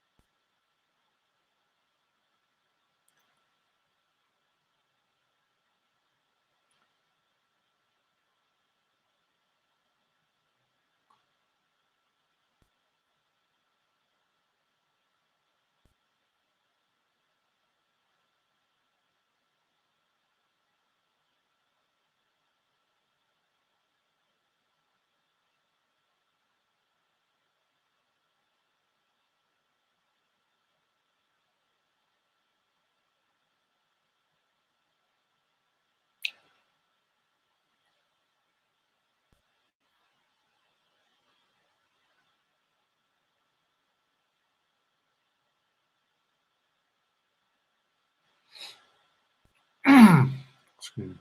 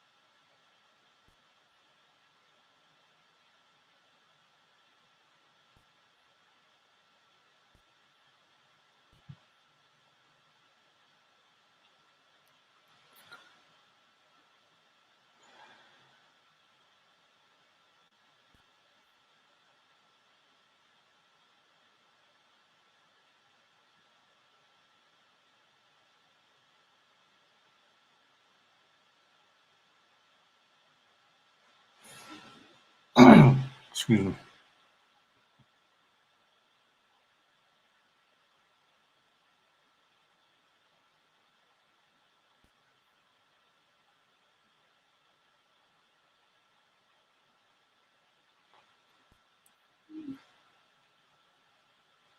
Oh, that's the big old cord for his lamp.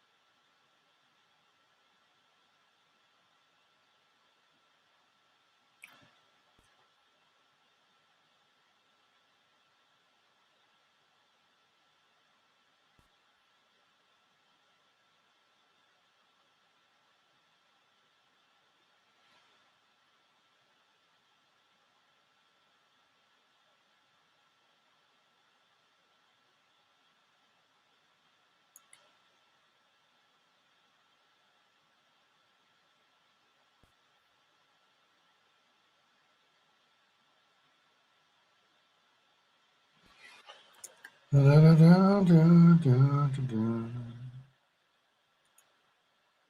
You know it's killing me, it's true. There's just no use, but I can't stay away from you.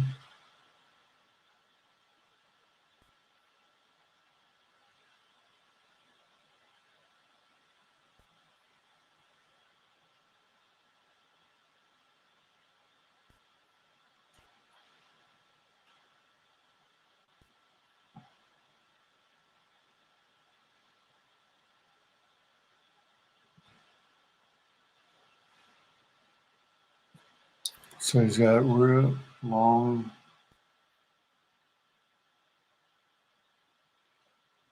so he's got like a long sleeve blue shirt.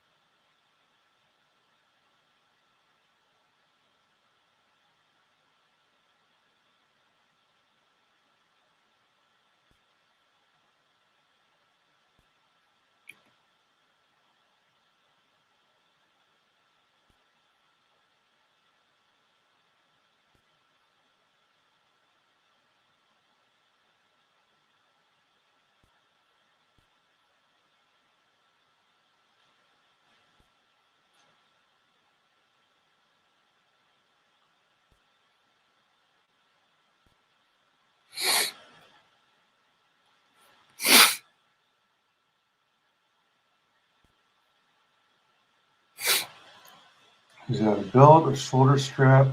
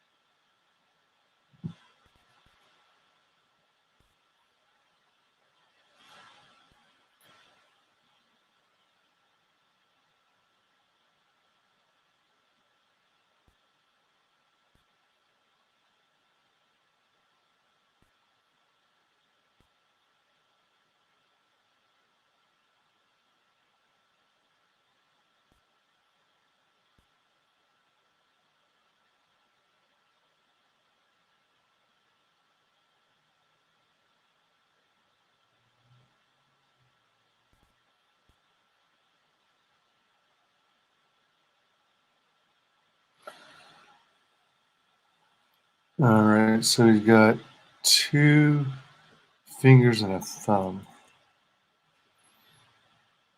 Mm, mm, mm, mm, mm, mm,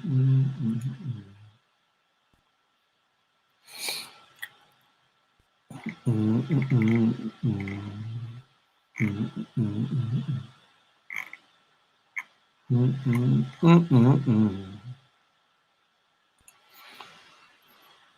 Dun, dun, dun, dun, dun, dun, dun. I've heard it all before.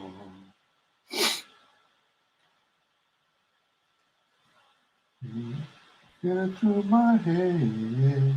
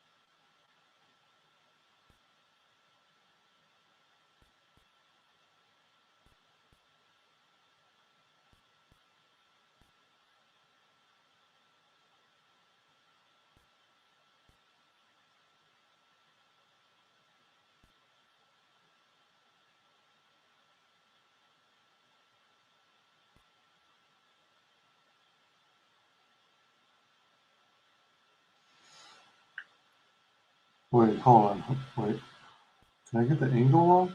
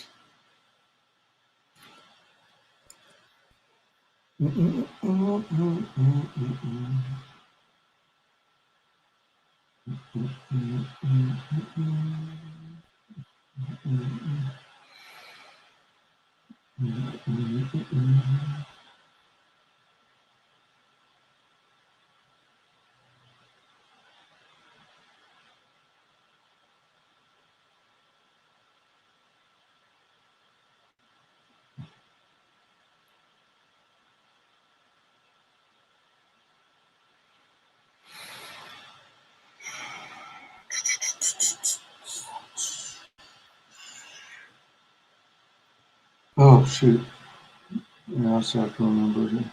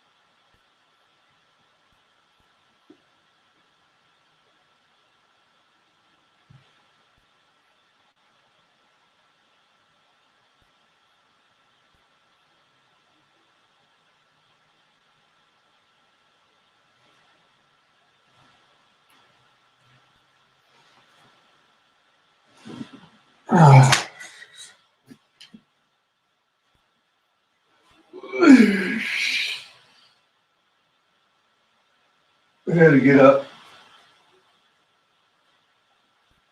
Gotta get up. Hey,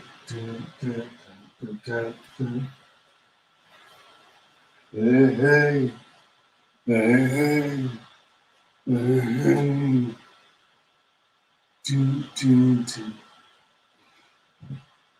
If you've been sitting a little too long, you ought to get up and sing yourself a song.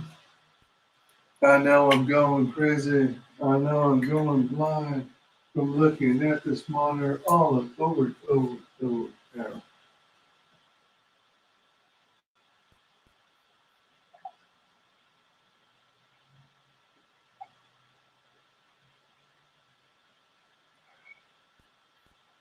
I know I'm going crazy. I know I'm going blind. Staring at a monitor for hours and hours and hours and hours. Drawing time.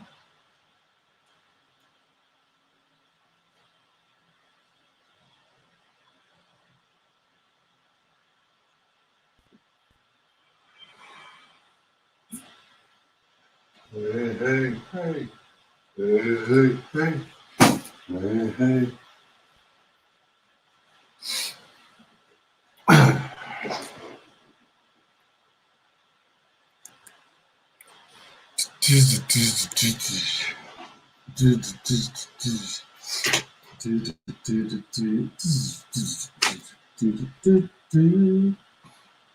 You know what? Let's go with 2.0. Let's go 2.0.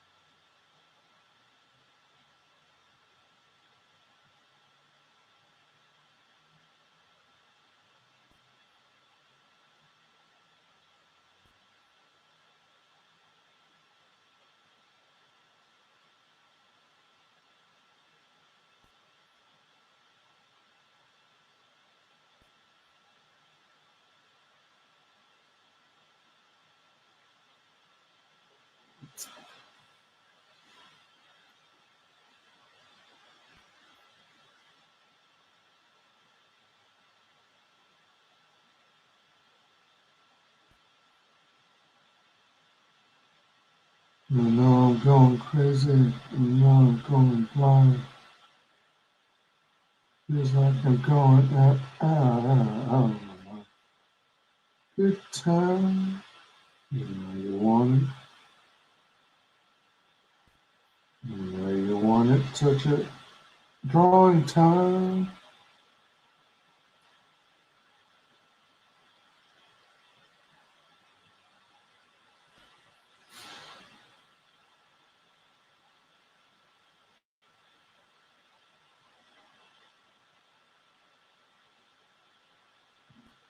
Excuse me. Excuse me.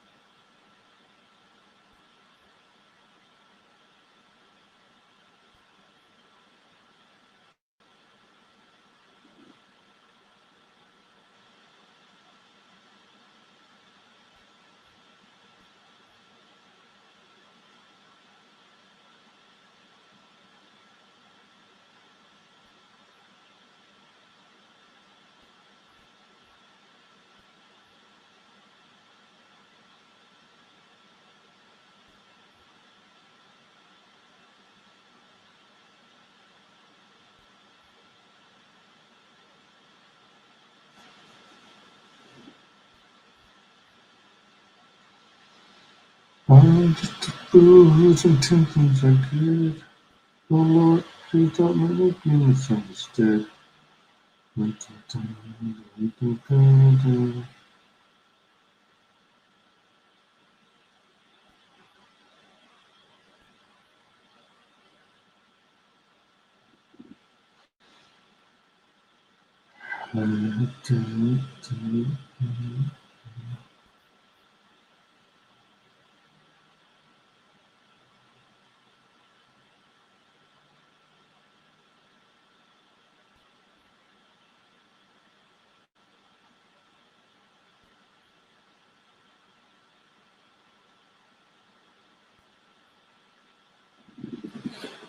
Ah.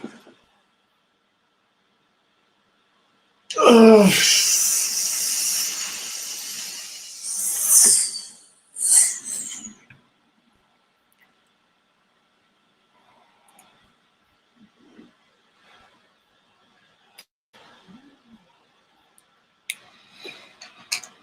Pause for the cause. Take a short break. Let's see what's going on over here in Twitter land.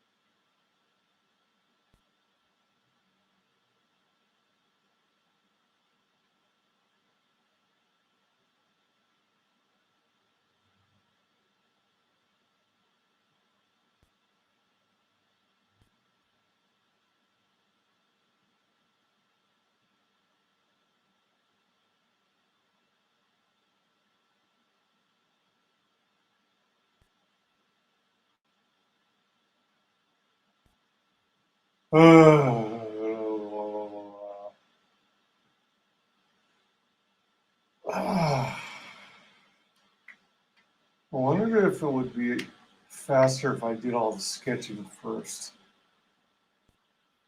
I just don't want to smear the pencils.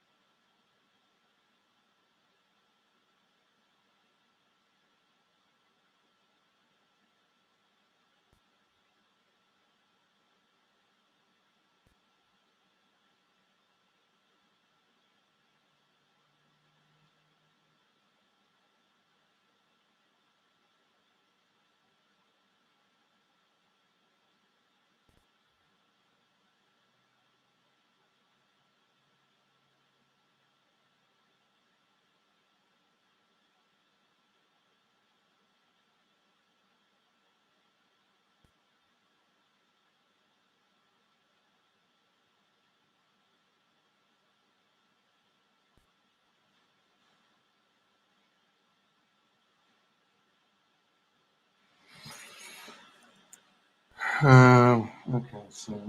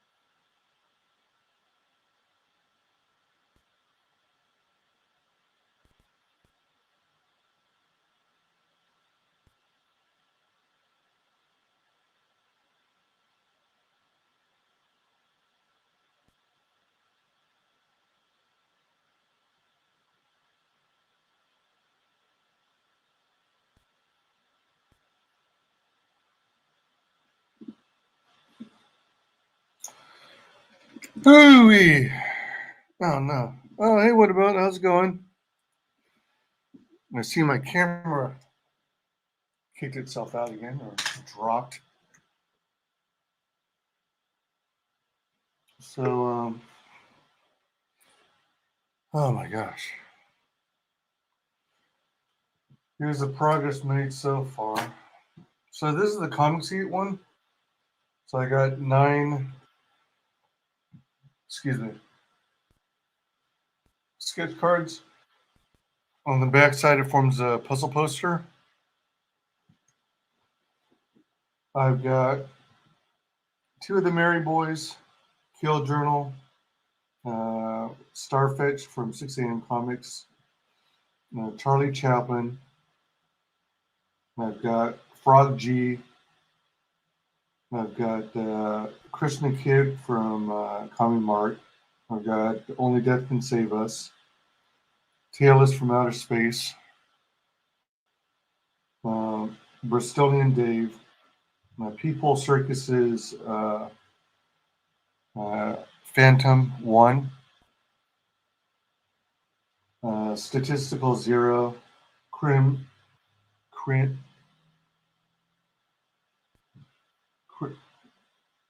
Is it Crimsley? From Lost Pages. So I just finished Frog. No, actually, no, I didn't. I almost finished Frog G. Hold on.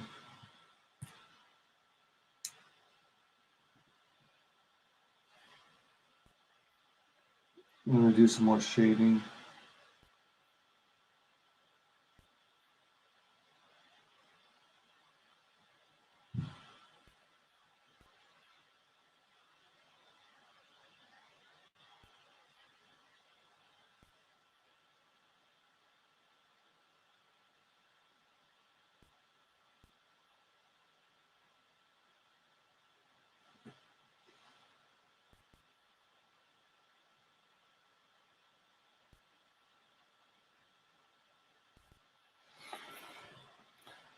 Very clever indeed. Thank you. Thank you. Let me see. Do I want to add any other shading? So that's Frog G's belt.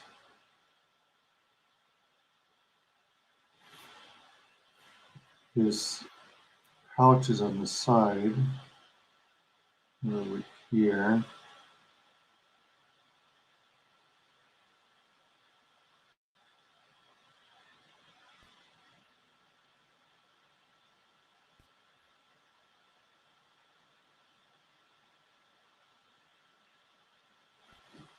All right. I should probably start squeezing in like the names if I can. Ah, man. Originally, I meant to put like a border around it so that I can label everyone. So, for example, this is from Mavericks. Let me double check the spelling of it. Well, first let me switch to 005. I think it's Mavrics.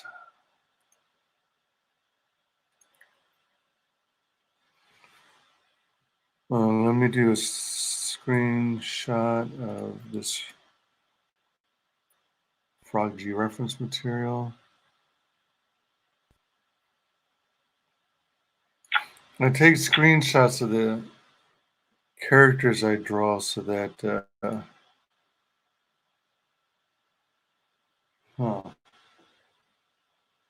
so it's now effectively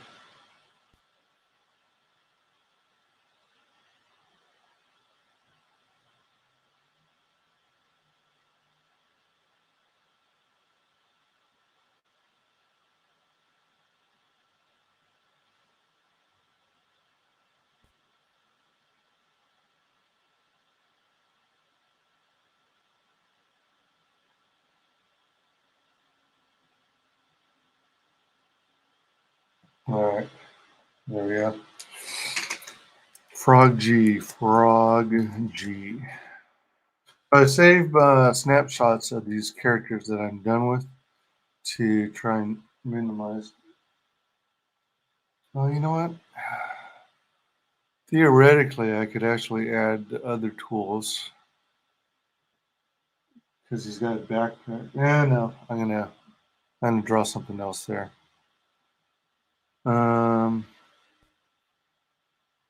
It's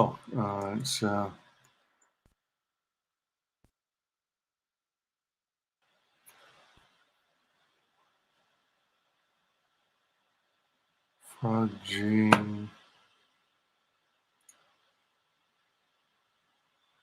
Let's see, Mavericks. I think it's spelled Mavrics. Let's see if I'm right.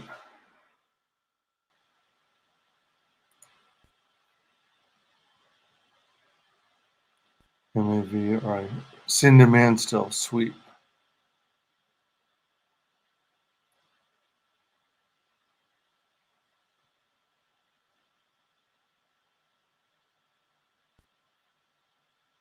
From Global Frequency Studios.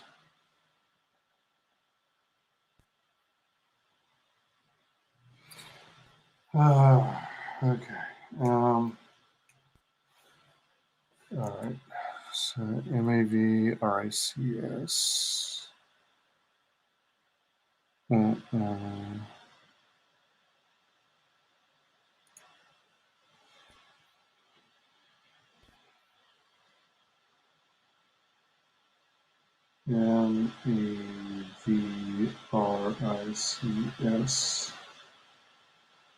And then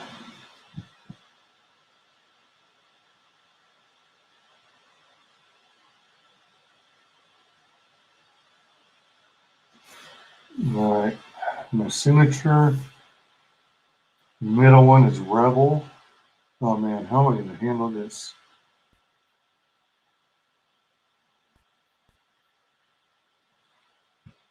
Okay. So I'll go. Well, you know what? How about this? So she's in the bottom center.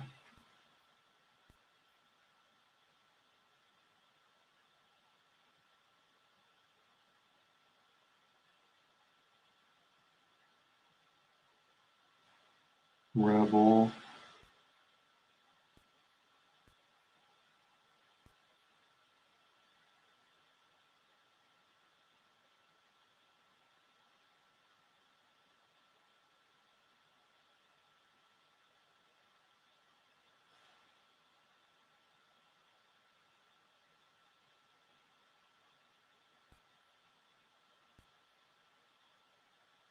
There we go. Sea Dog and Cunning Kill Switch. And then we'll do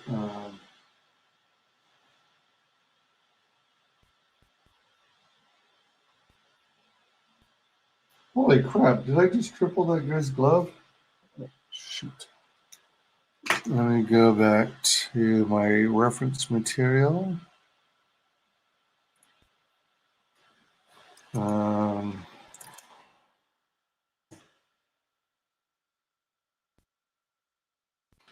going to put in my image for Starfetched.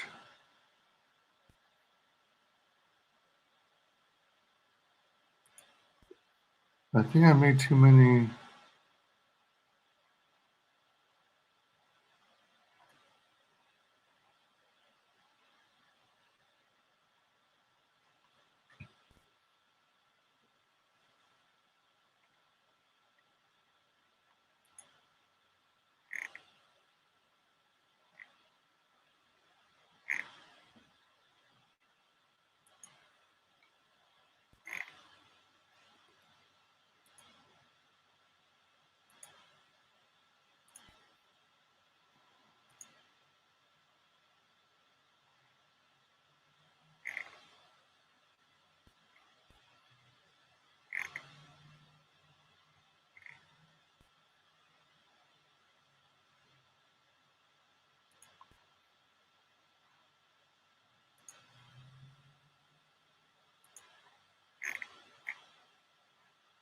Oh, hold on, what's this?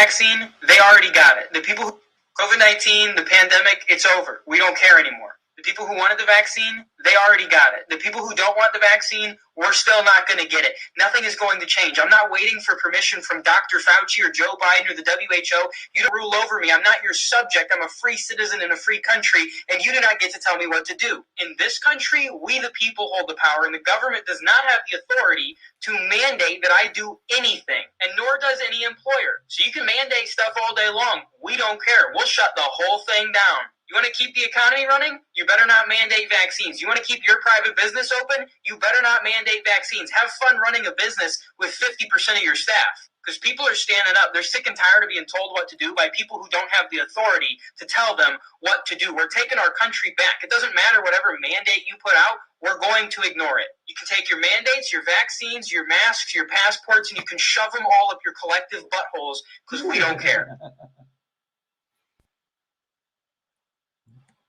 There you go. COVID-19, the pandemic, it's over.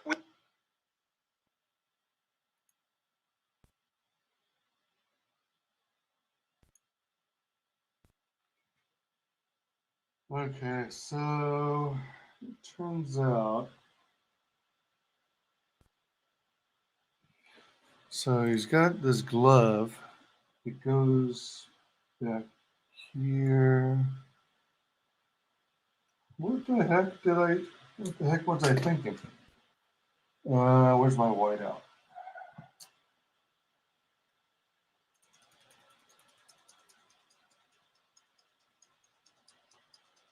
It's like I was looking so close at this that everything's in triplicate.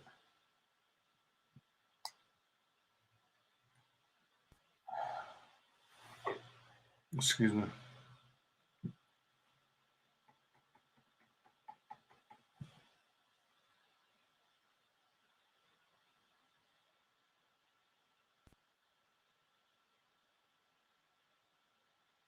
Okay, so I got 3 freaking circles. There's one circle that's on the back side of the palm. So that's fun.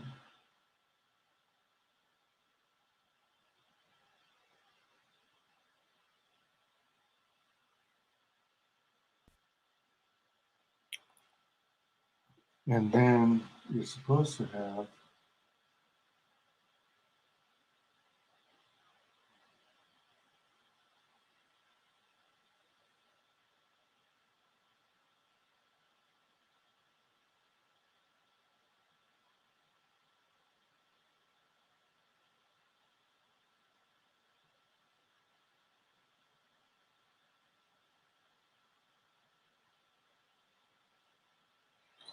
So that's, we got the spot there.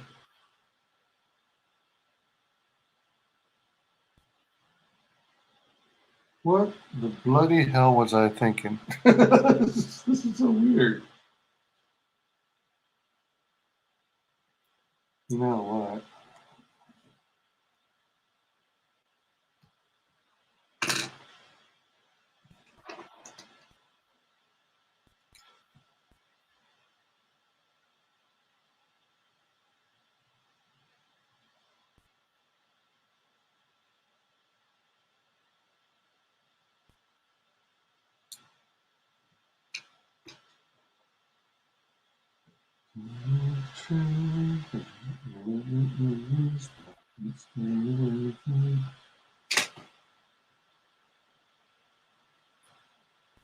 There's something there.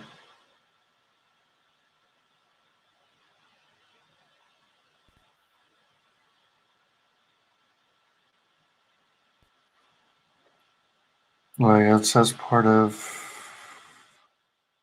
his boot or something? No, his boot's right. Oh, all right. His boot's right there, but then I guess there's something else. There, here. So that represents something over there. Is that death leg? Alright, so let's go.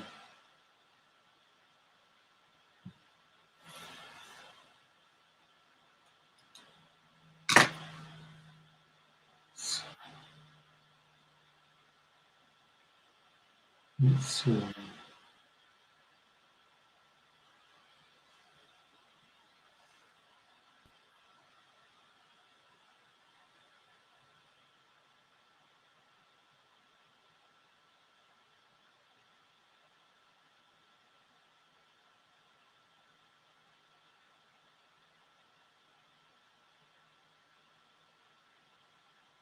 Really tiny. Tiny balls in the sea. Tiny balls. You know what?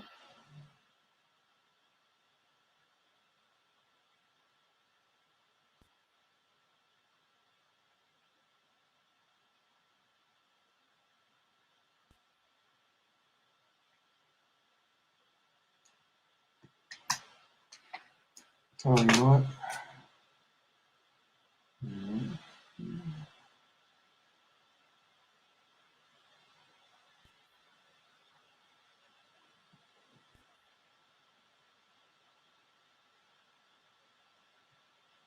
That doesn't make sense. I don't think that's supposed to be it.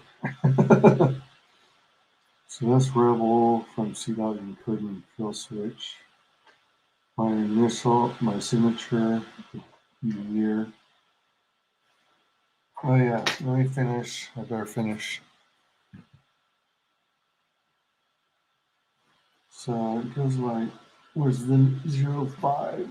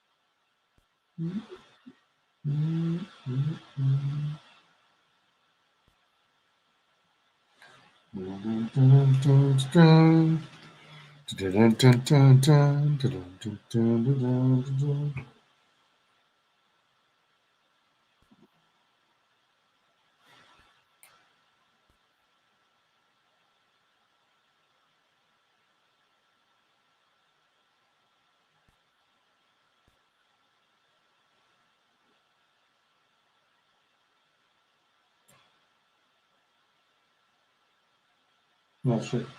Still go with song.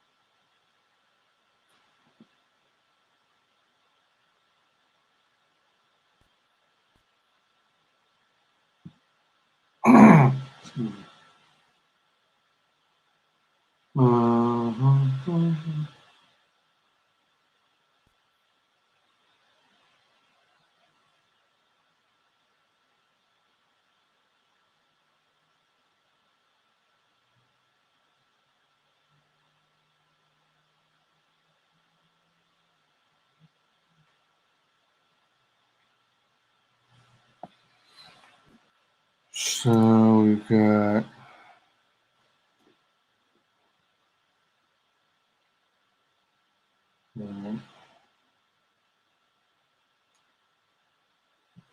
so what's the bottom one here? Oh shit. Let me see if I can find out.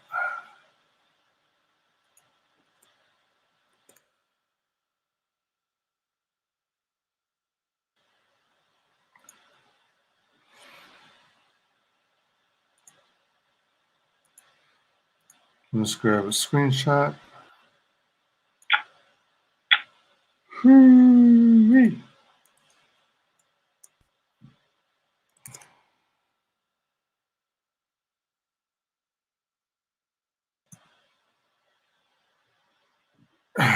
Excuse me. We want the Lucent.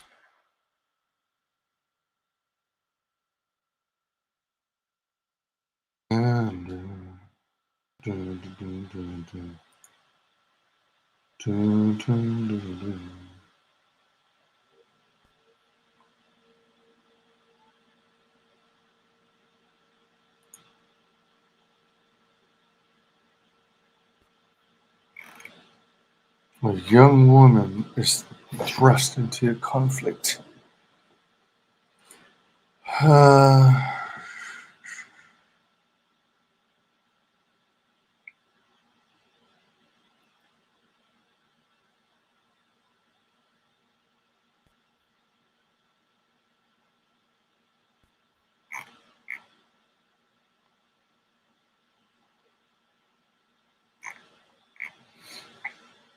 Ella Forsyth. Ella Forsyth. E-L-L-A.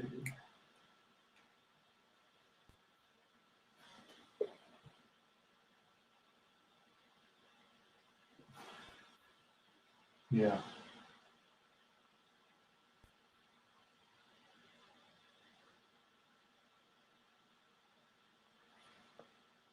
F-O-R Scythe.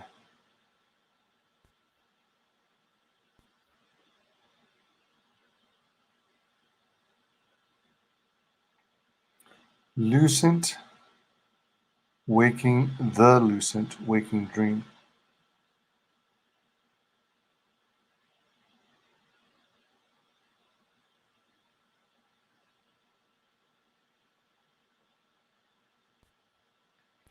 AUCENT.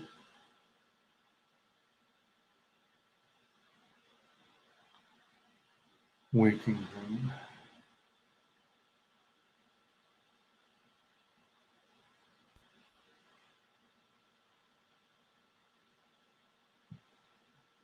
Okay, and then we're going to go.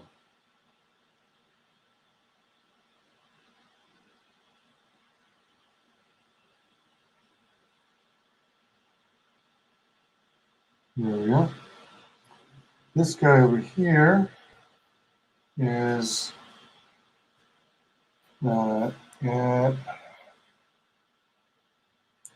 and okay, hold on.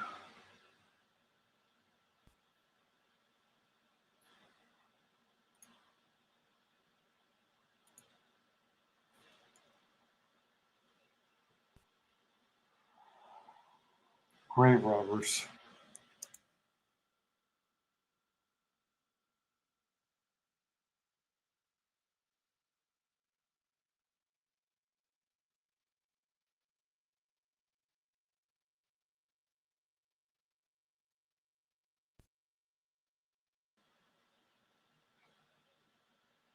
Amanda Lynn, it should be.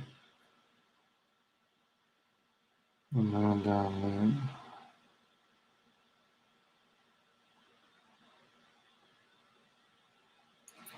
Amanda Lynn.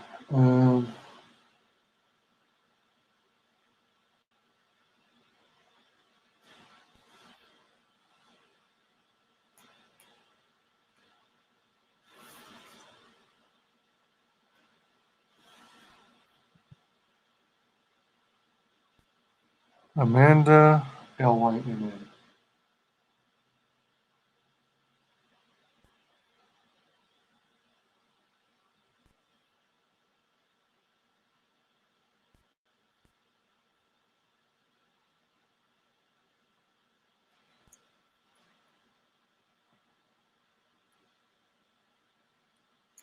Grave robbers.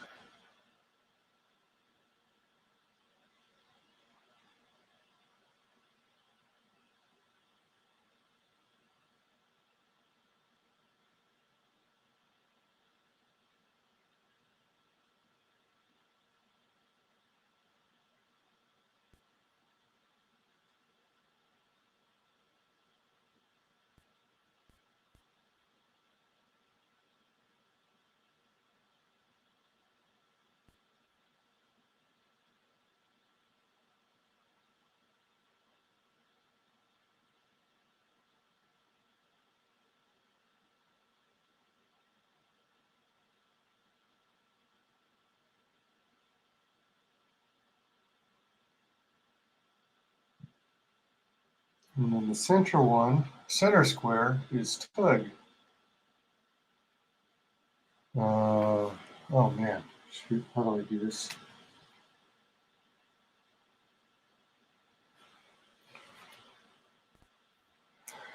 It's the case for the littlest umbrella, isn't it?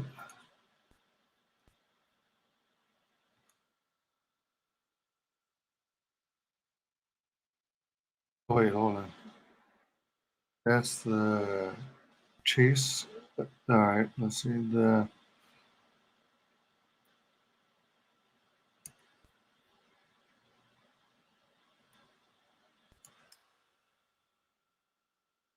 Oops, shoot. Umbrella. Case of the.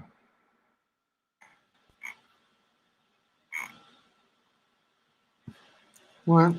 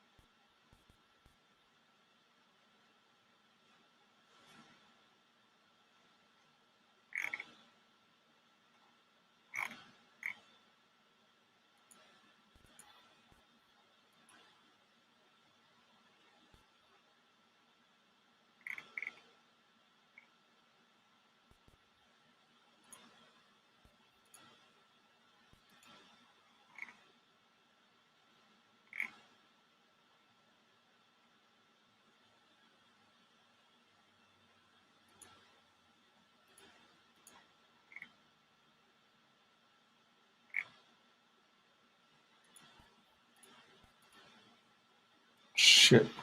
Damn it.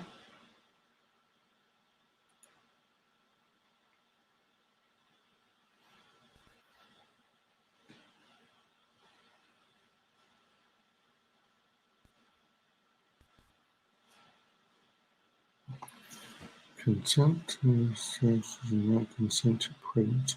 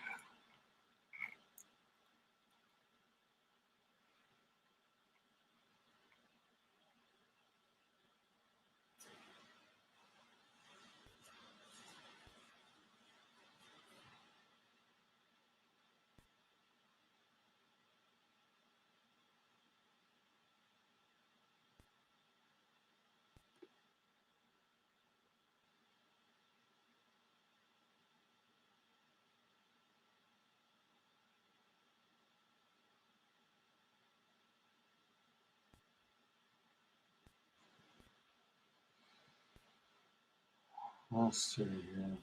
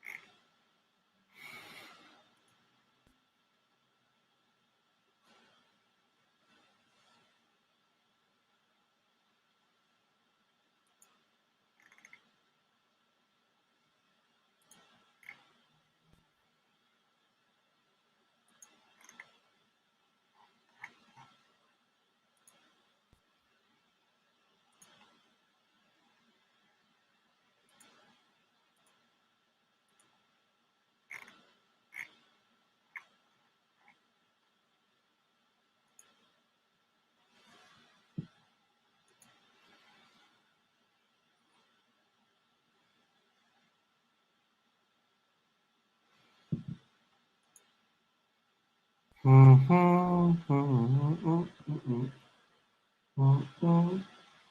see if this is dry enough now. Yes.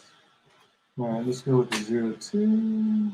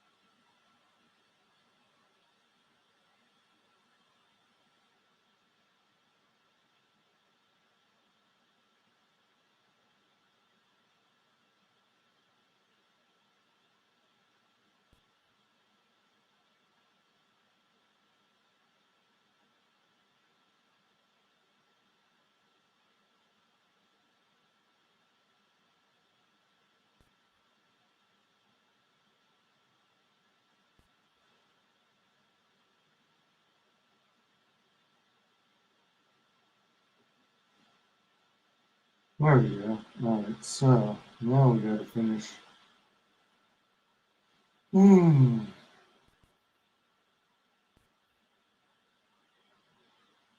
Charlie Chaplin's pants.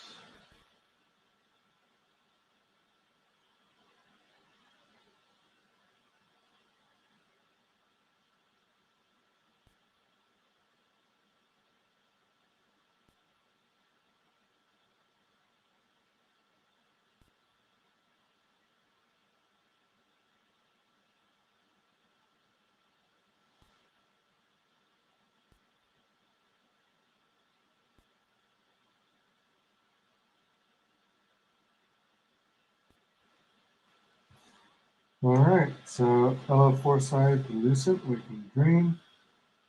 Over here, we've got Amanda and Grave Robbers. Over here, I got a Umbrella guy.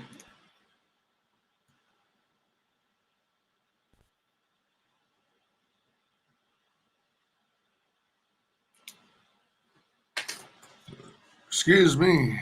Hello, hey there. The Case of the Littlest Umbrella.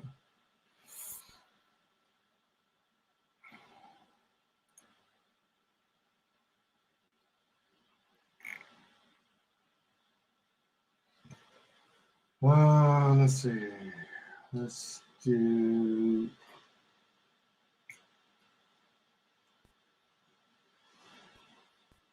The Case of the Littlest. Let's try this. Oh, hold on. Well, yeah.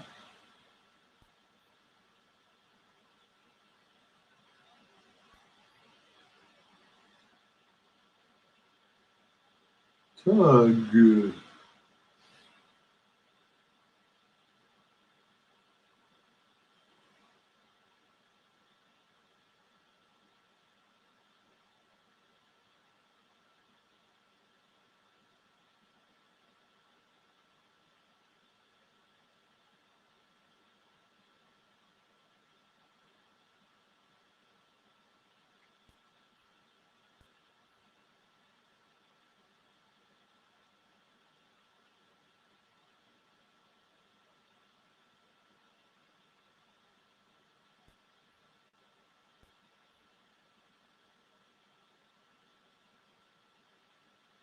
Yes. It fit. Dun, dun, dun, dun, dun, dun, dun, Hare, hare, dun, dun, dun, dun, dun, dun. Oh, you know what? I think I missed some portion of Frog G over here.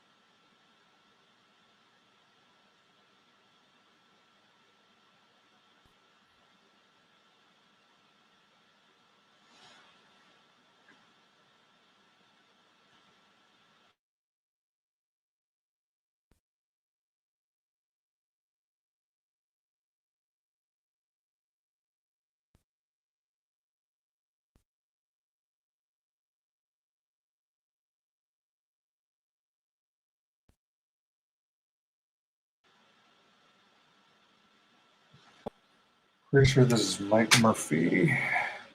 Should be.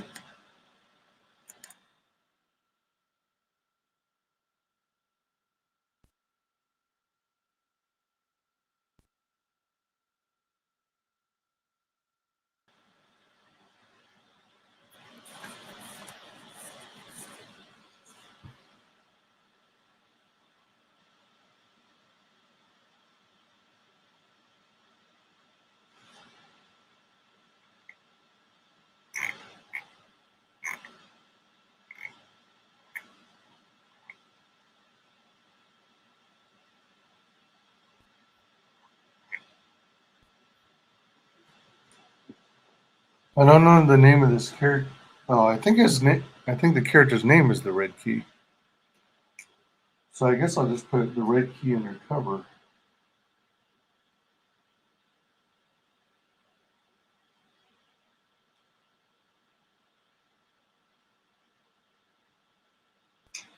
Okay, so let's get to 08. I think it should be safe to black out these backgrounds.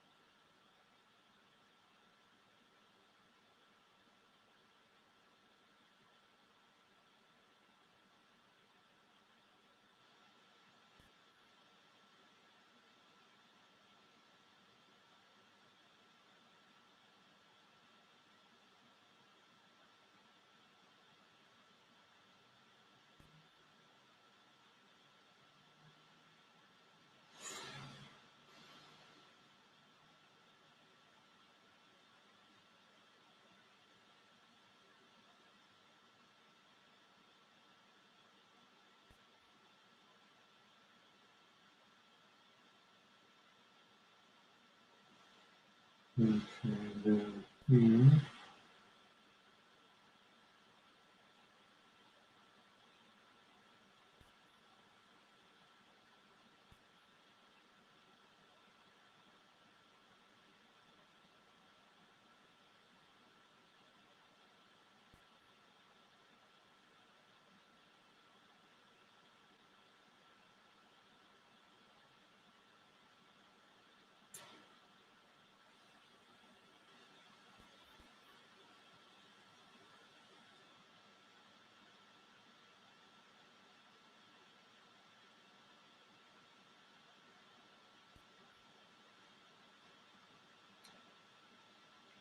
Okay, so Frog G. Oh, wait, hold on.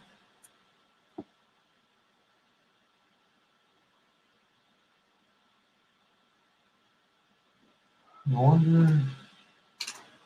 We might have to do a line here just to continue.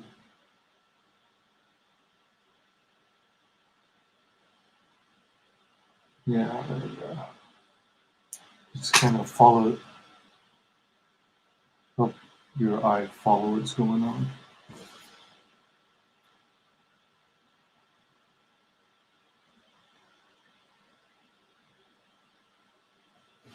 So which one is this? This one is Shadow the Kraken. Is there a...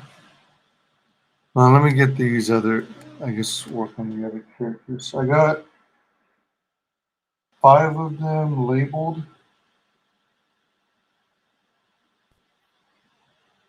Why not? Hold on.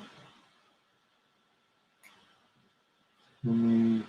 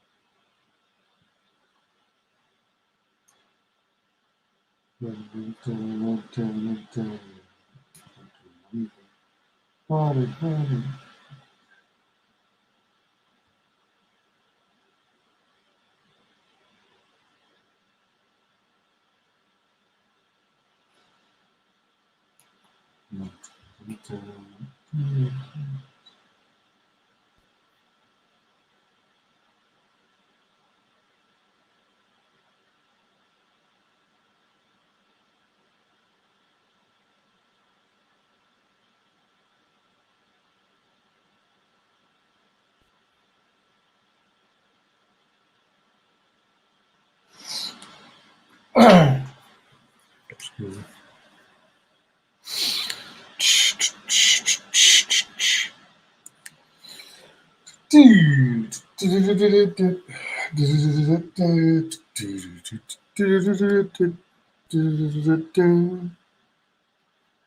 My lady on Saturday, babe. I had to tell him we are one and the same. Talked about equality and the truth. Either you're wrong or you're right.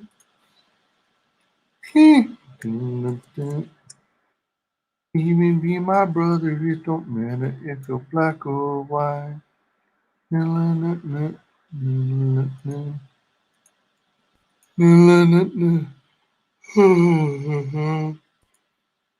read my message in the Saturday Sun. I had to tell him I'm second to none. Talked about equality. Oh man, shoot. Should I include she? Said, can even be my brother, it don't matter if you're black or white.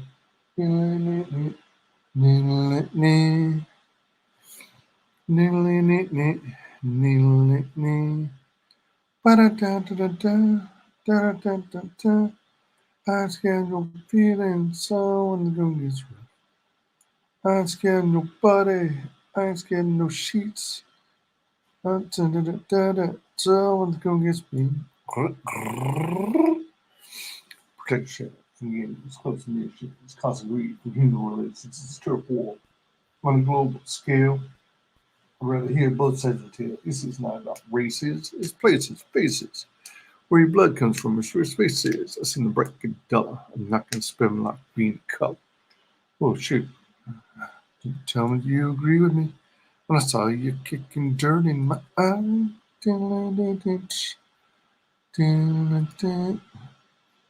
You may be my brother, don't matter if you're black or white.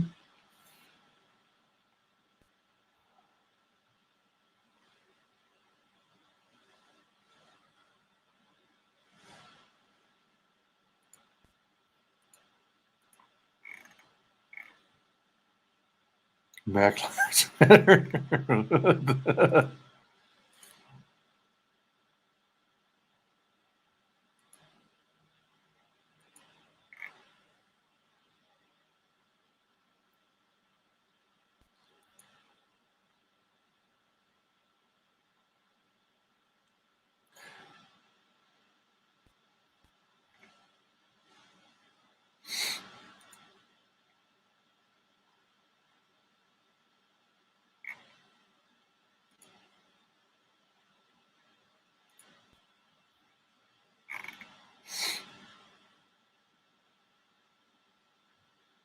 Who the heck is this? Kubrick Babe. Cinema, TV, celebs.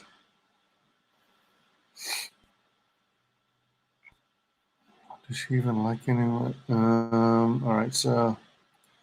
Jeez, I keep getting sidetracked and distracted.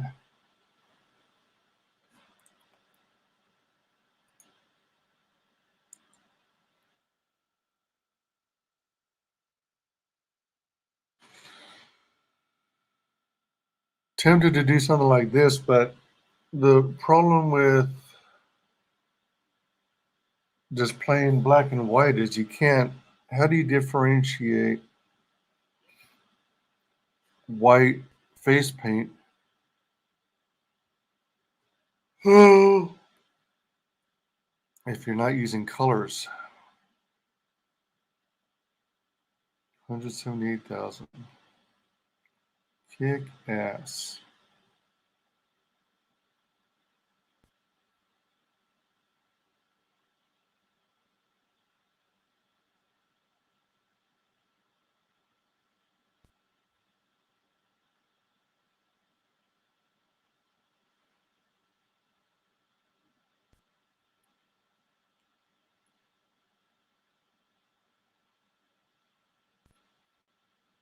That's pretty cool.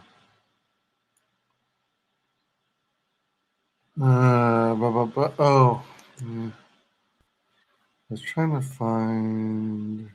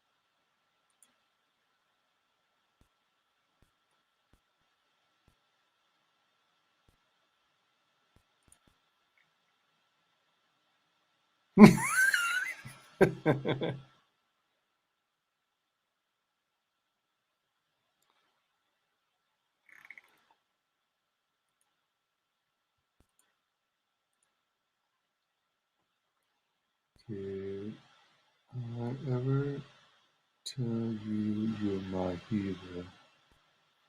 That's 7. Dang it. I ever tell you you're my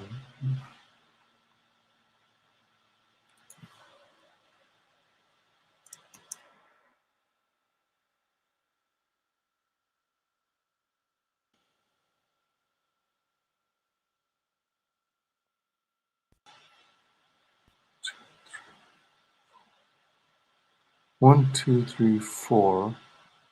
Oh, that's still 7. I ever tell you you're my hero. Oh, crap. All right. That doesn't work. 6-word story. Lay off the pies one. Yeah. Lay off the pies. Could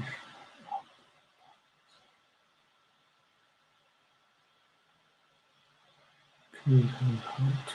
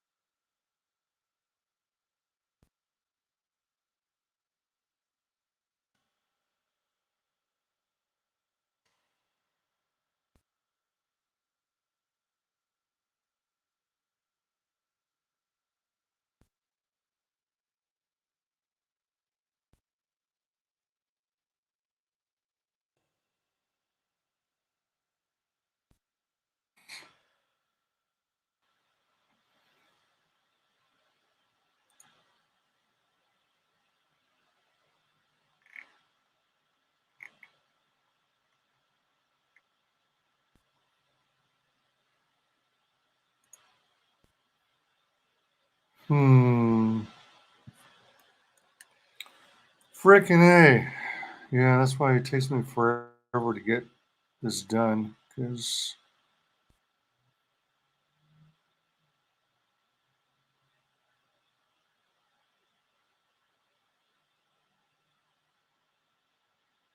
oh damn, that's cool.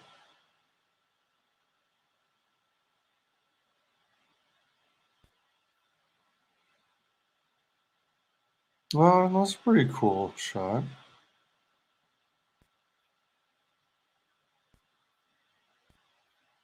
Oh damn.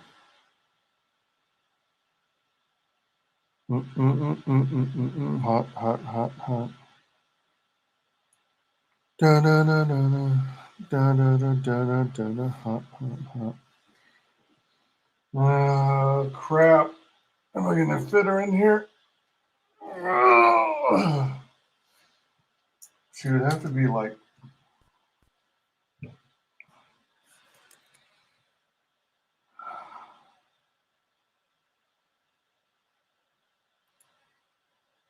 Should I even attempt it?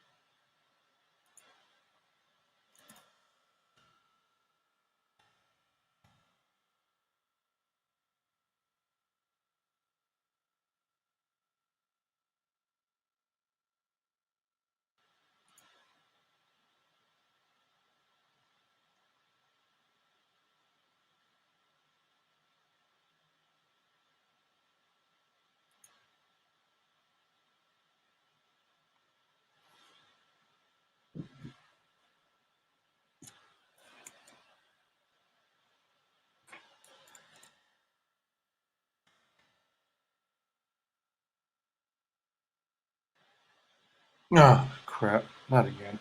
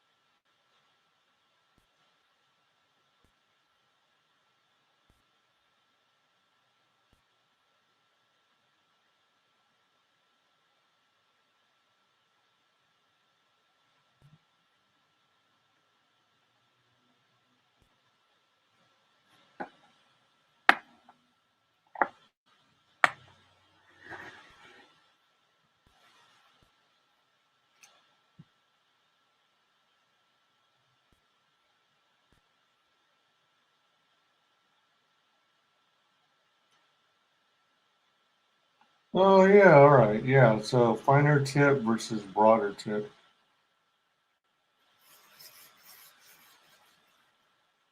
Yeah, that makes sense. Right.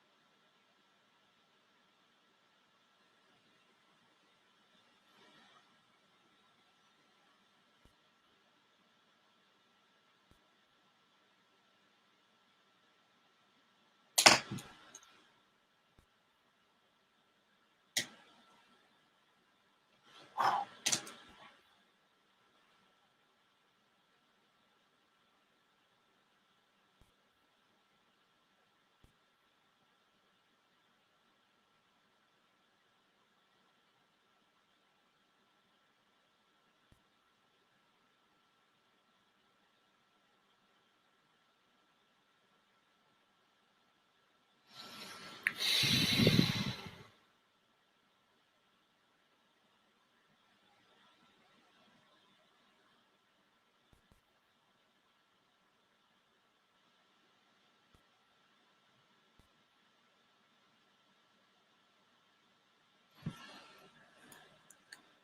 lot of people. This is still going? Yeah. I'm doing really long sketching streams. I keep getting distracted.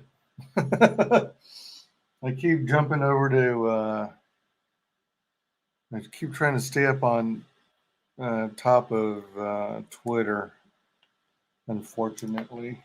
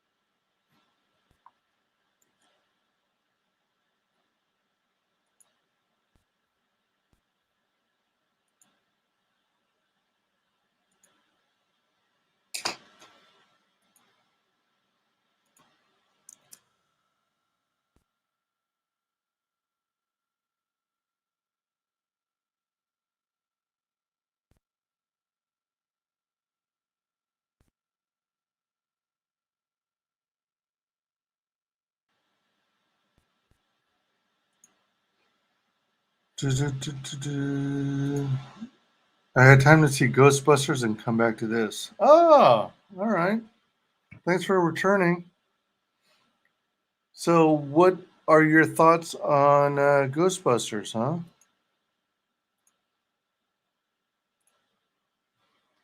I'm curious as to your take, your opinion on it.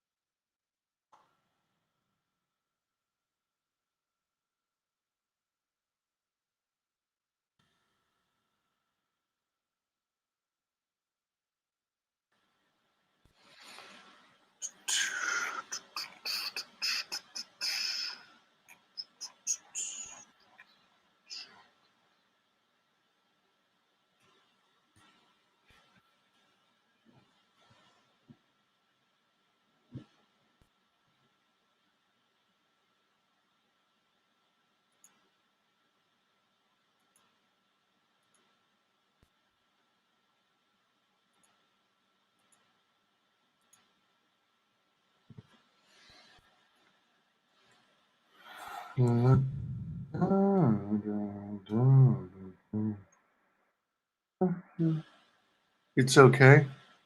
Okay. I mean, as long as it's not woke, then I'm fine with it. It seems to be getting pretty good reviews, but you know, everyone's going to have their own opinion.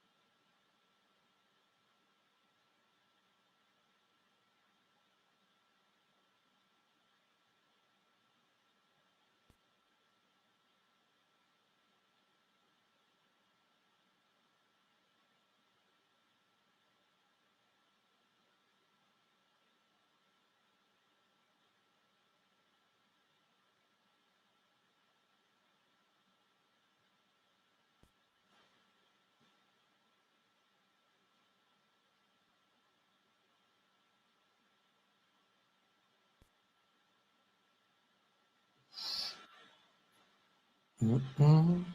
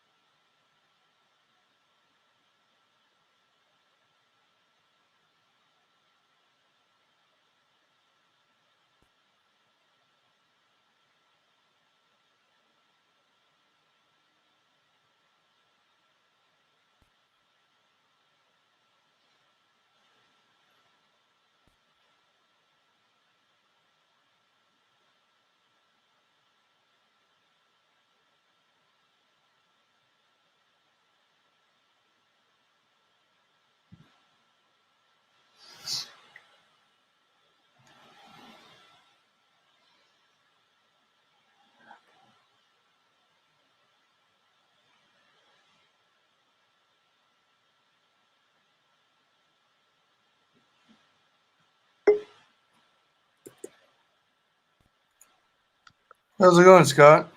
Hey, how are you, man? Good. Yeah, so I took on this crazy challenge to myself. So, are you at all familiar with the Boomerang Box? I've heard something about it, but you know, let me know more. So, John Dillard, you may or may not know. He's I'm familiar with him. Yeah, CG creator. He's doing the buckler. He started the Boomerang Box based off someone else's idea. Figured it would be a good way to like promote other channels and spread the word. So he starts by taking a box and he puts it in. He puts in some things that kind of reflect his channel. You know, Yeah. He's building an audience and all that stuff. So it's going to be predominantly buckler related. It's going to have business cards, stickers, posters, print, and then it travels from one creator to another. And somehow he decided it was a good idea to include me, even though I'm not a comic book creator yet. He thought it'd be cool to include me. So there's some of us. I think the list was somewhere around 15 to 20 initially, but it's around 13 if I'm not mistaken. And I'm like number 7 in the line. So people who are following the saga, Boomerang Box Saga, there's a link in my description. You can basically put a comment in the first video that Dillard has the instructions for. Yeah. And then the idea is you follow the path of the Boomerang Box across the country, and it made a stop in Canada before it reached me.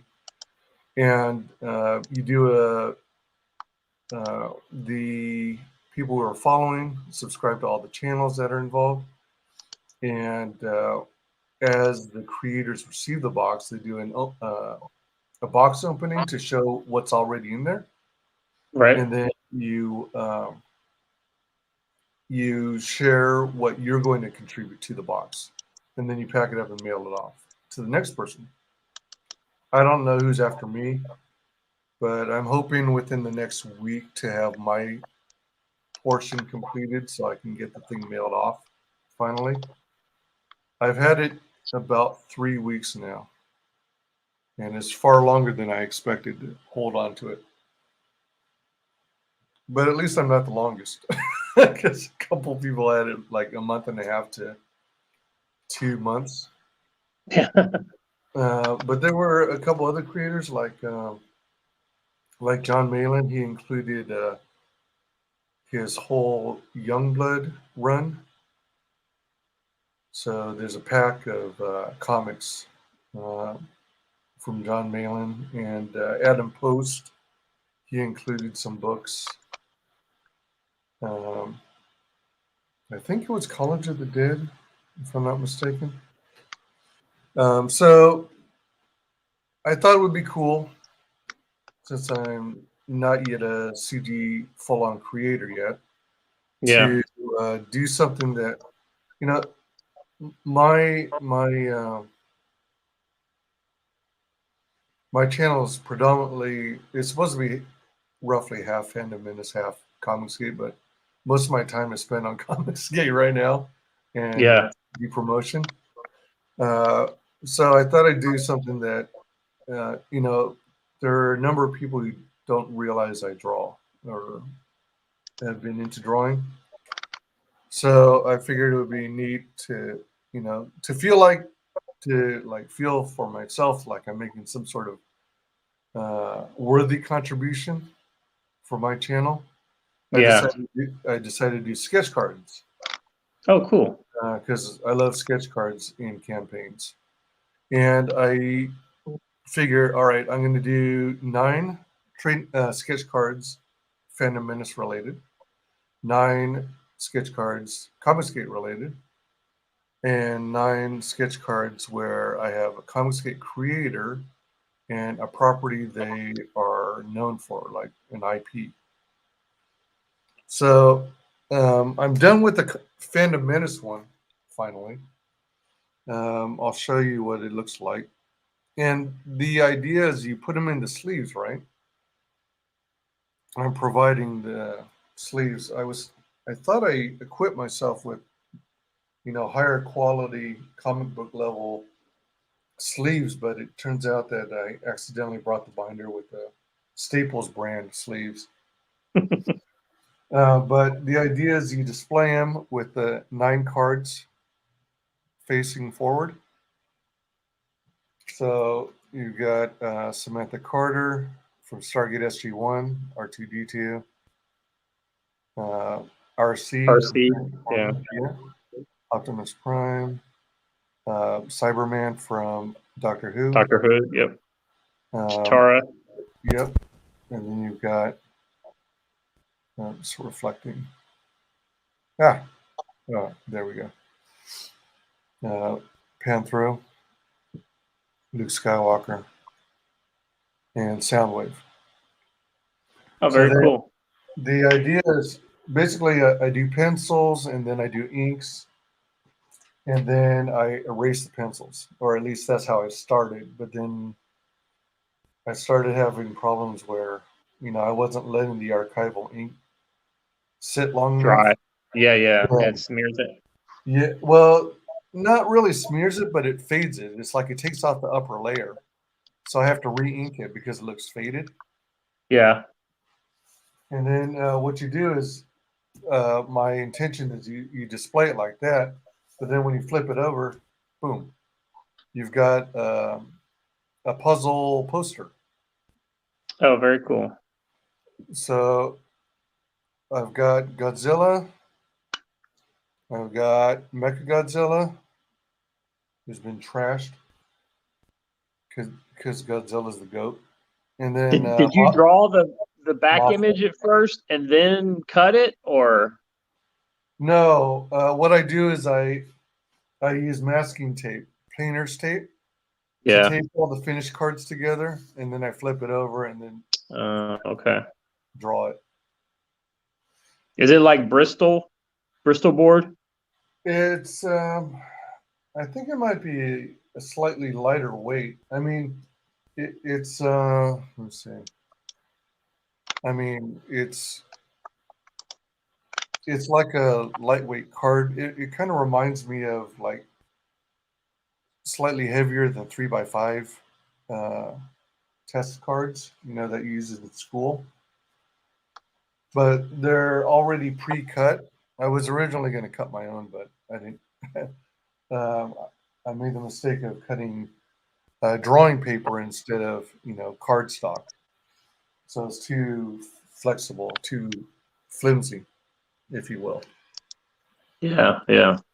So I went and bought from Amazon a set of, already pre-cut, pre-measured cards. These are the ones I have left.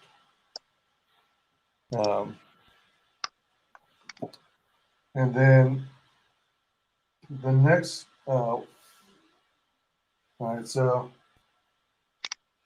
I've got Comicsgate characters. Here's a tape. Right. That is still in progress. So I've got, it's hard to tell because I haven't zoomed in so much, but this is supposed to be the robot from Mavericks, the way I drew it. Shoot, so much reflection. Hold on, let me see if turning this off helps any. Oh, dang, it's still reflecting. So that's supposed to be the one of the robots from Mavericks traversing over Rocky Mountain. Rebel from Sea Dog and Codename Killswitch. Is it Emma or Ella from The Lucent? And it has some Comicsgate lore because there's some ginger roots surrounding her. Amanda Lynn from Grave Robbers. That umbrella guy. Very cool. The Red Key from Mike Murphy and Stefani Renee. Joey Archie's Blue Phoenix. Dan Plagle's Goblin Girl. And I don't know her name, but it's a female lead protagonist or the female lead of Vinnie Tartamella's Shadow of the Kraken. And then the backside of that one is a bunch more CG characters. So I'm still working on this right now. But so far I've represented 2 of the Merry Boys. I got Charlie Chaplin from Charlie's London. I got Kill Journal. I've got 6 AM Comics is Starfetched. Tailless from Outer Space from Arya Blackness. Only Death Can Save Us. Krishna Kid from Comic Mart.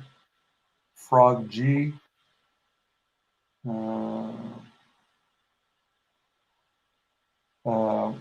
Bristolian Dave from CG UK. Statistical Zero from CG UK. Oh man, what's the name of this character? The Graham. It's that female bodybuilder in the Lost Pages. Oh yeah. Grimstone or something like that. Yeah, Crimstone. Crimstone, that's it. Yeah. So got Crimstone in the corner, and then this is actually a piece from Peephole Circus.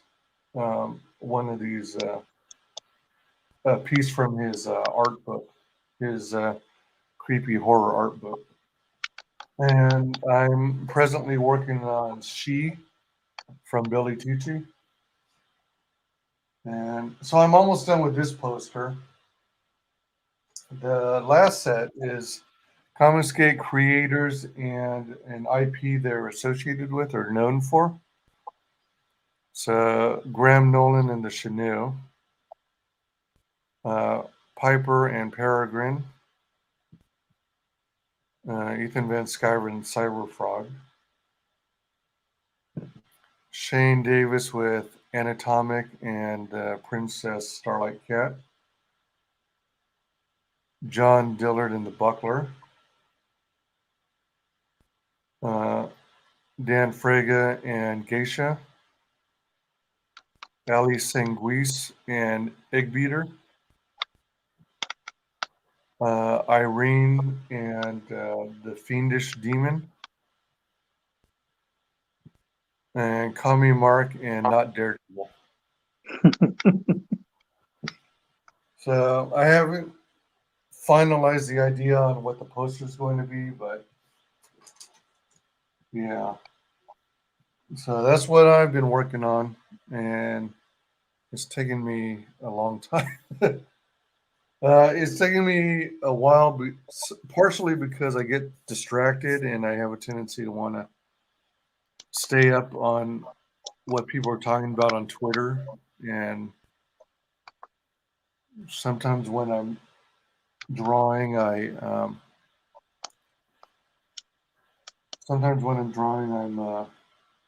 listening to like live streams I missed previously. So yeah, well, that's what I've been up to. How about you? That's a lot of work, man. Yeah. And you know what's crazy? I at one point I was originally going to also try and do stickers, maybe a magnet, all kinds of extra stuff. Yeah. I mean, Dillard was telling me that I'm crazy for even doing 27 cards, and I probably am, but oh well. I started down this road, and I'm gonna finish it. Well, I gotta work on my promotion better. That way, I can make the cut next time you do one of these. Say again. I said I gotta work on my promotion better. To make sure that I make the cut when people start thinking about door kicker characters. I mean, CG characters as door kickers as part of CG. I mean, I guess Peregrine got in there, but you put the editor of the book on, associated with it, not any of the creators. Yeah, I know. I should have, but she was like the pitch gal. Yeah, the face of the campaign. I mean, I know the others to some extent did some promotion, but not. I don't know. Maybe I was just kind of blinded. Nah, you're good. I mean, like I said, she was the public face of the campaign in a lot of ways. Yeah. Anyway, but I'm talking about door kickers. I gotta remind people that door kickers exists. Yeah. Get some sales out there. Absolutely. Let me see something here. Speaking of which, the campaign's going pretty well. I'm doing a lot better than I did this time. I'm 9 days in, I guess. Nice. And we're almost at $7,000. So. Heck yeah. Let's see. New tab. Oops. Shoot. Oh man, where is it? Midnight. Novel site.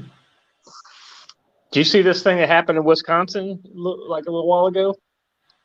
Wasn't it some sort of riot or something? Or no, it was this SUV drove through like a Christmas, like a holiday parade or something like that. Whoa. Yeah, I think I shared it. It was on your timeline. Yeah. Oh yeah. On my timeline. Yeah. Isn't that crazy? Yeah. Geez, what the hell?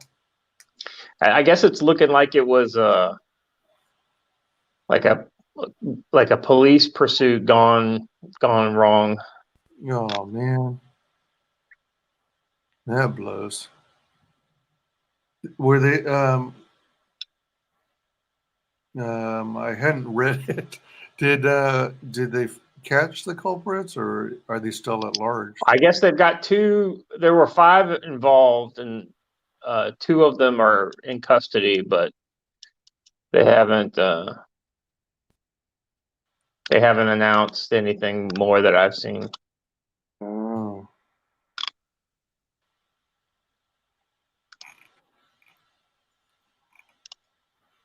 Okay, now.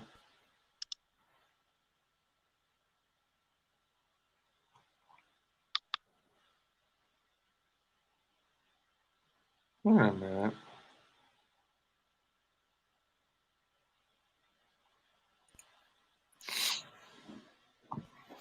So what else you been up to lately? I took a trip out to California to see family and friends. Oh, that's cool. And I also had to blah,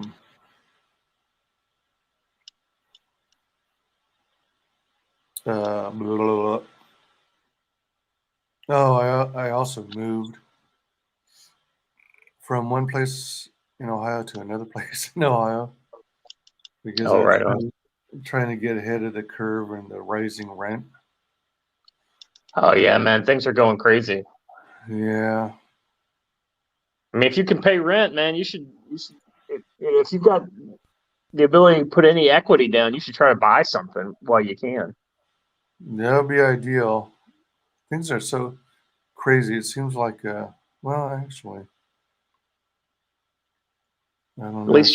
At least instead of your rent going to somebody else's pocket, it's going into your equity for your home. Yeah, I mean, that's my general rule of thumb. It's just, I should be further along, but I'm still sort of recovering from, the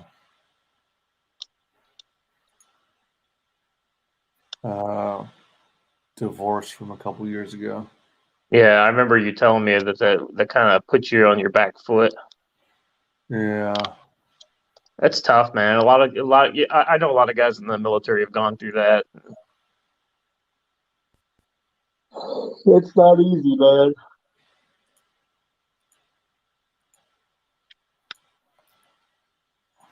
Just keep plugging away, though, man. You'll get there. One of these days. The other thing is, I'm trying to figure out.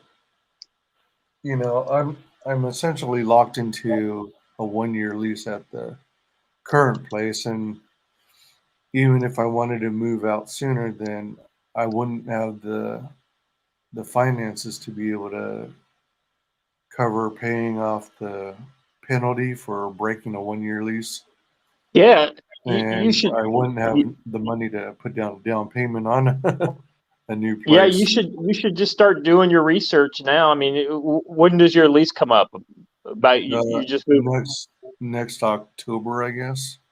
Yeah, so that gives you plenty of time to kind of do your research in the market and figure out what you need to do to, what kind of a loan could you get that, so how much money down would you have to pay so you can start saving that up?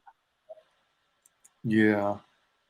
I mean, sometimes you just, it's kind of like making the decision doesn't mean necessarily pulling the trigger. It means like, okay, I'm going to do this, but in order to do that, I got to make a plan, and it's going to take me a year to get that plan together. And so, you've got a lease, so you've got that kind of necessary thing that you need in order to make things work, in the near term. Yeah, that's true. That's a good way to look at it.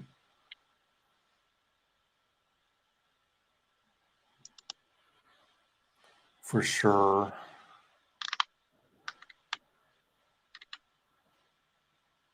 And who knows, maybe between your YouTubing and your comic stuff, you can, eventually put some extra money on the table. Yeah, that would be nice. The other is trying to figure out where best to move to, considering the current climate and whatnot. Yeah, I'll be honest with you. I'm retiring next year, and the 3 places I'm looking at are, probably. Well, I hate to say it, I'm looking in the DC area just because of the nature of my job, but outside of that, definitely Texas, Florida, and Tennessee are all kind of popping top of my list. Yeah, same. I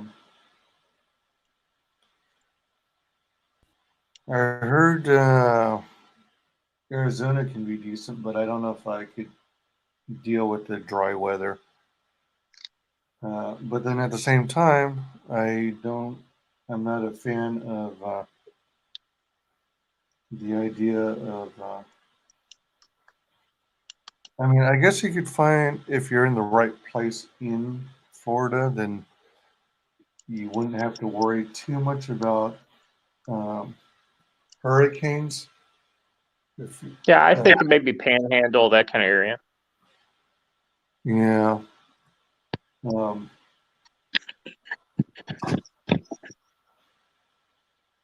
I don't like extremely muggy weather. Well, just remember, weather is something you can adjust to. You may not like it the day you move, but a year later, you may not even notice it. Yeah. It's all about acclimatization.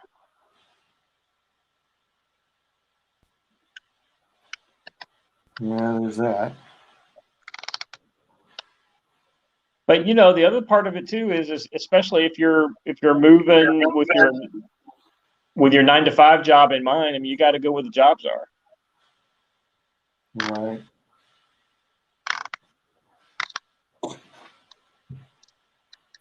One of these days, I would hope to be able to do something like what a number of creators are doing, and actually do the art, do the books full time. One of these days. Well, I don't think I'm ever No. going to get there, honestly. Barring getting like a movie deal or a Netflix deal or something like that, I don't ever see me be able to bring in the kind of money I need to with comics. Yeah, I mean, that would probably be my challenge too. 'Cause I don't know. I don't know. I mean, as much as I love what I'm doing in my 9-to-5, I just don't like being beholden to another entity that has the control whether to let me go or keep me. Yeah, I know what you mean there. I mean, kind of being under somebody else's thumb. Yeah.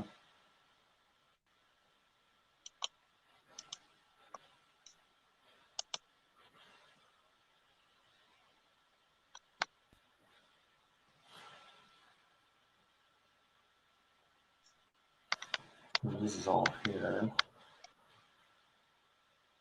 What are you working on now?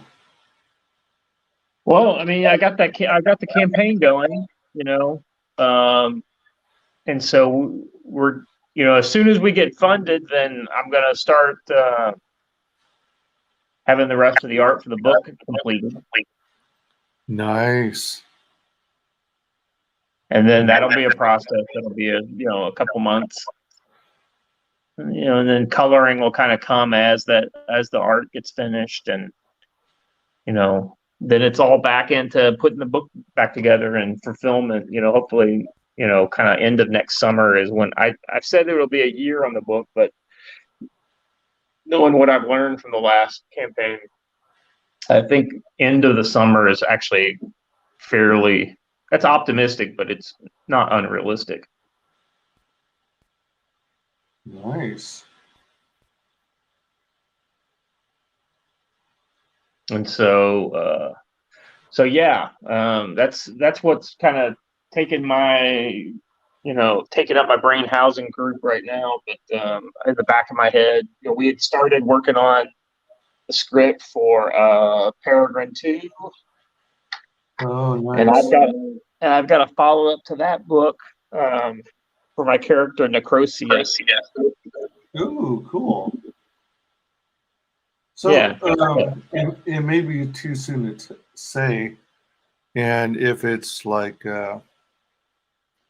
if it's all hush hush, I understand. Was the next book going to be one of the? Was it going to be focused on Peregrine's story, or is it going to be? Are you guys going to jump right into one of the side stories? No, this is Peregrine will always be a Peregrine focused book. She's, while she's associated with Star Force, that's the kind of, I guess, Avengers kind of group in that universe. It's more like her associations with Nighthound to help train her to, she's always gonna be a hero that is more of a loner, not from a Wolverine standpoint, but from just she's so powerful that she's able to handle things on her own, and her limiting factor is not her power, but her maturity as a hero. Right. So, yeah, there's a lot of great stories we could do with her, and we're developing a nice little rogues gallery with Farad as kind of a Lex Luthor type of character that he's a kind of a string puller and masterminds in the background. And then you have characters like Necrosia, who are more in your face kind of villains. Mm-hmm. So, yeah, I mean, it's a pretty cool setup, and I've got a lot of interesting stuff. Like I'm really looking forward to doing the spinoff for Necrosia because, following what goes down between her and Peregrine in the next book, that'll kind of set her off on her own kind of villains, arc. And, so her book would be kind of maybe in the style of the 90s Bad Girl comics, where she's she's sexy and uses her sex appeal, but she's also a psychopath. And, and it's her fighting other villains, for, resources and assets and power and things like that. Nice. The thing about the world that they live in is it's recovering from a recent alien invasion. So there's areas of the world that are destabilized, and people with bad intentions tend to go to places where there's not where there's a power vacuum. Mm-hmm. Mm-hmm. So that gives somebody like her, a lot of places she can go where the long arm of the authority can't really do anything to her.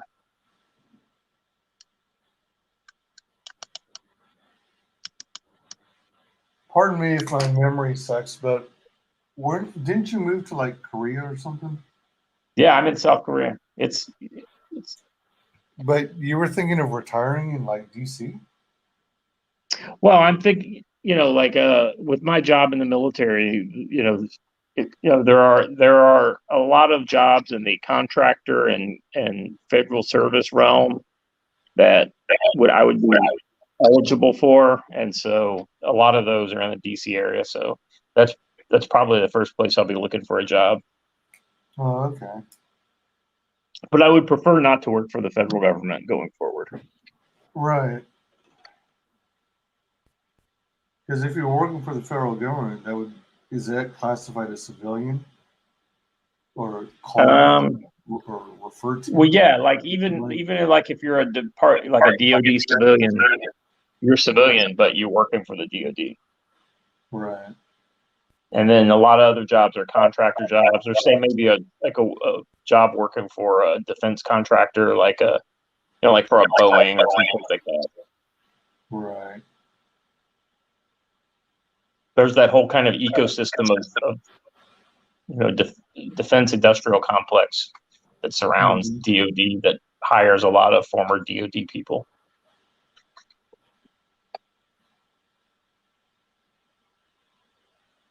Now, wasn't the whole purpose of moving to Korea because that was like kind of like, I don't know if you'd call it like your dream home or? No, definitely not my dream home. My wife likes it. I enjoy it here, but I would never want to live here permanently. I'm only here because of the military. Oh, okay. All right. So you didn't like set permanent roots out there? Well, yeah, I mean, my wife has family here, but other than that, I mean, can't bring my guns here. I wouldn't be able to settle down. Oh, true. True.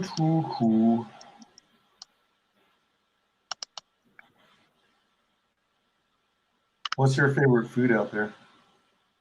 Oh, I'm a big fan of Korean barbecue. Oh man, yeah. Samgyeopsal and all that kind of stuff. Nothing like getting it from the source, eh? Oh man, the food here is really good. It's expensive, but it's good. We went to the grocery store the other day, bought over $320 worth of groceries. This is a Korean grocery store, and almost $200 of our grocery bill was beef. Because we're getting beef that's way more expensive than what you can get from the grocery stores in the States, because it's available here. You know, like premium high-end beef is available at the grocery store. Wow.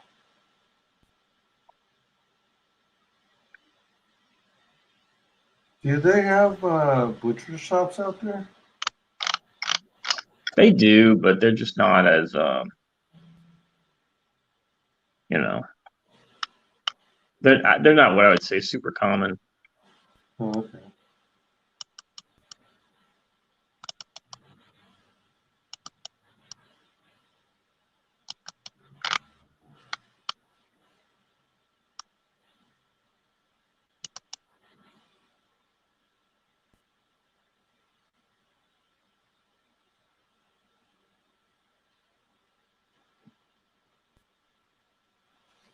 So what's next for you after you finish this project?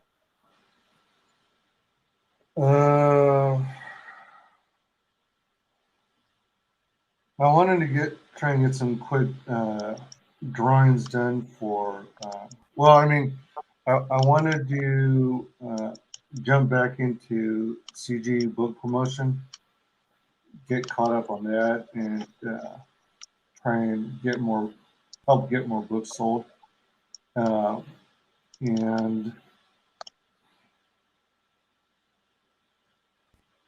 I'm also going to try and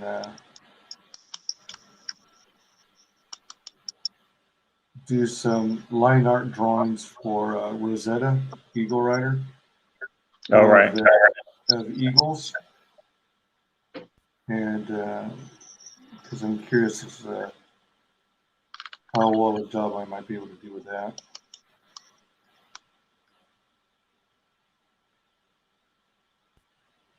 Well, for me, the last couple of months I started up a YouTube channel. Nice. Yeah, called Writers Fix Problems.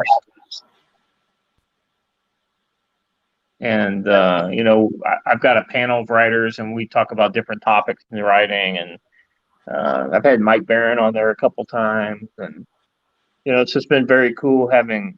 I'm trying to broaden the kind of comics gate base with, bringing people from other kind of types of genres into comics.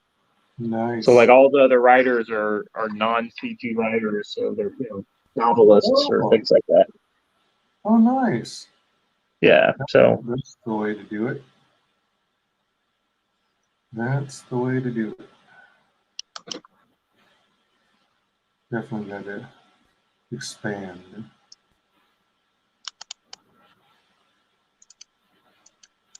What was that line? Oh.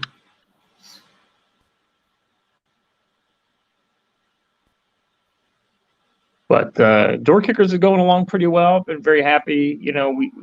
We came out of the gate pretty strong. We got five Gs, and so halfway funded in about 3.5 days. Yeah. And since then, we're on day 9, and it's looking at like about 6,800, I think, right now. So almost there, getting funded. Hopefully this week we can close it. Well, not close it out, but we can hit 10,000, which is my funding goal. Which when you hit that takes a lot of, takes a lot off. Yeah, Door Kickers is still a thing. Mata Nui in the chat says, I didn't even know Door Kickers was still a thing. Yeah, man, it's the campaign for book 2 is live right now. I've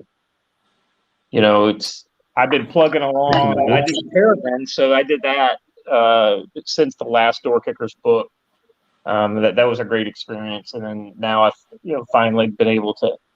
Door Kickers 2 was supposed to launch in March, but just stuff happens and complications with the creative team, and so we had to push it back a little bit. And the cool thing is that now I've got Doug Franchin, who was the artist on Peregrine, is the artist.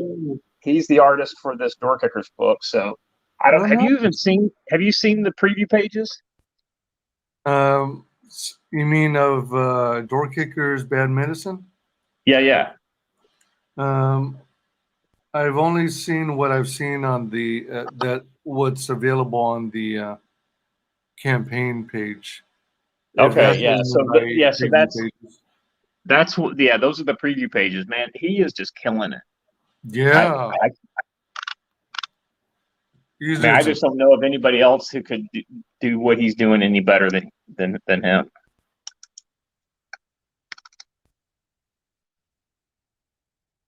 So, just super lucky to have him on board. Farah's back doing colors. She's done the colors for everything I've done. And, I'm just really, really happy to, have that kind of stable team still with me. Yeah, I was going to say. Sometimes when it comes to creators, they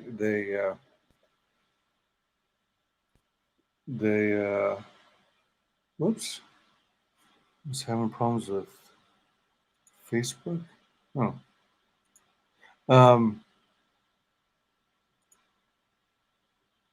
Sometimes the creative teams change every time, but other times, if you can find a team you gel with really well, yeah, then it's like gold.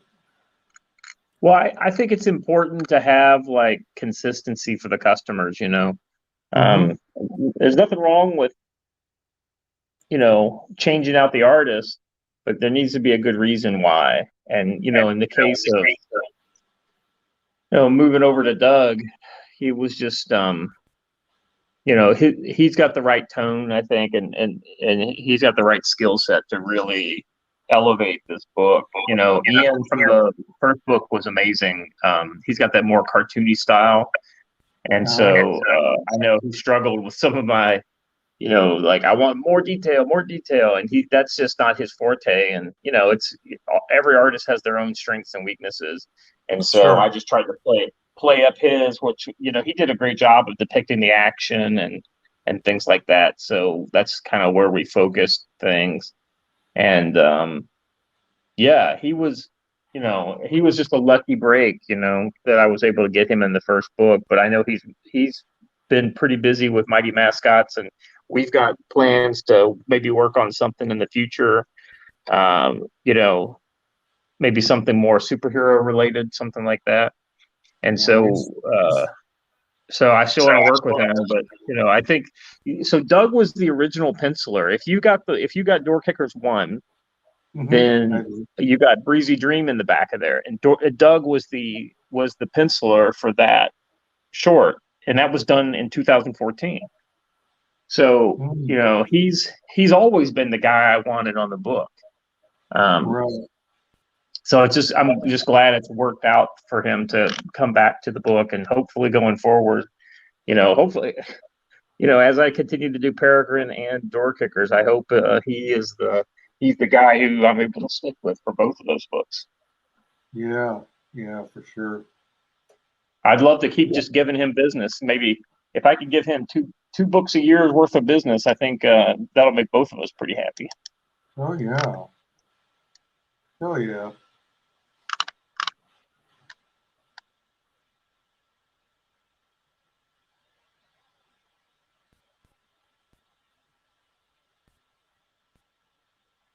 Should see if you can't fit in a Door Kicker in the back in one of those corners there. That's what I was gonna try and do too. Leave Throw it. it. The one I recommend is Stillin. The one with the hood and the sword. Let me see. He's kind of easy to, unless you want to do the dude with the like Bill who wears those quad night vision goggles. The quad tube. That's pretty iconic. Oh yeah, that's true too. That's a good point. The guy, yeah, he's the one that's on the cover B.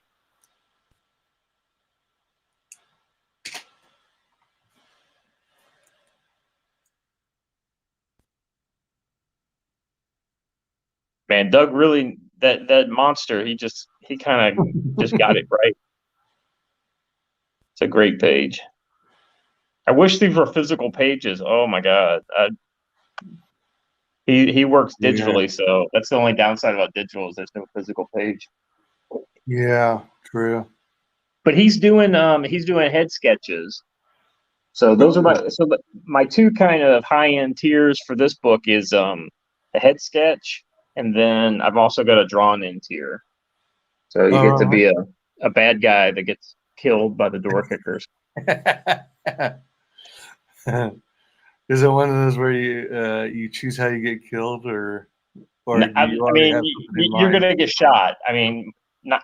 I mean, like so. For if you go back up, like to page 10, you look at the sample page 10.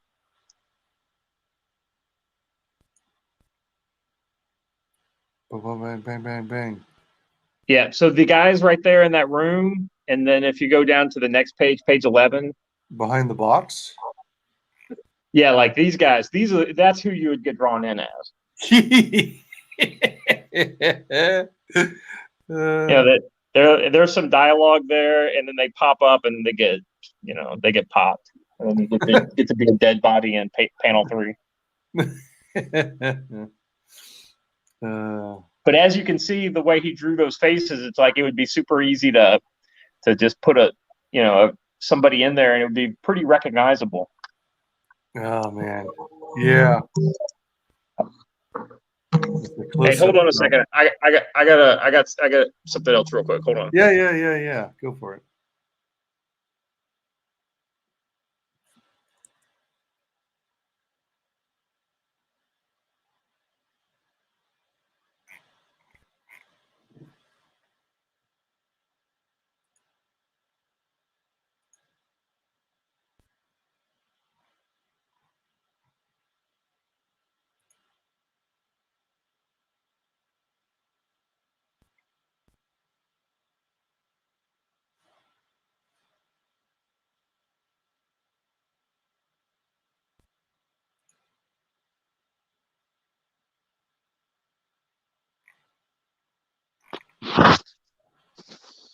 All right, I'm back. All right, welcome back.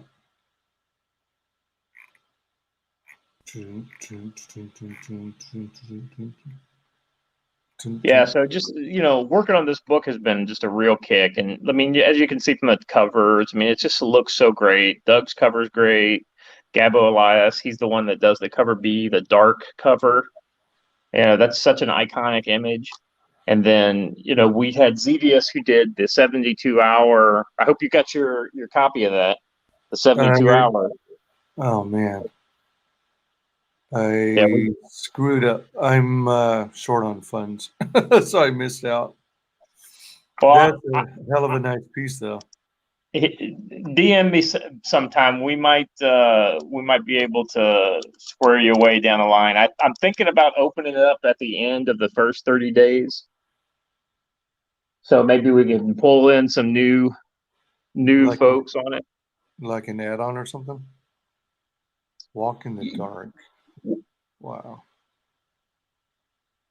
So anyway, I mean, we'll be able to. I haven't decided for sure. The whole point of it being a 72-hour was to give it some exclusivity, but we may do it as part of the last 24 hours or something like that. We may turn it back on again. But did you see that cover though? The one by Xevious? Yeah. Yeah, it's nice. That was crazy good, right? Yeah, I love Xevious's work. Yeah, he's and he did that so quick too. He just came right off the bench and just knocked it right out of the park. I've been a fan of his since I saw his work in Sins of the Fae. That's right.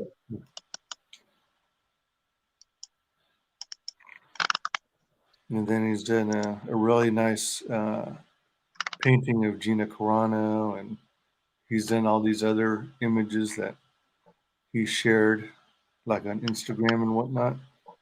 Yeah. Good stuff. Well, he's got a lot of high visibility stuff out there. Mm-hmm. Very cool.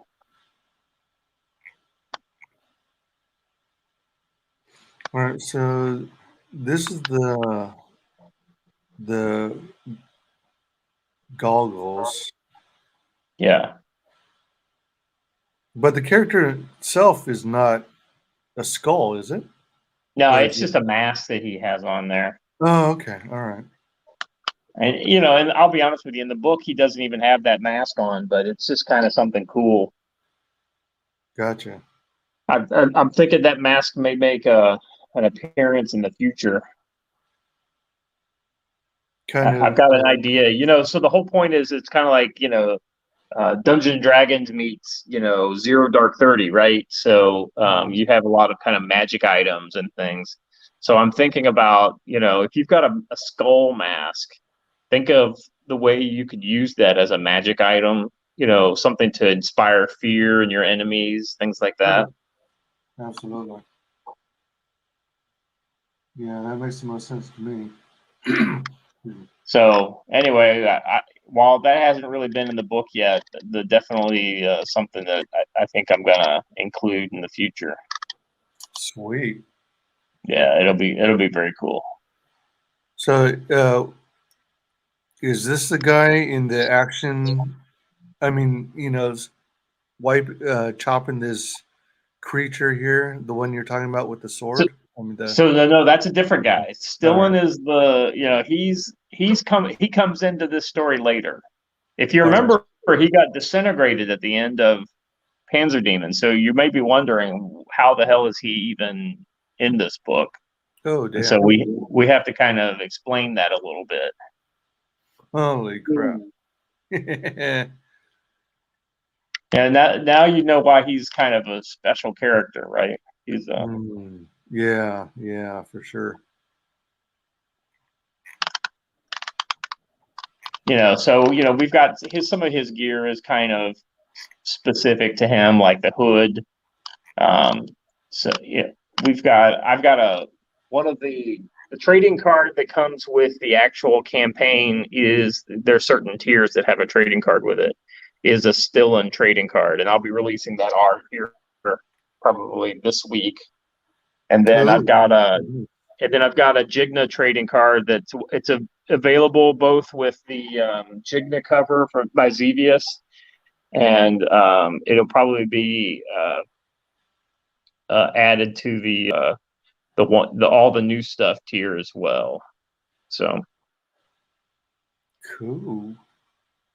So it's just another incentive to kind of jump on to that larger tier. Yeah, that's beautiful art, man. Jeez. And then I've got an ash can with this book as well. So right there, those are all 20 pages of the ash can ready to go. Holy moly. Yeah. So the art for that is completely done. And so all I got to, and if you look in the stretch goals, depending on how the campaign does, we'll add kind of quality of life improvements to to that. So if we get all the way to I think it's 30K or something like that, then the ash can will go normal size, standard size with a color cover and everything like that. So awesome.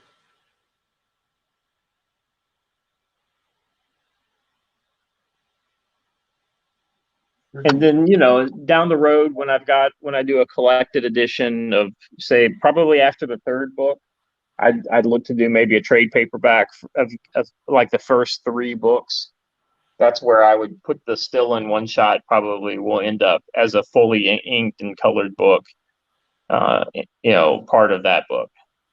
So the ash can will be, really your only opportunity to get that as a standalone book. So it'll be pretty rare. Nice. Where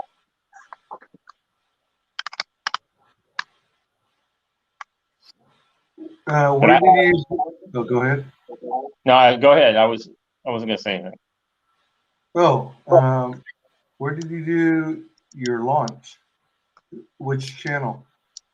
Oh, I did it on Sweetcast. Oh, all right. Yeah, Clint's been a great friend, since. I mean, honestly, he's one of the guys that I kind of connected with early on in CG. Mm-hmm. So we've been, since 2018, I think. So. He's got a great, unique audience that really appreciates the hard work and things like that. So that's a kind of a good fit for me. And Eric Weathers hangs out with him a lot, and Vaughn, and there's a very kind of solid group of creators that that we're all kind of we hang out in DM chats and things like that together. So that was a no-brainer. And then I'd love to close out on a bigger, like one of the big channels, but I'm not reliant on the big channels. I mean, I haven't been on a big channel. Well, I guess that's not true. I was on Cecil's channel, which was a hell of a bump. But outside of Cecil's channel, I haven't been on any other big channels yet. And we're already well on our way to getting funded. So, and the funding it's a little, it's higher maybe than average. A lot of people go with like 3,500 or something south of 5,000. But honestly, $10,000 will pay for this book. Nice. And there is, if I get $10,000, you will get this book. It's not one of those kind of things where, oh, I funded at $5,000, but $5,000 won't even pay for the art. And so, and then people end up getting a compromised product or something like that. Right. No, you're going to get exactly what, if you got the first Door Kickers, you're going to get exactly that, plus, the new, the high quality art you expect for somebody like Doug. And, everything is going to be tip top with this book. And I think everybody's going to be very happy with what they get. And, like I said, I've already got the artwork completed for the ash can, so there's no worries on that front. I've got the first book is available on this campaign. So for people who have never seen the book before, they're able to kind of jump in and join the fun. Sweet. So, yeah, so it's a pretty good, essentially you could back one tier and get 3 books. Nice. And I think it's, you're paying a little more if you're buying the first book on this because, hey, the people who backed it, like you backed it on the first time, you guys deserve, some special consideration for that. And so you guys got it at that $25 price point. So the first book is now at a higher price point because it's an after, it's more valuable now. You missed out when if you didn't get it the first time around, you missed out. At least I can make it available to you now. Yeah, I think. And then everything will be signed. So any book you get from me on this campaign will be signed and dated for the year. So it'll be fulfilled next year. So it'll be signed and dated 2022. So if you buy that first book on this, it'll even that would be one way to distinguish a book from the first campaign from this campaign is the signature and the date will be different. Very cool. And then on top of I've got this if you signed up for the mailing list, then you got access to the secret perks. Still a lot of people who signed up for the mailing list haven't claimed their secret perks, so those are still available. There's three levels of that, kind of a cheaper one and a more expensive one, and then a kind of catch-up one that kind of it gives you most of the stuff from the new campaign plus the old book. So there's 3 different secret perks, and then of course we had the limited edition cover that we may or may not open back up again. So we'll see how that goes. Right. Have you heard any feedback from those who backed? Those who got the special cover about a possible re-release of it? Has anyone said one way or the other whether they like that? Nobody said anything to me, but I think what Shane Davis did on his kind of limited time cover was actually pretty smart. He made it available early on, and then he kind of opened it up for an hour or 2 here and there. Yep. A kind of key channel appearances and things like that. Yep. So I may do something along those lines. you know, so we'll just see. We'll see. You know, like if I got a shot to go on Ethan's channel, for instance, I may open it up for that because I want to get every possible. I want to have as many different things available to the audience that would be, you know, because then maybe they don't like the other two covers, but they like Xevious' cover, and if they're not hearing about it until I go on that bigger channel, then, you know. Anyway, you know how it works out. You gotta be flexible. Sure. Have you by chance? What's that? Have you by chance tried that? Trick that works for some people, where you send a super chat that promotes your book. You know, saying we're such and such % funded.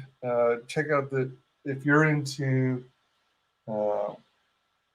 good guys kicking major ass and stuff like that. Consider backing this campaign today. We're funding for another however many days. You know, doing one of those where the host reads it off.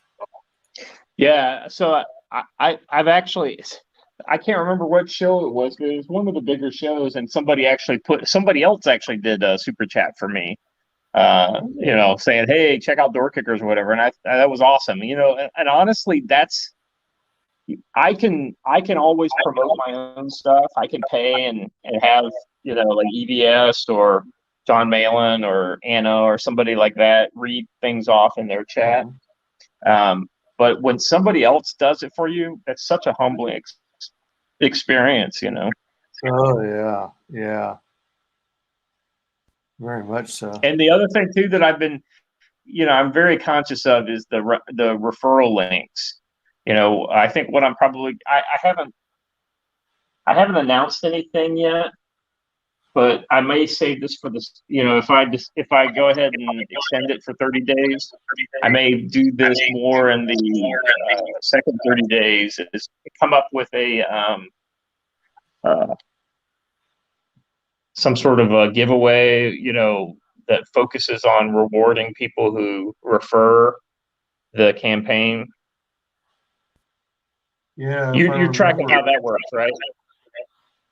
Right. Yeah, I mean, from what I remember, I think Shane was trying to do that with Starlight Cats, and every now and again he'd give like a prize of some sort. I mean, I was promoting, but probably not as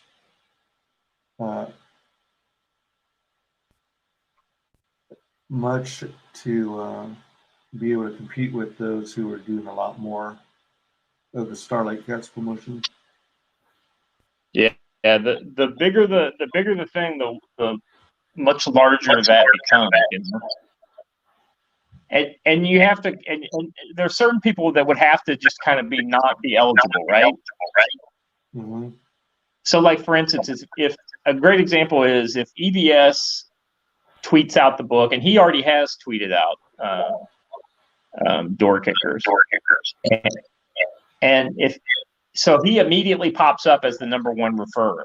Like I'm the only one who is higher than him on the referral list, right? And that's just because his audience is so large, right? You know, so I think you would have to look at people with a audience of a certain size would be, you know, if you had more than X number of followers, you wouldn't be eligible, right? Because there's just too much of a, like a. Somebody like an Eric July or somebody like that, if I could get a promotion from that person on one tweet, he could automatically become the #1 referrer. Right. So you would you have to figure out a way that's equitable, and and guys like that, they don't want to promote it, for it's like the idea is you'd want to reward your fans that are actually promoting the book. So I got to think that through and figure it out. There's a couple other ideas I have to kind of generate some kind of community interest in the book, as far as things that would be seen of value and things like that. So Right. I do like that you're. Actually, wait a minute. Did you say your current campaign has a catch-up tier, so you can get the first door Get the kicker? first book. Yep, that's on there. Nice.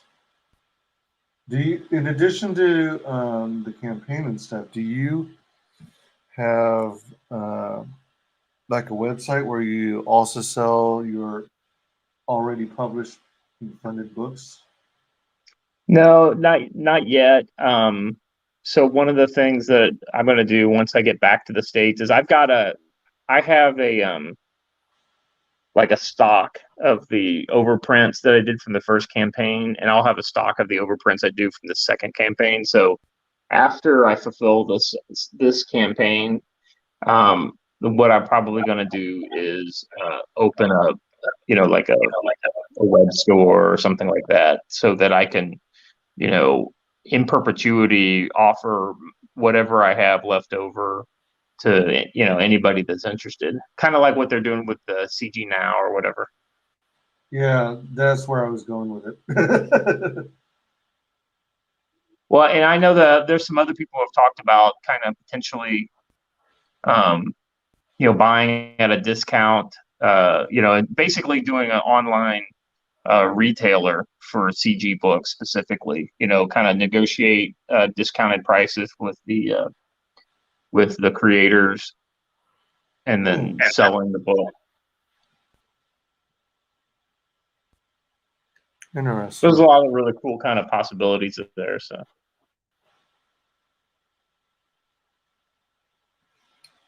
Oh,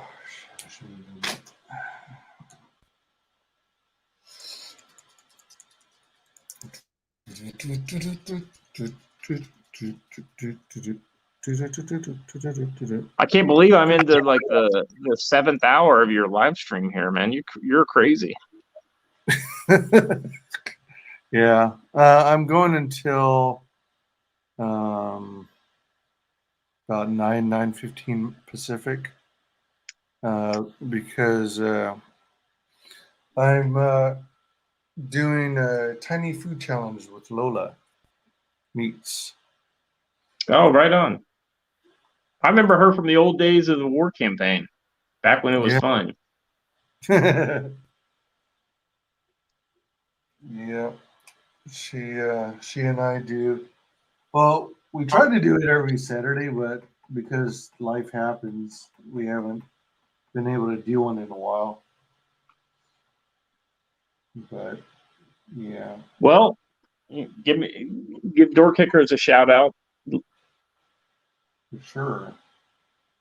Tell Lola Scott says hi. I haven't seen her in a long time. I've seen her show, but I've never caught it live. So. Oh, probably due to the time difference, eh? Yeah, it's kind of tough. Yeah, I bet.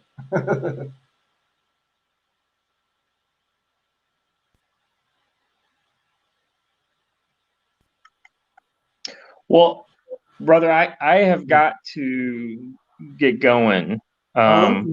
It's been awesome for you having me on, and hopefully maybe you can clip this segment out so it's easier for people to find.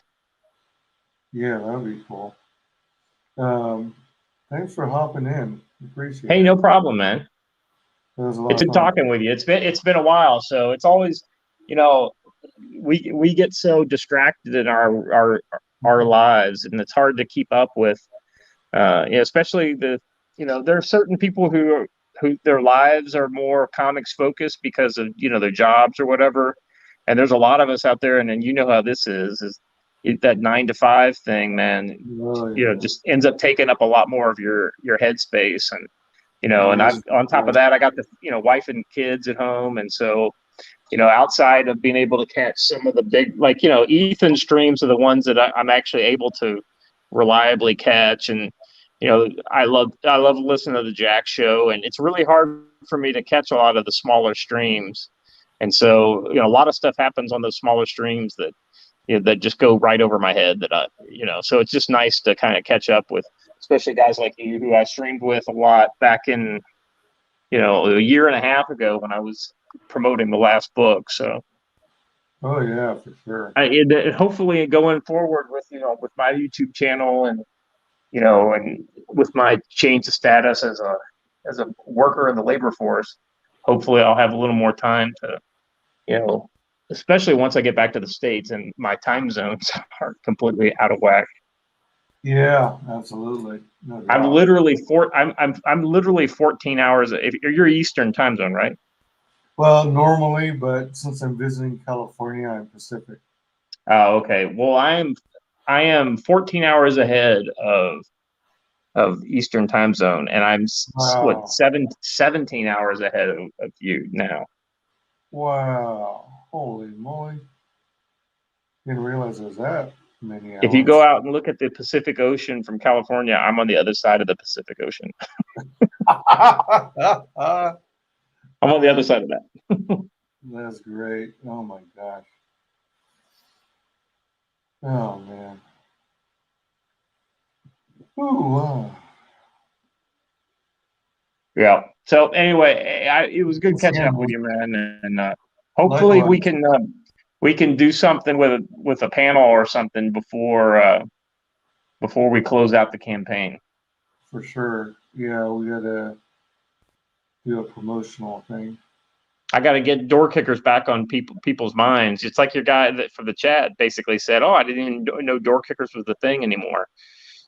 Right. And then said in another, so is this the same thing as Doom Kickers? Is this just a different name for Doom Kickers? I was like, no, Doom Kickers, no. Right. Door Kickers came first before Doom Kickers. Yeah, absolutely. What a dumb name, Doom Kicker. What does that mean? You're kicking Doom. All right, brother. I'm gonna let you go. All right, take it easy, man. Yeah, you too. Good work on the cards. Can't wait to see how it turns out. No, thanks much. I appreciate it. All right, later. Later.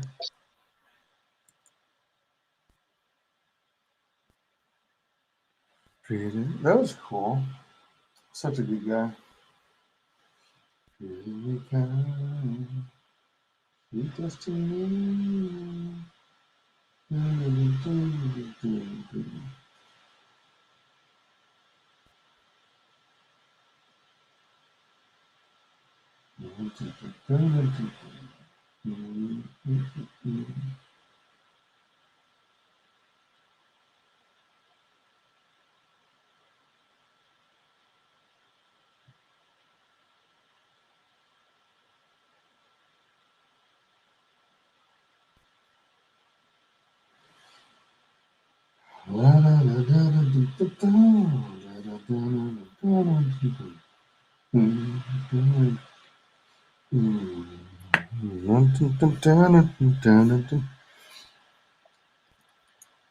To be fair, I haven't heard about it in a year, and I'm not backing it, so how would I know? True. There are just so many projects, and hard to keep track of them all. Hell, I try and promote all these projects, and I can't keep up myself. So yeah, you're good. You're good.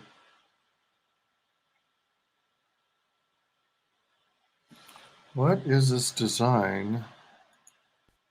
Can I make it out? No, I can't.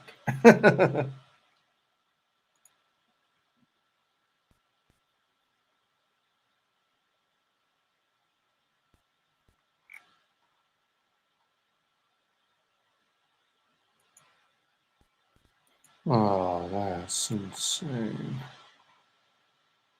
Can't go to church without a QR code on his phone. Oh, damn, Xevious. That sucks. That makes no sense whatsoever.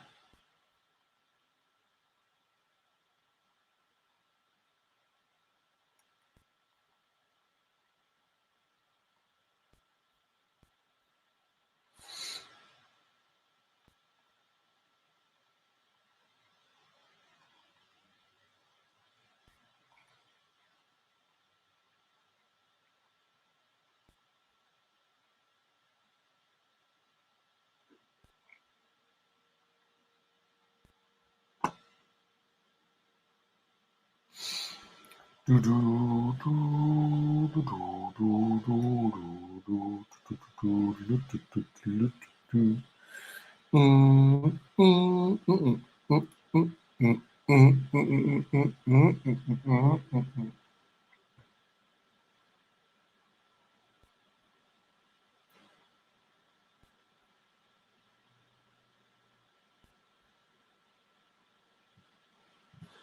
So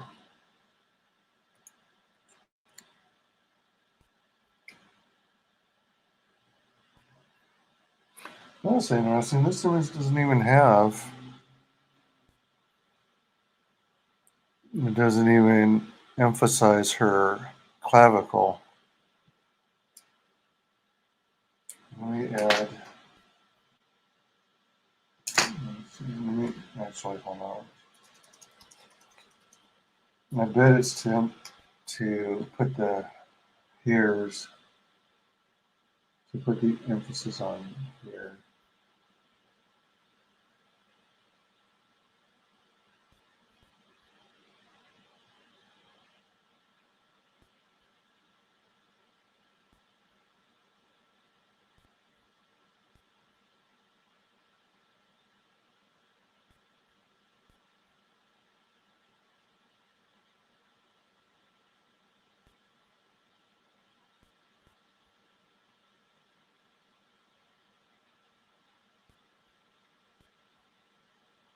No, shoot. Oh, shoot.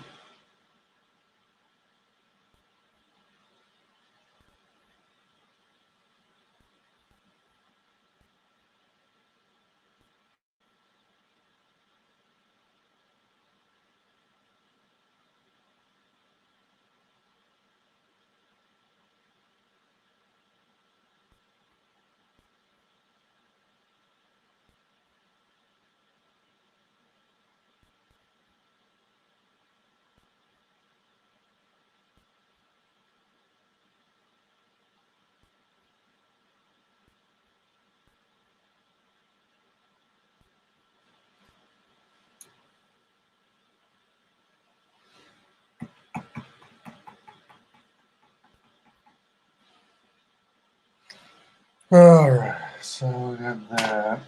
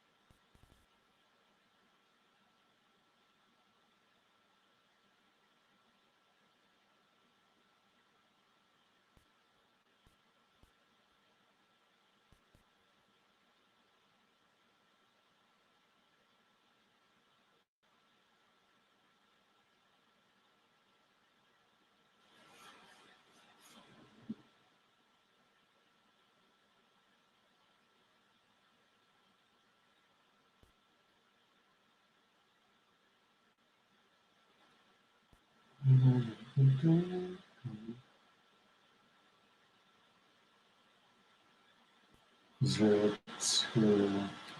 Let's switch to 005 for the eyes.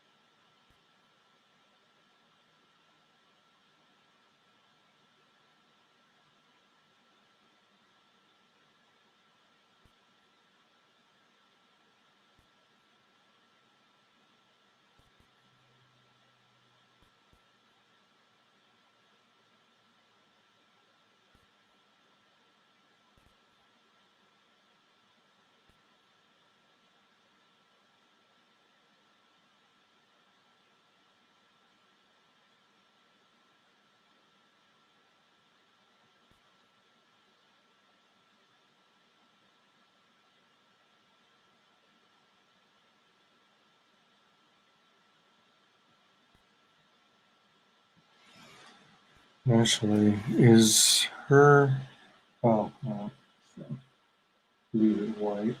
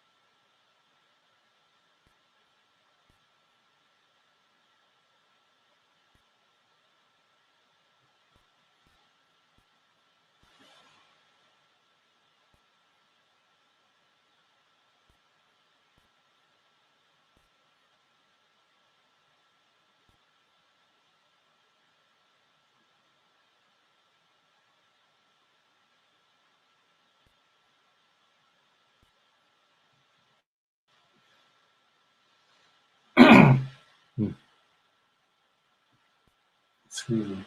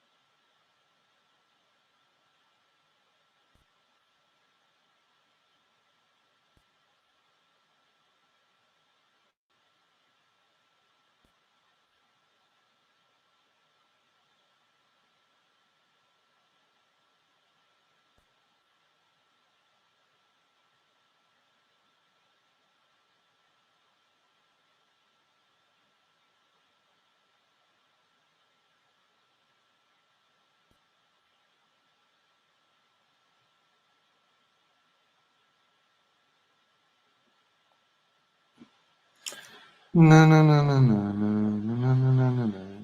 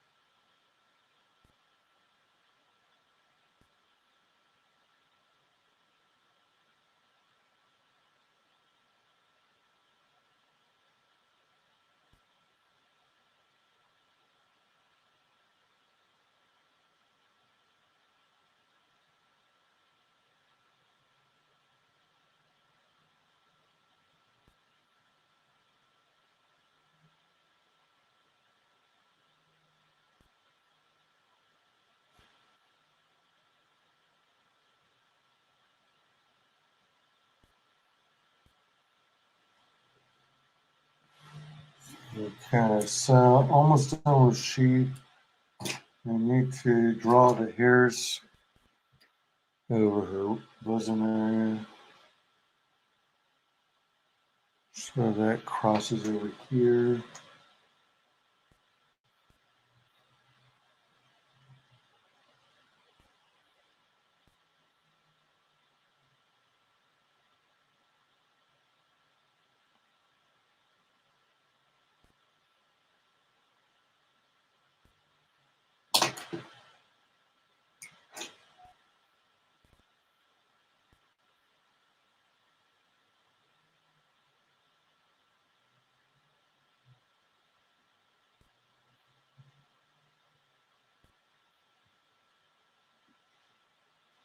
And then we've got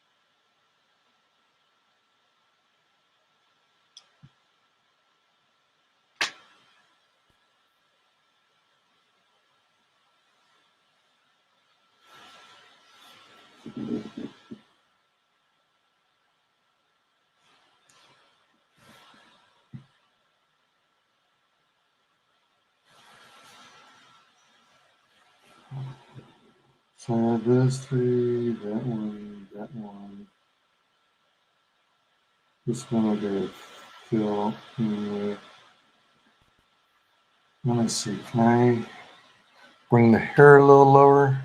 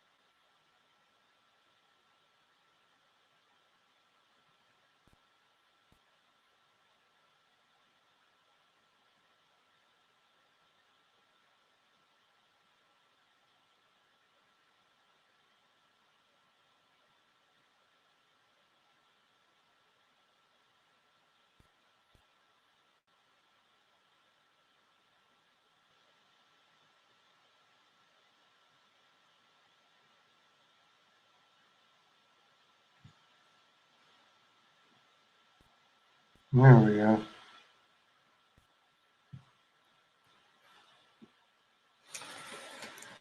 Oh, yeah. Oh, man. What the hell? Having trouble connecting to Facebook. How dare you? I've only been going 8 hours.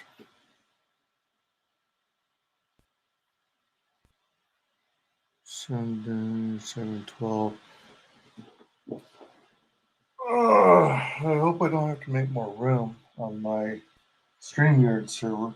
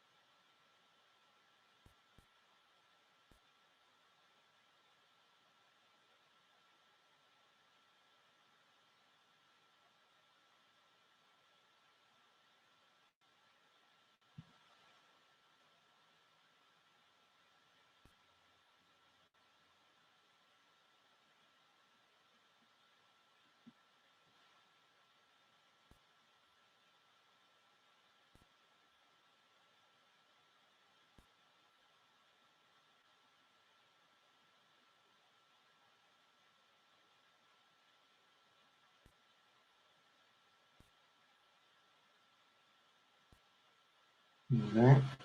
All right, that's all the... Man, I gotta stop there.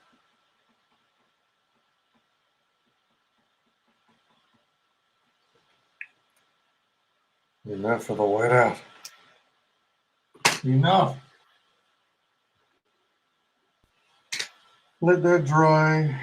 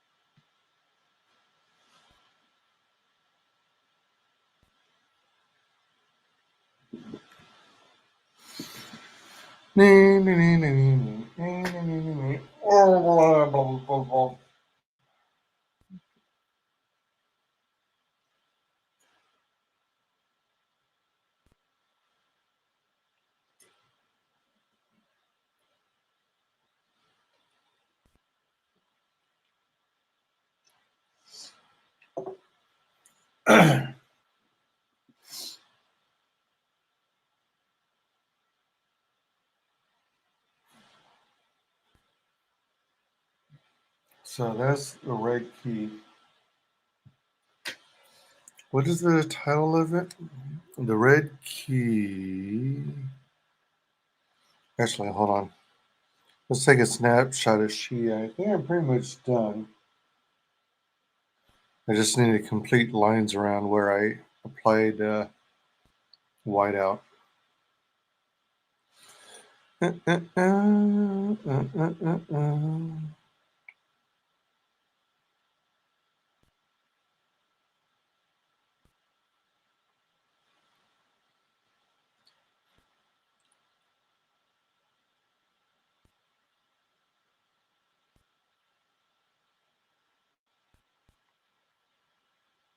This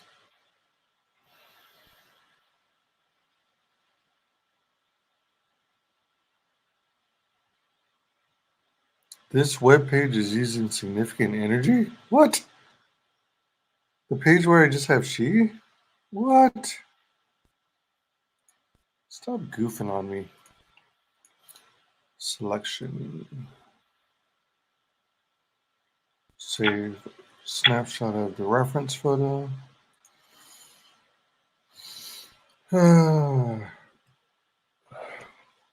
She.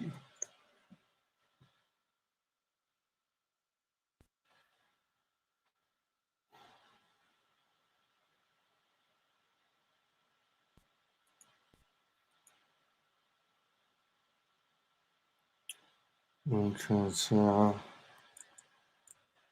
she is done off the list. Oh, I didn't originally have her. All right. Now she's on and done. Oh man, am I going to be able to fit everyone else?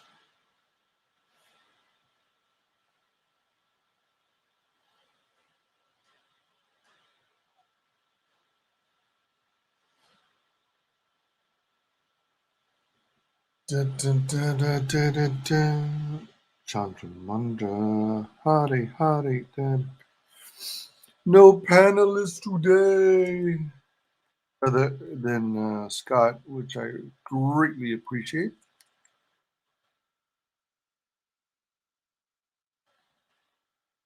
Normally I click on that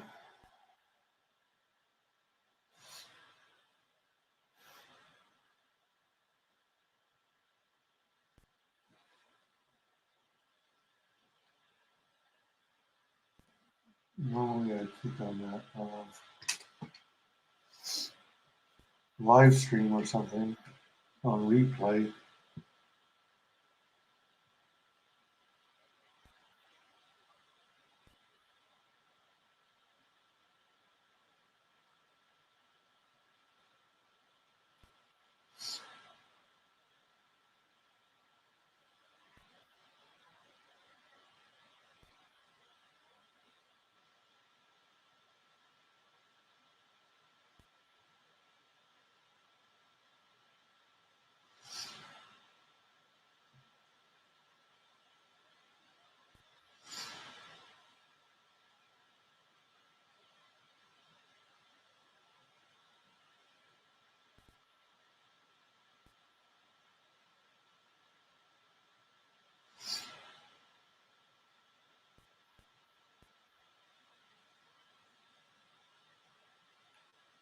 Yeah.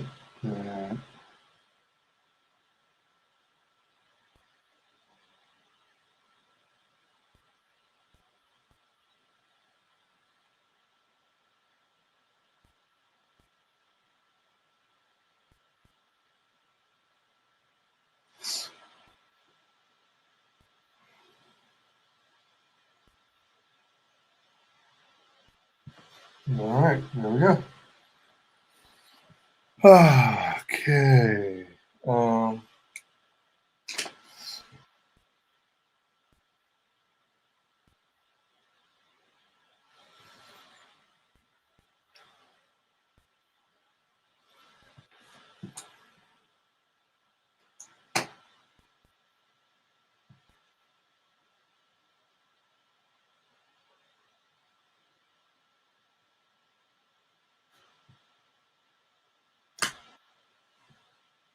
That was fun doing she.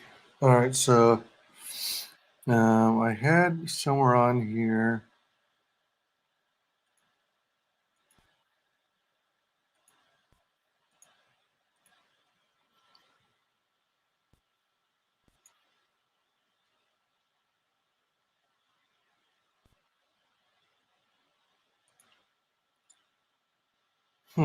Is this Iron Sights?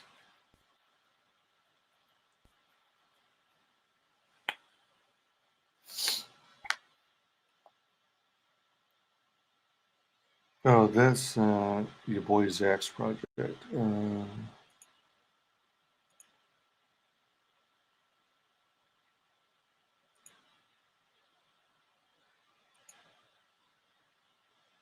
Huh.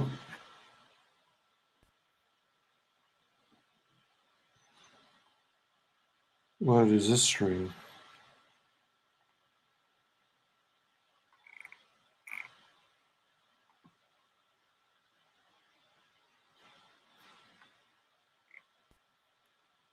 Oh, is this the one with wait, this is a different one. This is this is that Lola. All right. Impossible Stars. Chill drawing stream. Is this another EVS one?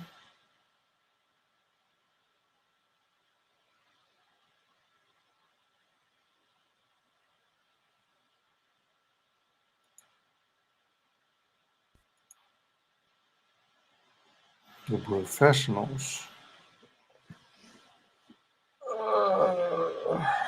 You know what? I should probably be using this in Opera instead of Opera GX instead of Safari.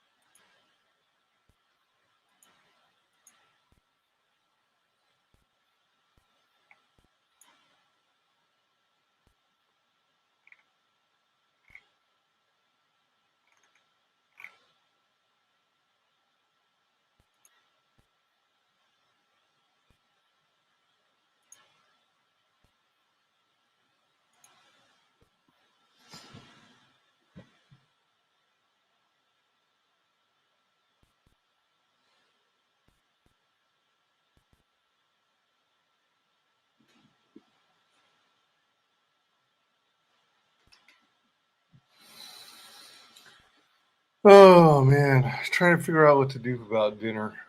I mean, maybe I'll just make some breakfast burritos. I probably should have something before I compete with Lola tonight.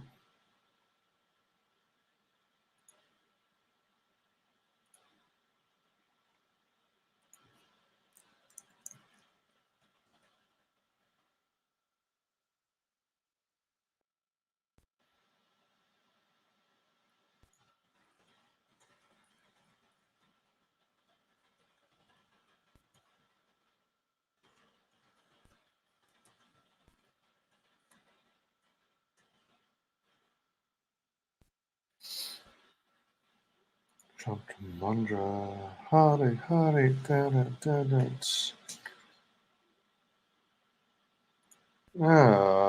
What's up with dang you, Facebook? Let's reestablish your connection. Oh, no. That's not what I meant to do. Let's remove and re-add you.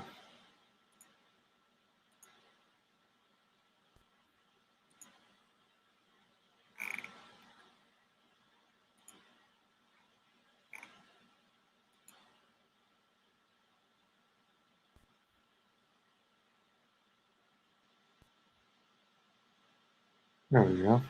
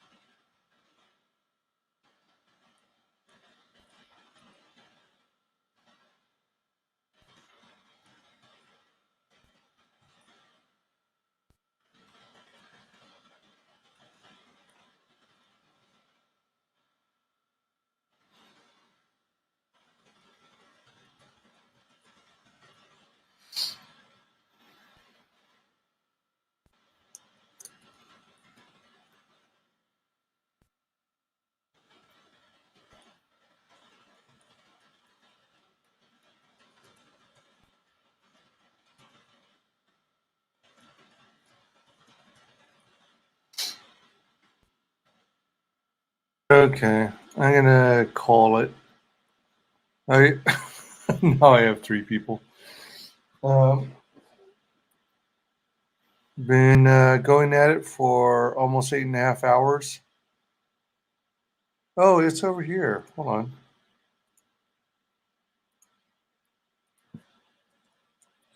It's in. I used to think that you could go back indefinitely to the beginning of the stream, but I guess you can't. It cuts you off early. Dang it, Facebook! How dare you! Curse you, Facebook! Oh. What's up? What's up? What's up? What's up? What's up? Hey, hey! What's up? What's up? What's up? What's up? What's up? Hey, hey! Can you hear me? Oh no! Wise. There you are. What's up, Wise? What's up? What's up? Hey, what happened to your avatar? It's just a plain nipple. No, it looks kind of like an eyeball to me, but people describe it as Wait, what? You can't see my butt avatar? no butts at all. No Oh, butts man. about it. It's just the generic, Oh, there it goes. There it goes. I don't know what you did to change it, but I just changed the avatar. oh. So, are you connecting via your phone? Yeah, I'm using my Wi-Fi, my house Wi-Fi. Huh. Why are you using Wi-Fi over cellular? Because my cell service was being a jerk. Oh, right. Man, and they're just like AT&T. They always brag about being the best and having the most reliable service. Oh, yeah. I used to work for Verizon, but not the cellular side, the background side, the network. So how you been, Wise? Good, all in all. I mean, as I told you earlier, the original plans for today got canceled, so I had the whole day free. So I ended up deciding to try and get these sketches done. The last 2 puzzle posters. What'd you end up going with? I think I'm gonna do on the last one a self portrait. You know that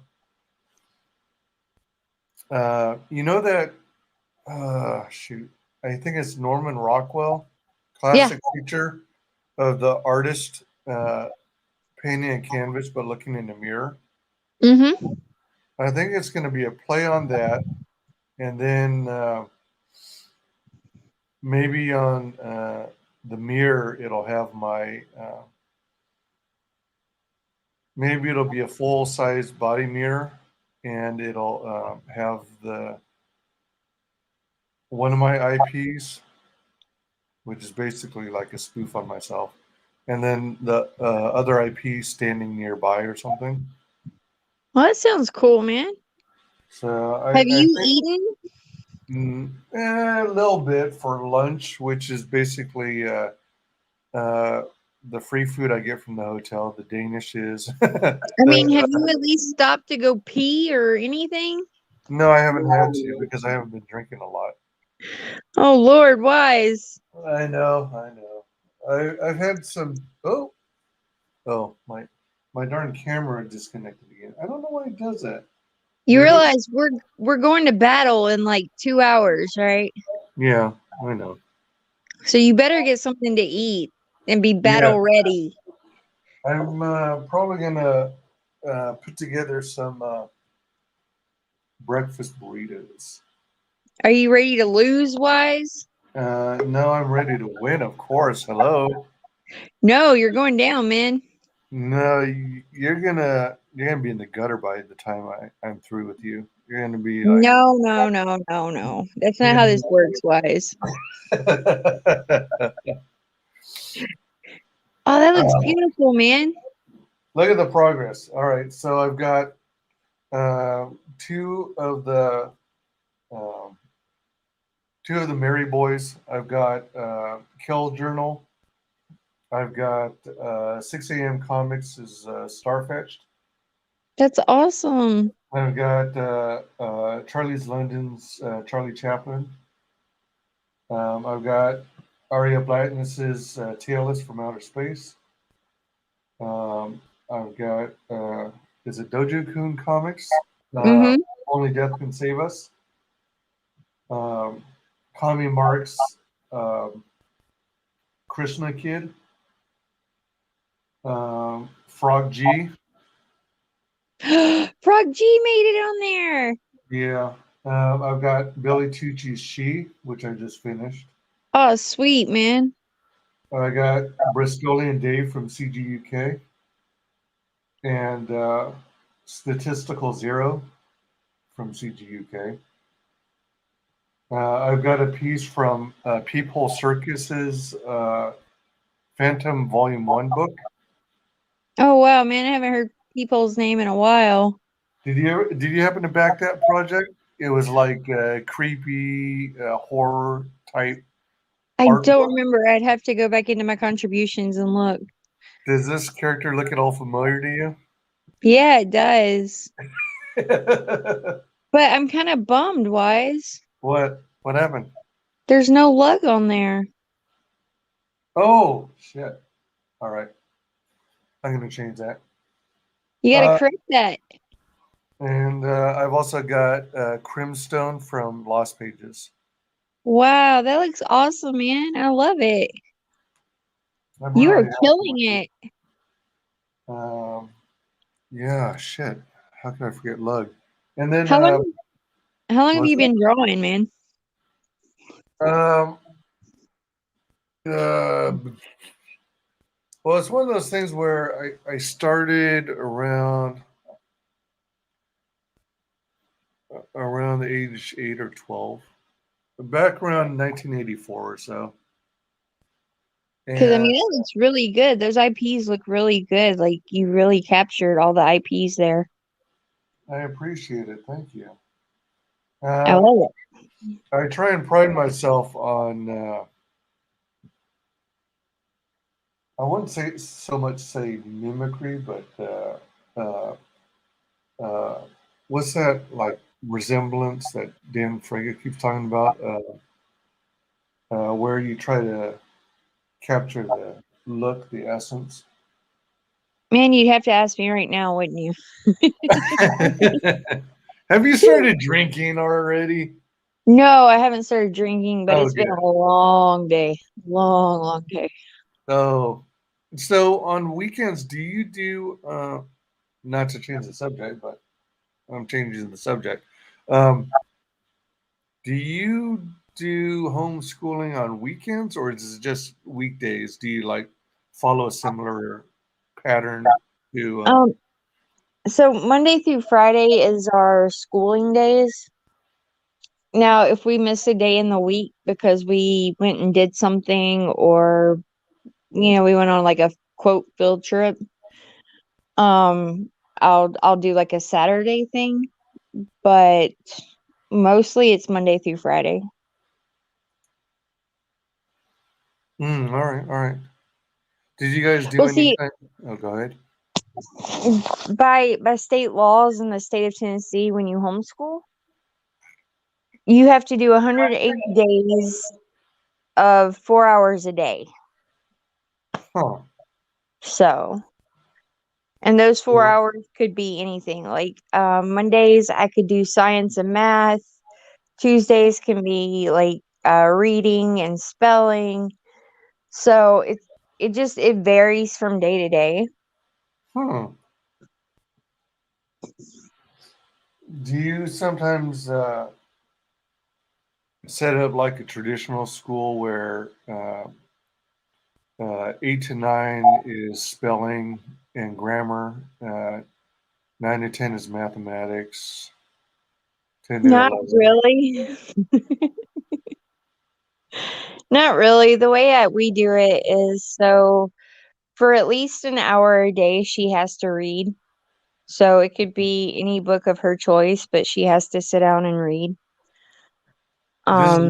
This is one that you've read beforehand that you'll quiz her on or something afterwards, or ask her to write a book report. It just has to be something of her choosing that she enjoys reading, which is normally comics. But it's just to teach her reading and to get her familiar with the English language and to get her familiar with grammar and grammatical errors versus proper grammar. So it's kind of like our English and lit lessons. Mm-hmm. So at least 1 hour.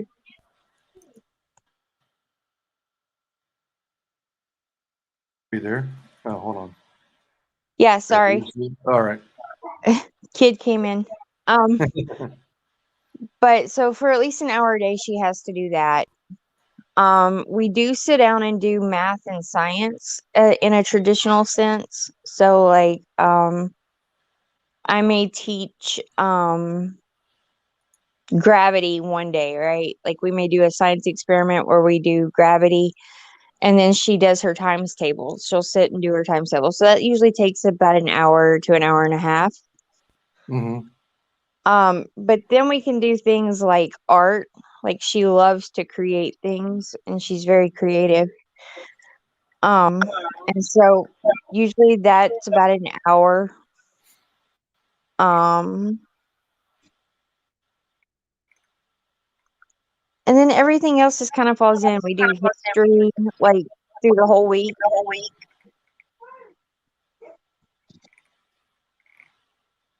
Am I echoing? No, I wouldn't say so. Okay. So like we do history and like we also apply things practically too, right? Like so we do math in the kitchens, like she'll help me cook or bake. Cool. And so she has to learn to like measure out stuff, you know? Like if I need a half a cup of sugar, she has to measure it. Nice. That's part of our curriculum. Is we try to apply it practically as well. Cool. You can get a little helper in the kitchen there. I do. It's awesome. I love it. I absolutely love it. It's the best part of being a mom that can stay at home and teach my kid from home. Oh yeah. Is there is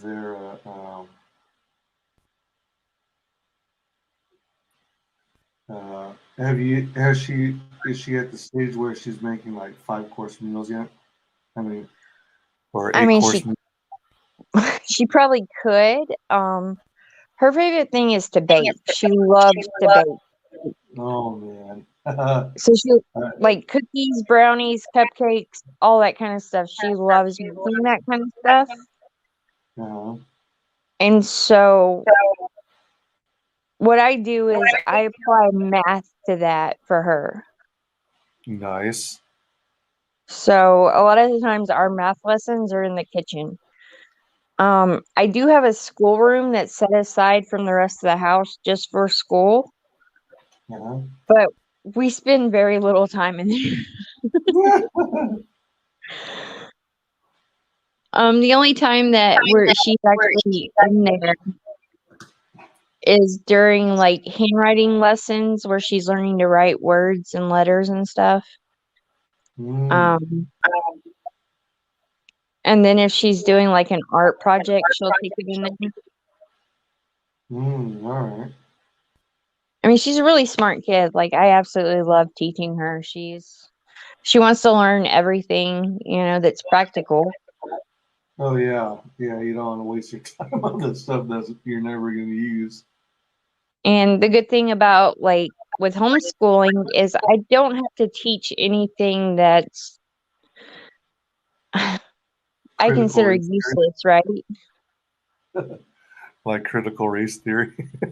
Yeah, I don't have to teach any of that crap. Like I can just teach her basic practical knowledge of stuff that she can apply to real life, and it's okay. And if we have a day where, like I said, we go do something, that can count as homeschooling. Like if we go to the aquarium, I can count that as a homeschool lesson.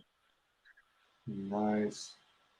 So that's really nice about it. But then, like I said, I can teach her how to cook. I can teach her how to do laundry. I can, the stuff that she's going to need to know when she's on her own as an adult. Yeah.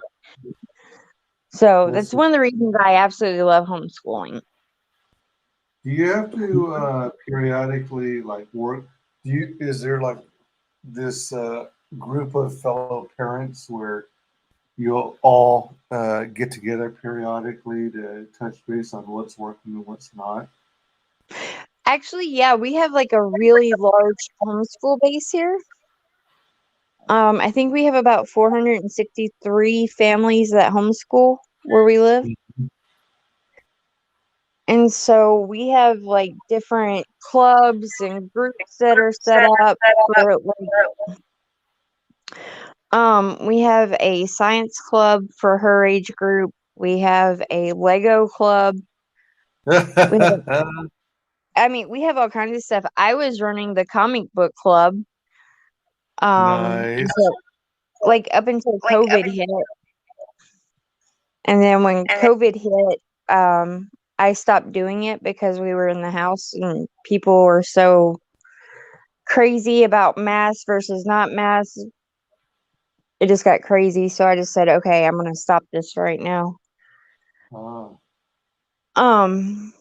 But we have all these groups and clubs that the kids can do and join, and it's different age groups, different families, so yeah, we have something like that here, definitely. Do the parents take the group and watch over them by themselves, or do the parents participate as well? Or do they hang out while you're teaching them? Let's say you do the comic segment. Do you have the kids to yourself, or? It depends on the age group. So a lot of the stuff that I was doing with the homeschool group was older kids. I was offering things for the high school kids. Because we didn't really have a lot of stuff for them. We had a lot of stuff for elementary. All right. And so I was like, okay, well, we need more stuff for the high school kids to be a part of so that they're not left out. And so I was offering clubs and groups for them, and their parents would just drop them off, leave them, and come get them. But the smaller kids, the elementary kids, kindergarten through 5th grade, most of the times the parents stick around for those. Now it is parents teaching or leading those groups. So you will have a parent that's say their interest is in mechanical engineering. Well, they'll do a group or a club that teaches mechanical engineering to the kids. And we've had people that do that. We had I was running the science club for the high school kids. And my best friend was running the science club for the little kids. So it was she was dealing with the smaller kids, teaching them basic ideas, right? Like gravity, or I'm trying to think of some of the other ideas that she was introducing. Biology. Yeah, like biology or physical science, chemistry, those kind of things, but she was doing it on an elementary level, where I was doing it on a high school level. Right. So it's we were able to do that. And it's nice. It's nice to be able to have that dynamic. And I trust a lot of the parents that are in this group because a lot of them have either similar backgrounds to my own, You know, they No. just want the best for their kids, and if they want the best for their kids, they want the best for my kid too, right? So, Yeah. but I've never been the type of parent to just leave my kid anywhere. So, Yeah. like So I just you stay for the lesson as well. I do. So I get the lesson as much as the kids do. Sometimes it can help because now you know mechanical engineering, right? I know some things about it.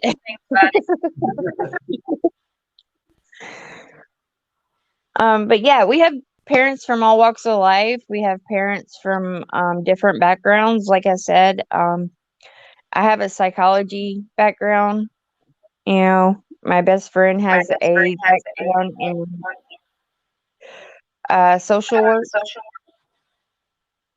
So we both have degrees or college experience enough that we can teach these kids stuff. Nice. And most of it is most of the families are Christian based. Cool. And so most of them go to church or have God some way incorporated into what they teach. Do you have issues with parents who are like atheists? No. My thing is I don't have a problem with any of that. Like I teach a secular curriculum. So that means I don't incorporate God into curriculum when I'm teaching my kid. But I have friends who do, right? So like we go back and forth on that. Like I don't feel that my kids should get religion in their schooling. I think it should be something separate. Right. So that's something we do completely different from school, separate from school. Makes sense. But I don't fault or judge or turn away anyone that wants to come and learn. So I mean, we've had people who were quote Satanist and everything else. Oh dear. Yeah. That must have I been pretty Was I it? pretty much accept everyone of every ideology except SJWism. No.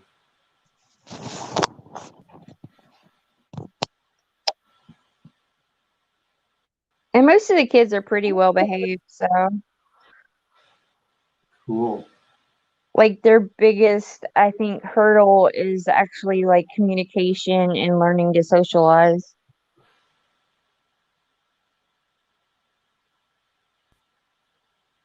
Which is probably the toughest for a homeschool kid, you know, socializing because you're pretty much around your family. You're not around outsiders. And so when you do get around other people your age that are outside your family, you have to learn to communicate and talk and be a part of a group. And that's something that we teach when we do these groups, you know? Good. That's good. Well, we don't want them being Twitter weirdos. Yeah. So. Man. Well, you know how much I'm in social media, pretty more or less, right? And considering all the time I spend online and streaming and stuff like that, can you believe that one of my daughters is, since she's still on my phone bill, I still see the usage of the data, and she does way more social media than I do, even. Which is Well, that's kind of bad. you got to think our world is now online. Everything we do is digital now. Yeah. From like when we go shopping or out to eat, we pay digitally, you know, we pay with our debit cards or credit cards or PayPal or like everything we do is online. Our lives are completely online now. Like people don't talk face to face anymore because we're so involved in social media and our screens. Oops, wrong one. It really causes a issue, I think, with a lot of people. It does. I don't know if you could see it. I see it. It looks awesome, Wise. I love her. Looks so good. I think it came out cute. I'm trying to think of who else you could add on there. I actually had one other panelist earlier, Scott McCullough of Door Kickers. Oh yeah, Door Kickers.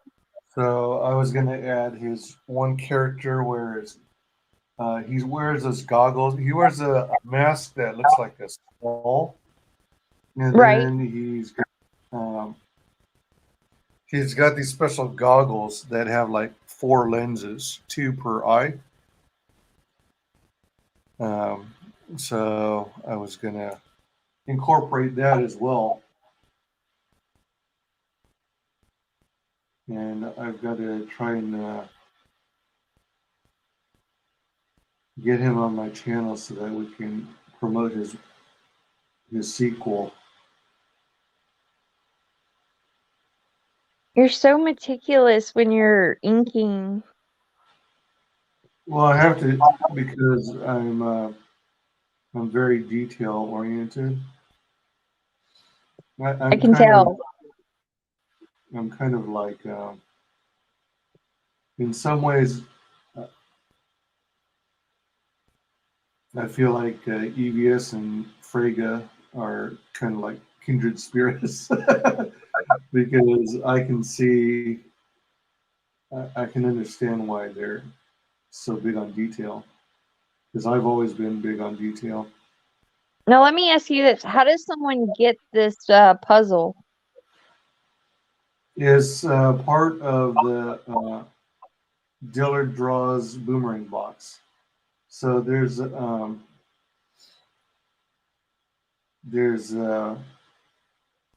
link in the description, and basically you go to John Dillard's channel. He's got the whole Boomerang Box Saga as a playlist, and the very first video explains how it works, and you leave a comment of some sort. It can even be something as silly and basic as writing the word comment. And then the idea is you get to learn about all these other channels from these different creators who are participating. Right. So then every participant has to subscribe to each of these creators that, you know, as it travels around the country and stuff.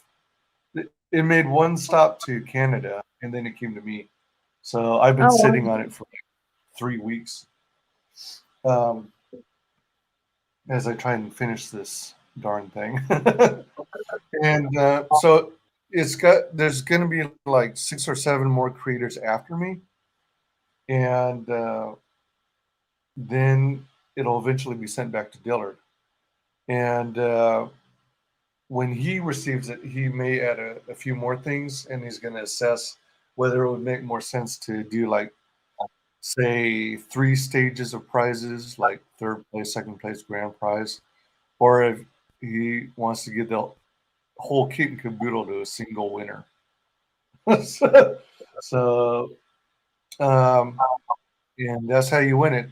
Part of my contribution to the Boomerang Box, since I'm not a comic book creator, I don't have anything published other than what I produced in high school and for that software company years ago. I wanted to try and, you know, give something that feels worthy, you know. but Right. is also representative of my channel.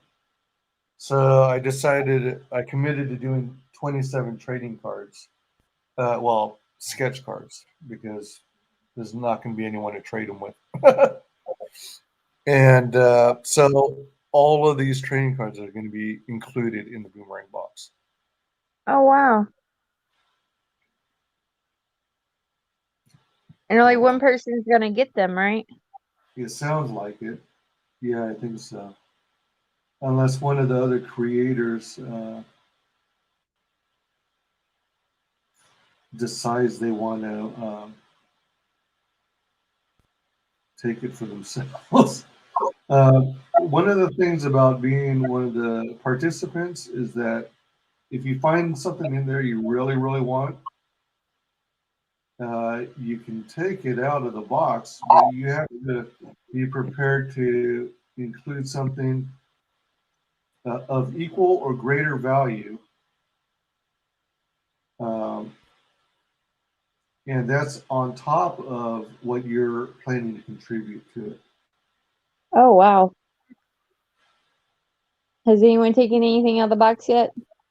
I don't know. To my knowledge, the only thing I remember anyone taking is, a business card. Because, we're allowed to include business cards for other participants to grab, It's such an awesome idea. I love it. Yeah, I think I mentioned it to you a while back, asking if you wanted to see about participating yourself, but I think you just got a little busy or something. Or Probably. My life stays pretty hectic. I wasn't sure if you were interested, because I know you're very creative and you actually make stuff. You made like a dragon piece. Yeah, I do resin, and I stay pretty busy with fiber. I do a lot of fiber work. You do? Oh my gosh. Yeah. I crochet and knit, and you do? Yeah. Crap. I'm actually, I might have told you already, but I was going to try and learn how to knit something, because I have an idea for something I want to make and send to Anna, that Star Wars girl. Right.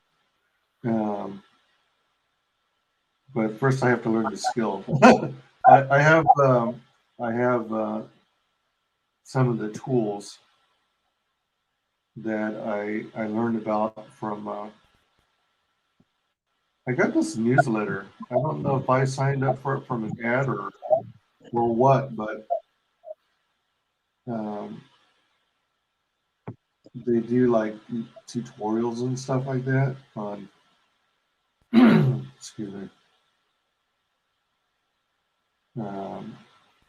how to crochet. And I've got like several books that I picked up from Joann's. Okay. That are how to make specific types of crocheted items.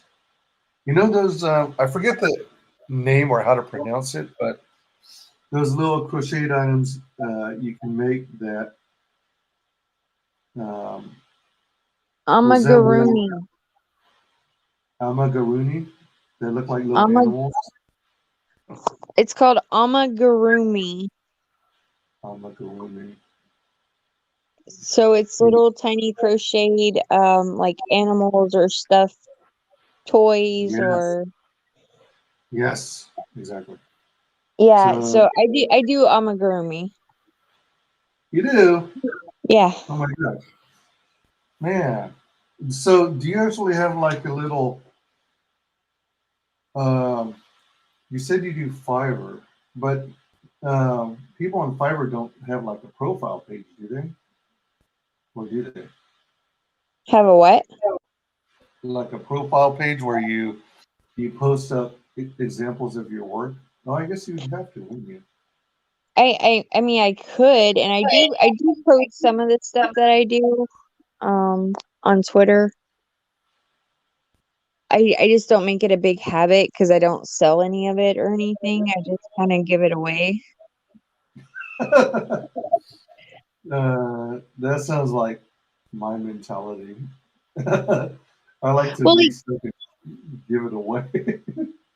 Well, like what I like to do is like for instance for you guys, like if I get it in my head, I want to make you something. I'm gonna make you something and send it to you. I'm not gonna try to sell it. No, right. It's just not what I do.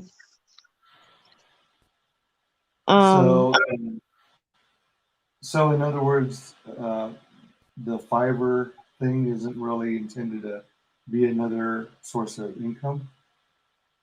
No, I did it for a little bit. Like there was a brief moment, like a winter, I think about maybe 4 or 5 years ago, where these beanies were really popular that had holes in the top where women could pull their buns through them. Oh. All right. And so, or their ponytails, you know, they wanted the holes, but where the ponytails could go through it. All right. Yeah. And so I made those and sold those, and it was just a pain in the ass. So I was just like, no, I'm not doing this no more. What part of it was a pain in the ass? Physically making them or dealing with customers? Oh, dealing with the customers.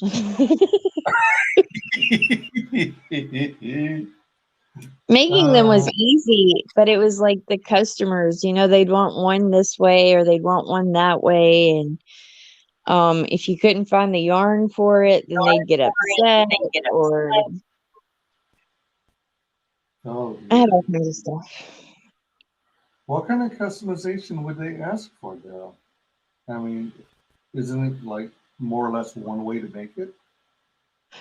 There's more than one way to make it. But like I would have one woman that would contact me and she was so happy with her hats, right? And then I would have another one that would contact me and she'd be like, this wasn't the colors I was really wanting. Oh dear. And I'd be like, do what? She'd try to get out of paying or she'd ask for a refund? That or they just wouldn't show up or but like I had this one woman that she sent me the color of the yarn that she wanted, right? And she sent me a photo of the yarn that she found that she wanted. So I went and got it, made the hat. She paid for it. And then she complained about the colors the whole time. And I was like, I was like, but this is what you sent me that you wanted the hat made out of. Oh, jeez. Oh, people. And then I had one woman who she wanted a beanie and a scarf from a movie. Really? Yeah, so she sent me a picture of it from the movie that she wanted it from. I made it, and she never showed up to pick it up to buy it. Oh, so they don't electronically send you the money first so you can start making it, or? No. It was like I would meet people in town. They would get the hat and give me the money. Oh. Did anyone ever try to stiff you in person? I mean, I had a few people that either didn't, like I said, show up or, you know, they wanted to pay me like $5 less than what I was asking. Oh gosh. And of course, I would let people do that. What was that? I would let people do that. Like I only charged $10 for the hat. Well, I mean, was it because they would tell an emotional story and you felt sorry for them? I think it was more because I like making stuff. I love to crochet. I love it because it just kind of like gets me out of my mind. Right. Yeah, I can sit there and crochet, and I can watch TV or listen to an Audible book or listen to music and do it, and it just kind of gets me out of my worries and stress. That looks so good. I love it. Great job, boys. Thank you. But Yeah. it just kind of gets me out of my head. And so, like, if somebody showed up and they were like, I really want this hat, but I can't afford the $10, I can only do 5, I'd be like, okay, you can have it for 5. I don't care. Aw. There you go. No hat for you. I'm the hat Nazi. I probably should be that way, but I'm just not that person. Yeah, I hear you. What's up, I Elgar? hear you. What's up?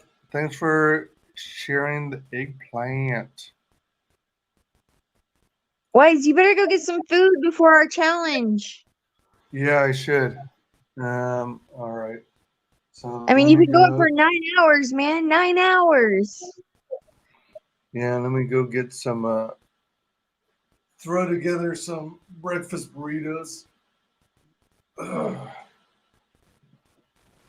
Oh, you know what sucks? I was hoping to make it to the Monterey Bay Aquarium, but turns out they require proof of vaccination and or negative test, and they require wearing masks indoors.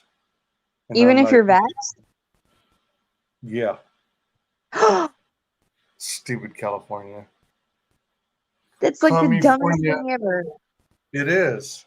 And it's like, on one hand, I could get around the mask part and agree to wear one of those face shields. But I couldn't think of a way to get around the part about presenting proof of a negative test within 72 hours. Right. And they wouldn't take into consideration the fact that, I have mild asthma. Of course, I was trying to like blow it out of proportion to try and get the feels, hit them in the feels. But they said nope, no exceptions. Those people don't have feels out there. Come on. It's like, what the hell? Surely you can find somebody that let me in. And then you also go ahead. All the people that were actually human at one point in California have now moved to Texas or the South. So yeah, basically, it's like, what in hell's half acre? It's like, really, you guys are really gonna enforce this freaking stupid insanity? Of course they are. They make money off of it. Yeah. It's like the whole part about, there's no money in curing diseases. Why try and cure a disease if you can instead have a lifetime customer by putting them on a drug that they'll have to take the rest of their life? Exactly. Oh my God, I'm so with you on that one. It's like, what it's like, what the hell happened to people's morals? What happened to humanity as they keep trying to push, since they're so anti-religious? Well, it's not even the anti-religious part. It's just like these people want to keep people sick or at least sick in the head because they keep making money off of it. The more tests you have to do, that's more money they get. The more medicines they put you on, that's more doctors you have to see, more specialists getting paid. It's just a really big money racketeering game. Yeah, big pharma. Big pharma.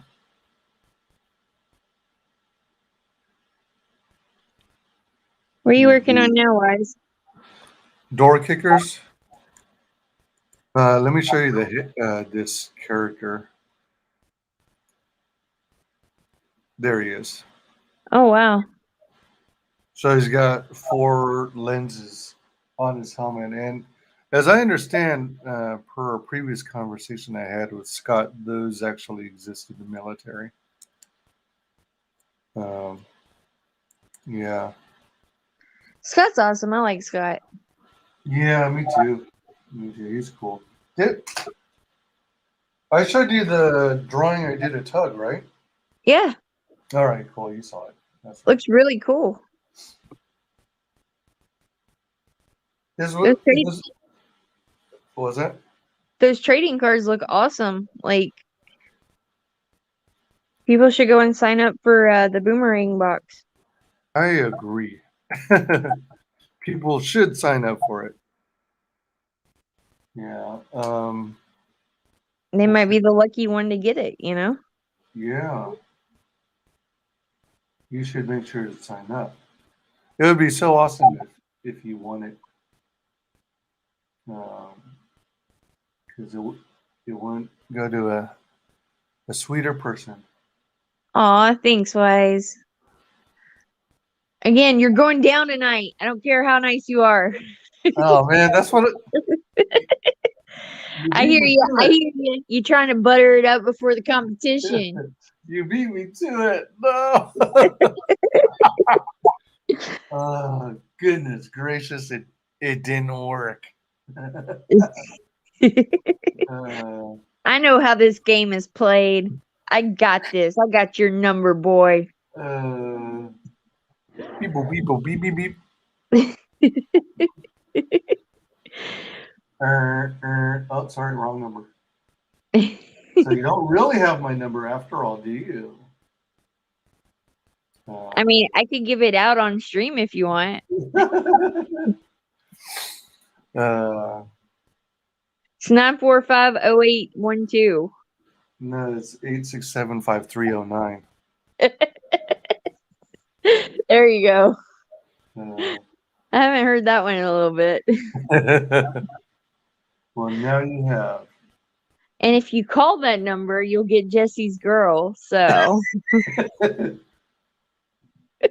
Well, you know, she might be available by now. Probably by now she is. I mean, it is 2021, so I'm sure Jesse was sharing his girl with a whole bunch. Yeah. That right.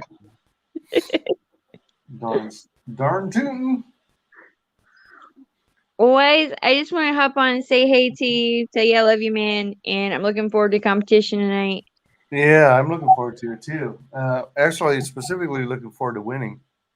Losing. You're going down. We're gonna lose, man. Lose. We had to have a little bit of shit talk, right? We have to come on and do a little bit of shit talk before the show. Oh hell yeah. Oh yeah. You know it. But I'm probably gonna hop off here and get everything ready and set up for the show. So yeah, I got to do the same. Speaking of which, let's close this down. You should probably go eat. Yeah, I probably should. And maybe go pee. Hey, guess what? You're going solo. Oh no! Oh wait, does that mean I have control? I have control of WyzGyz channel now. You're supposed to share with the world how you can be found on social media, don't you? Oh, you can find me at Lola Meets on YouTube and at Snowballing 2020 on Twitter. And yeah, I'm pretty much those two places quite often. Right on like Donkey Kong. Do I?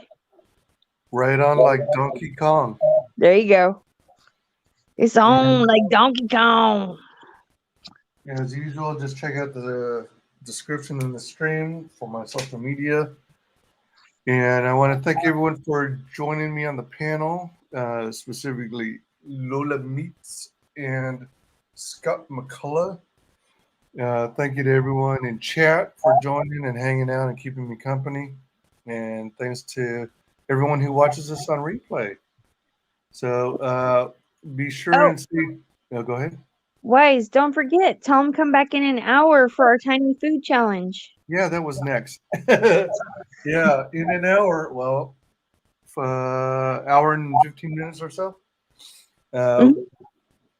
Return to this channel for the tiny food cook-off challenge between Lola and myself. Basically, come watch Wise get his ass handed to him. As if. Bring it. Wink, wink, hint, hint, nudge, nudge.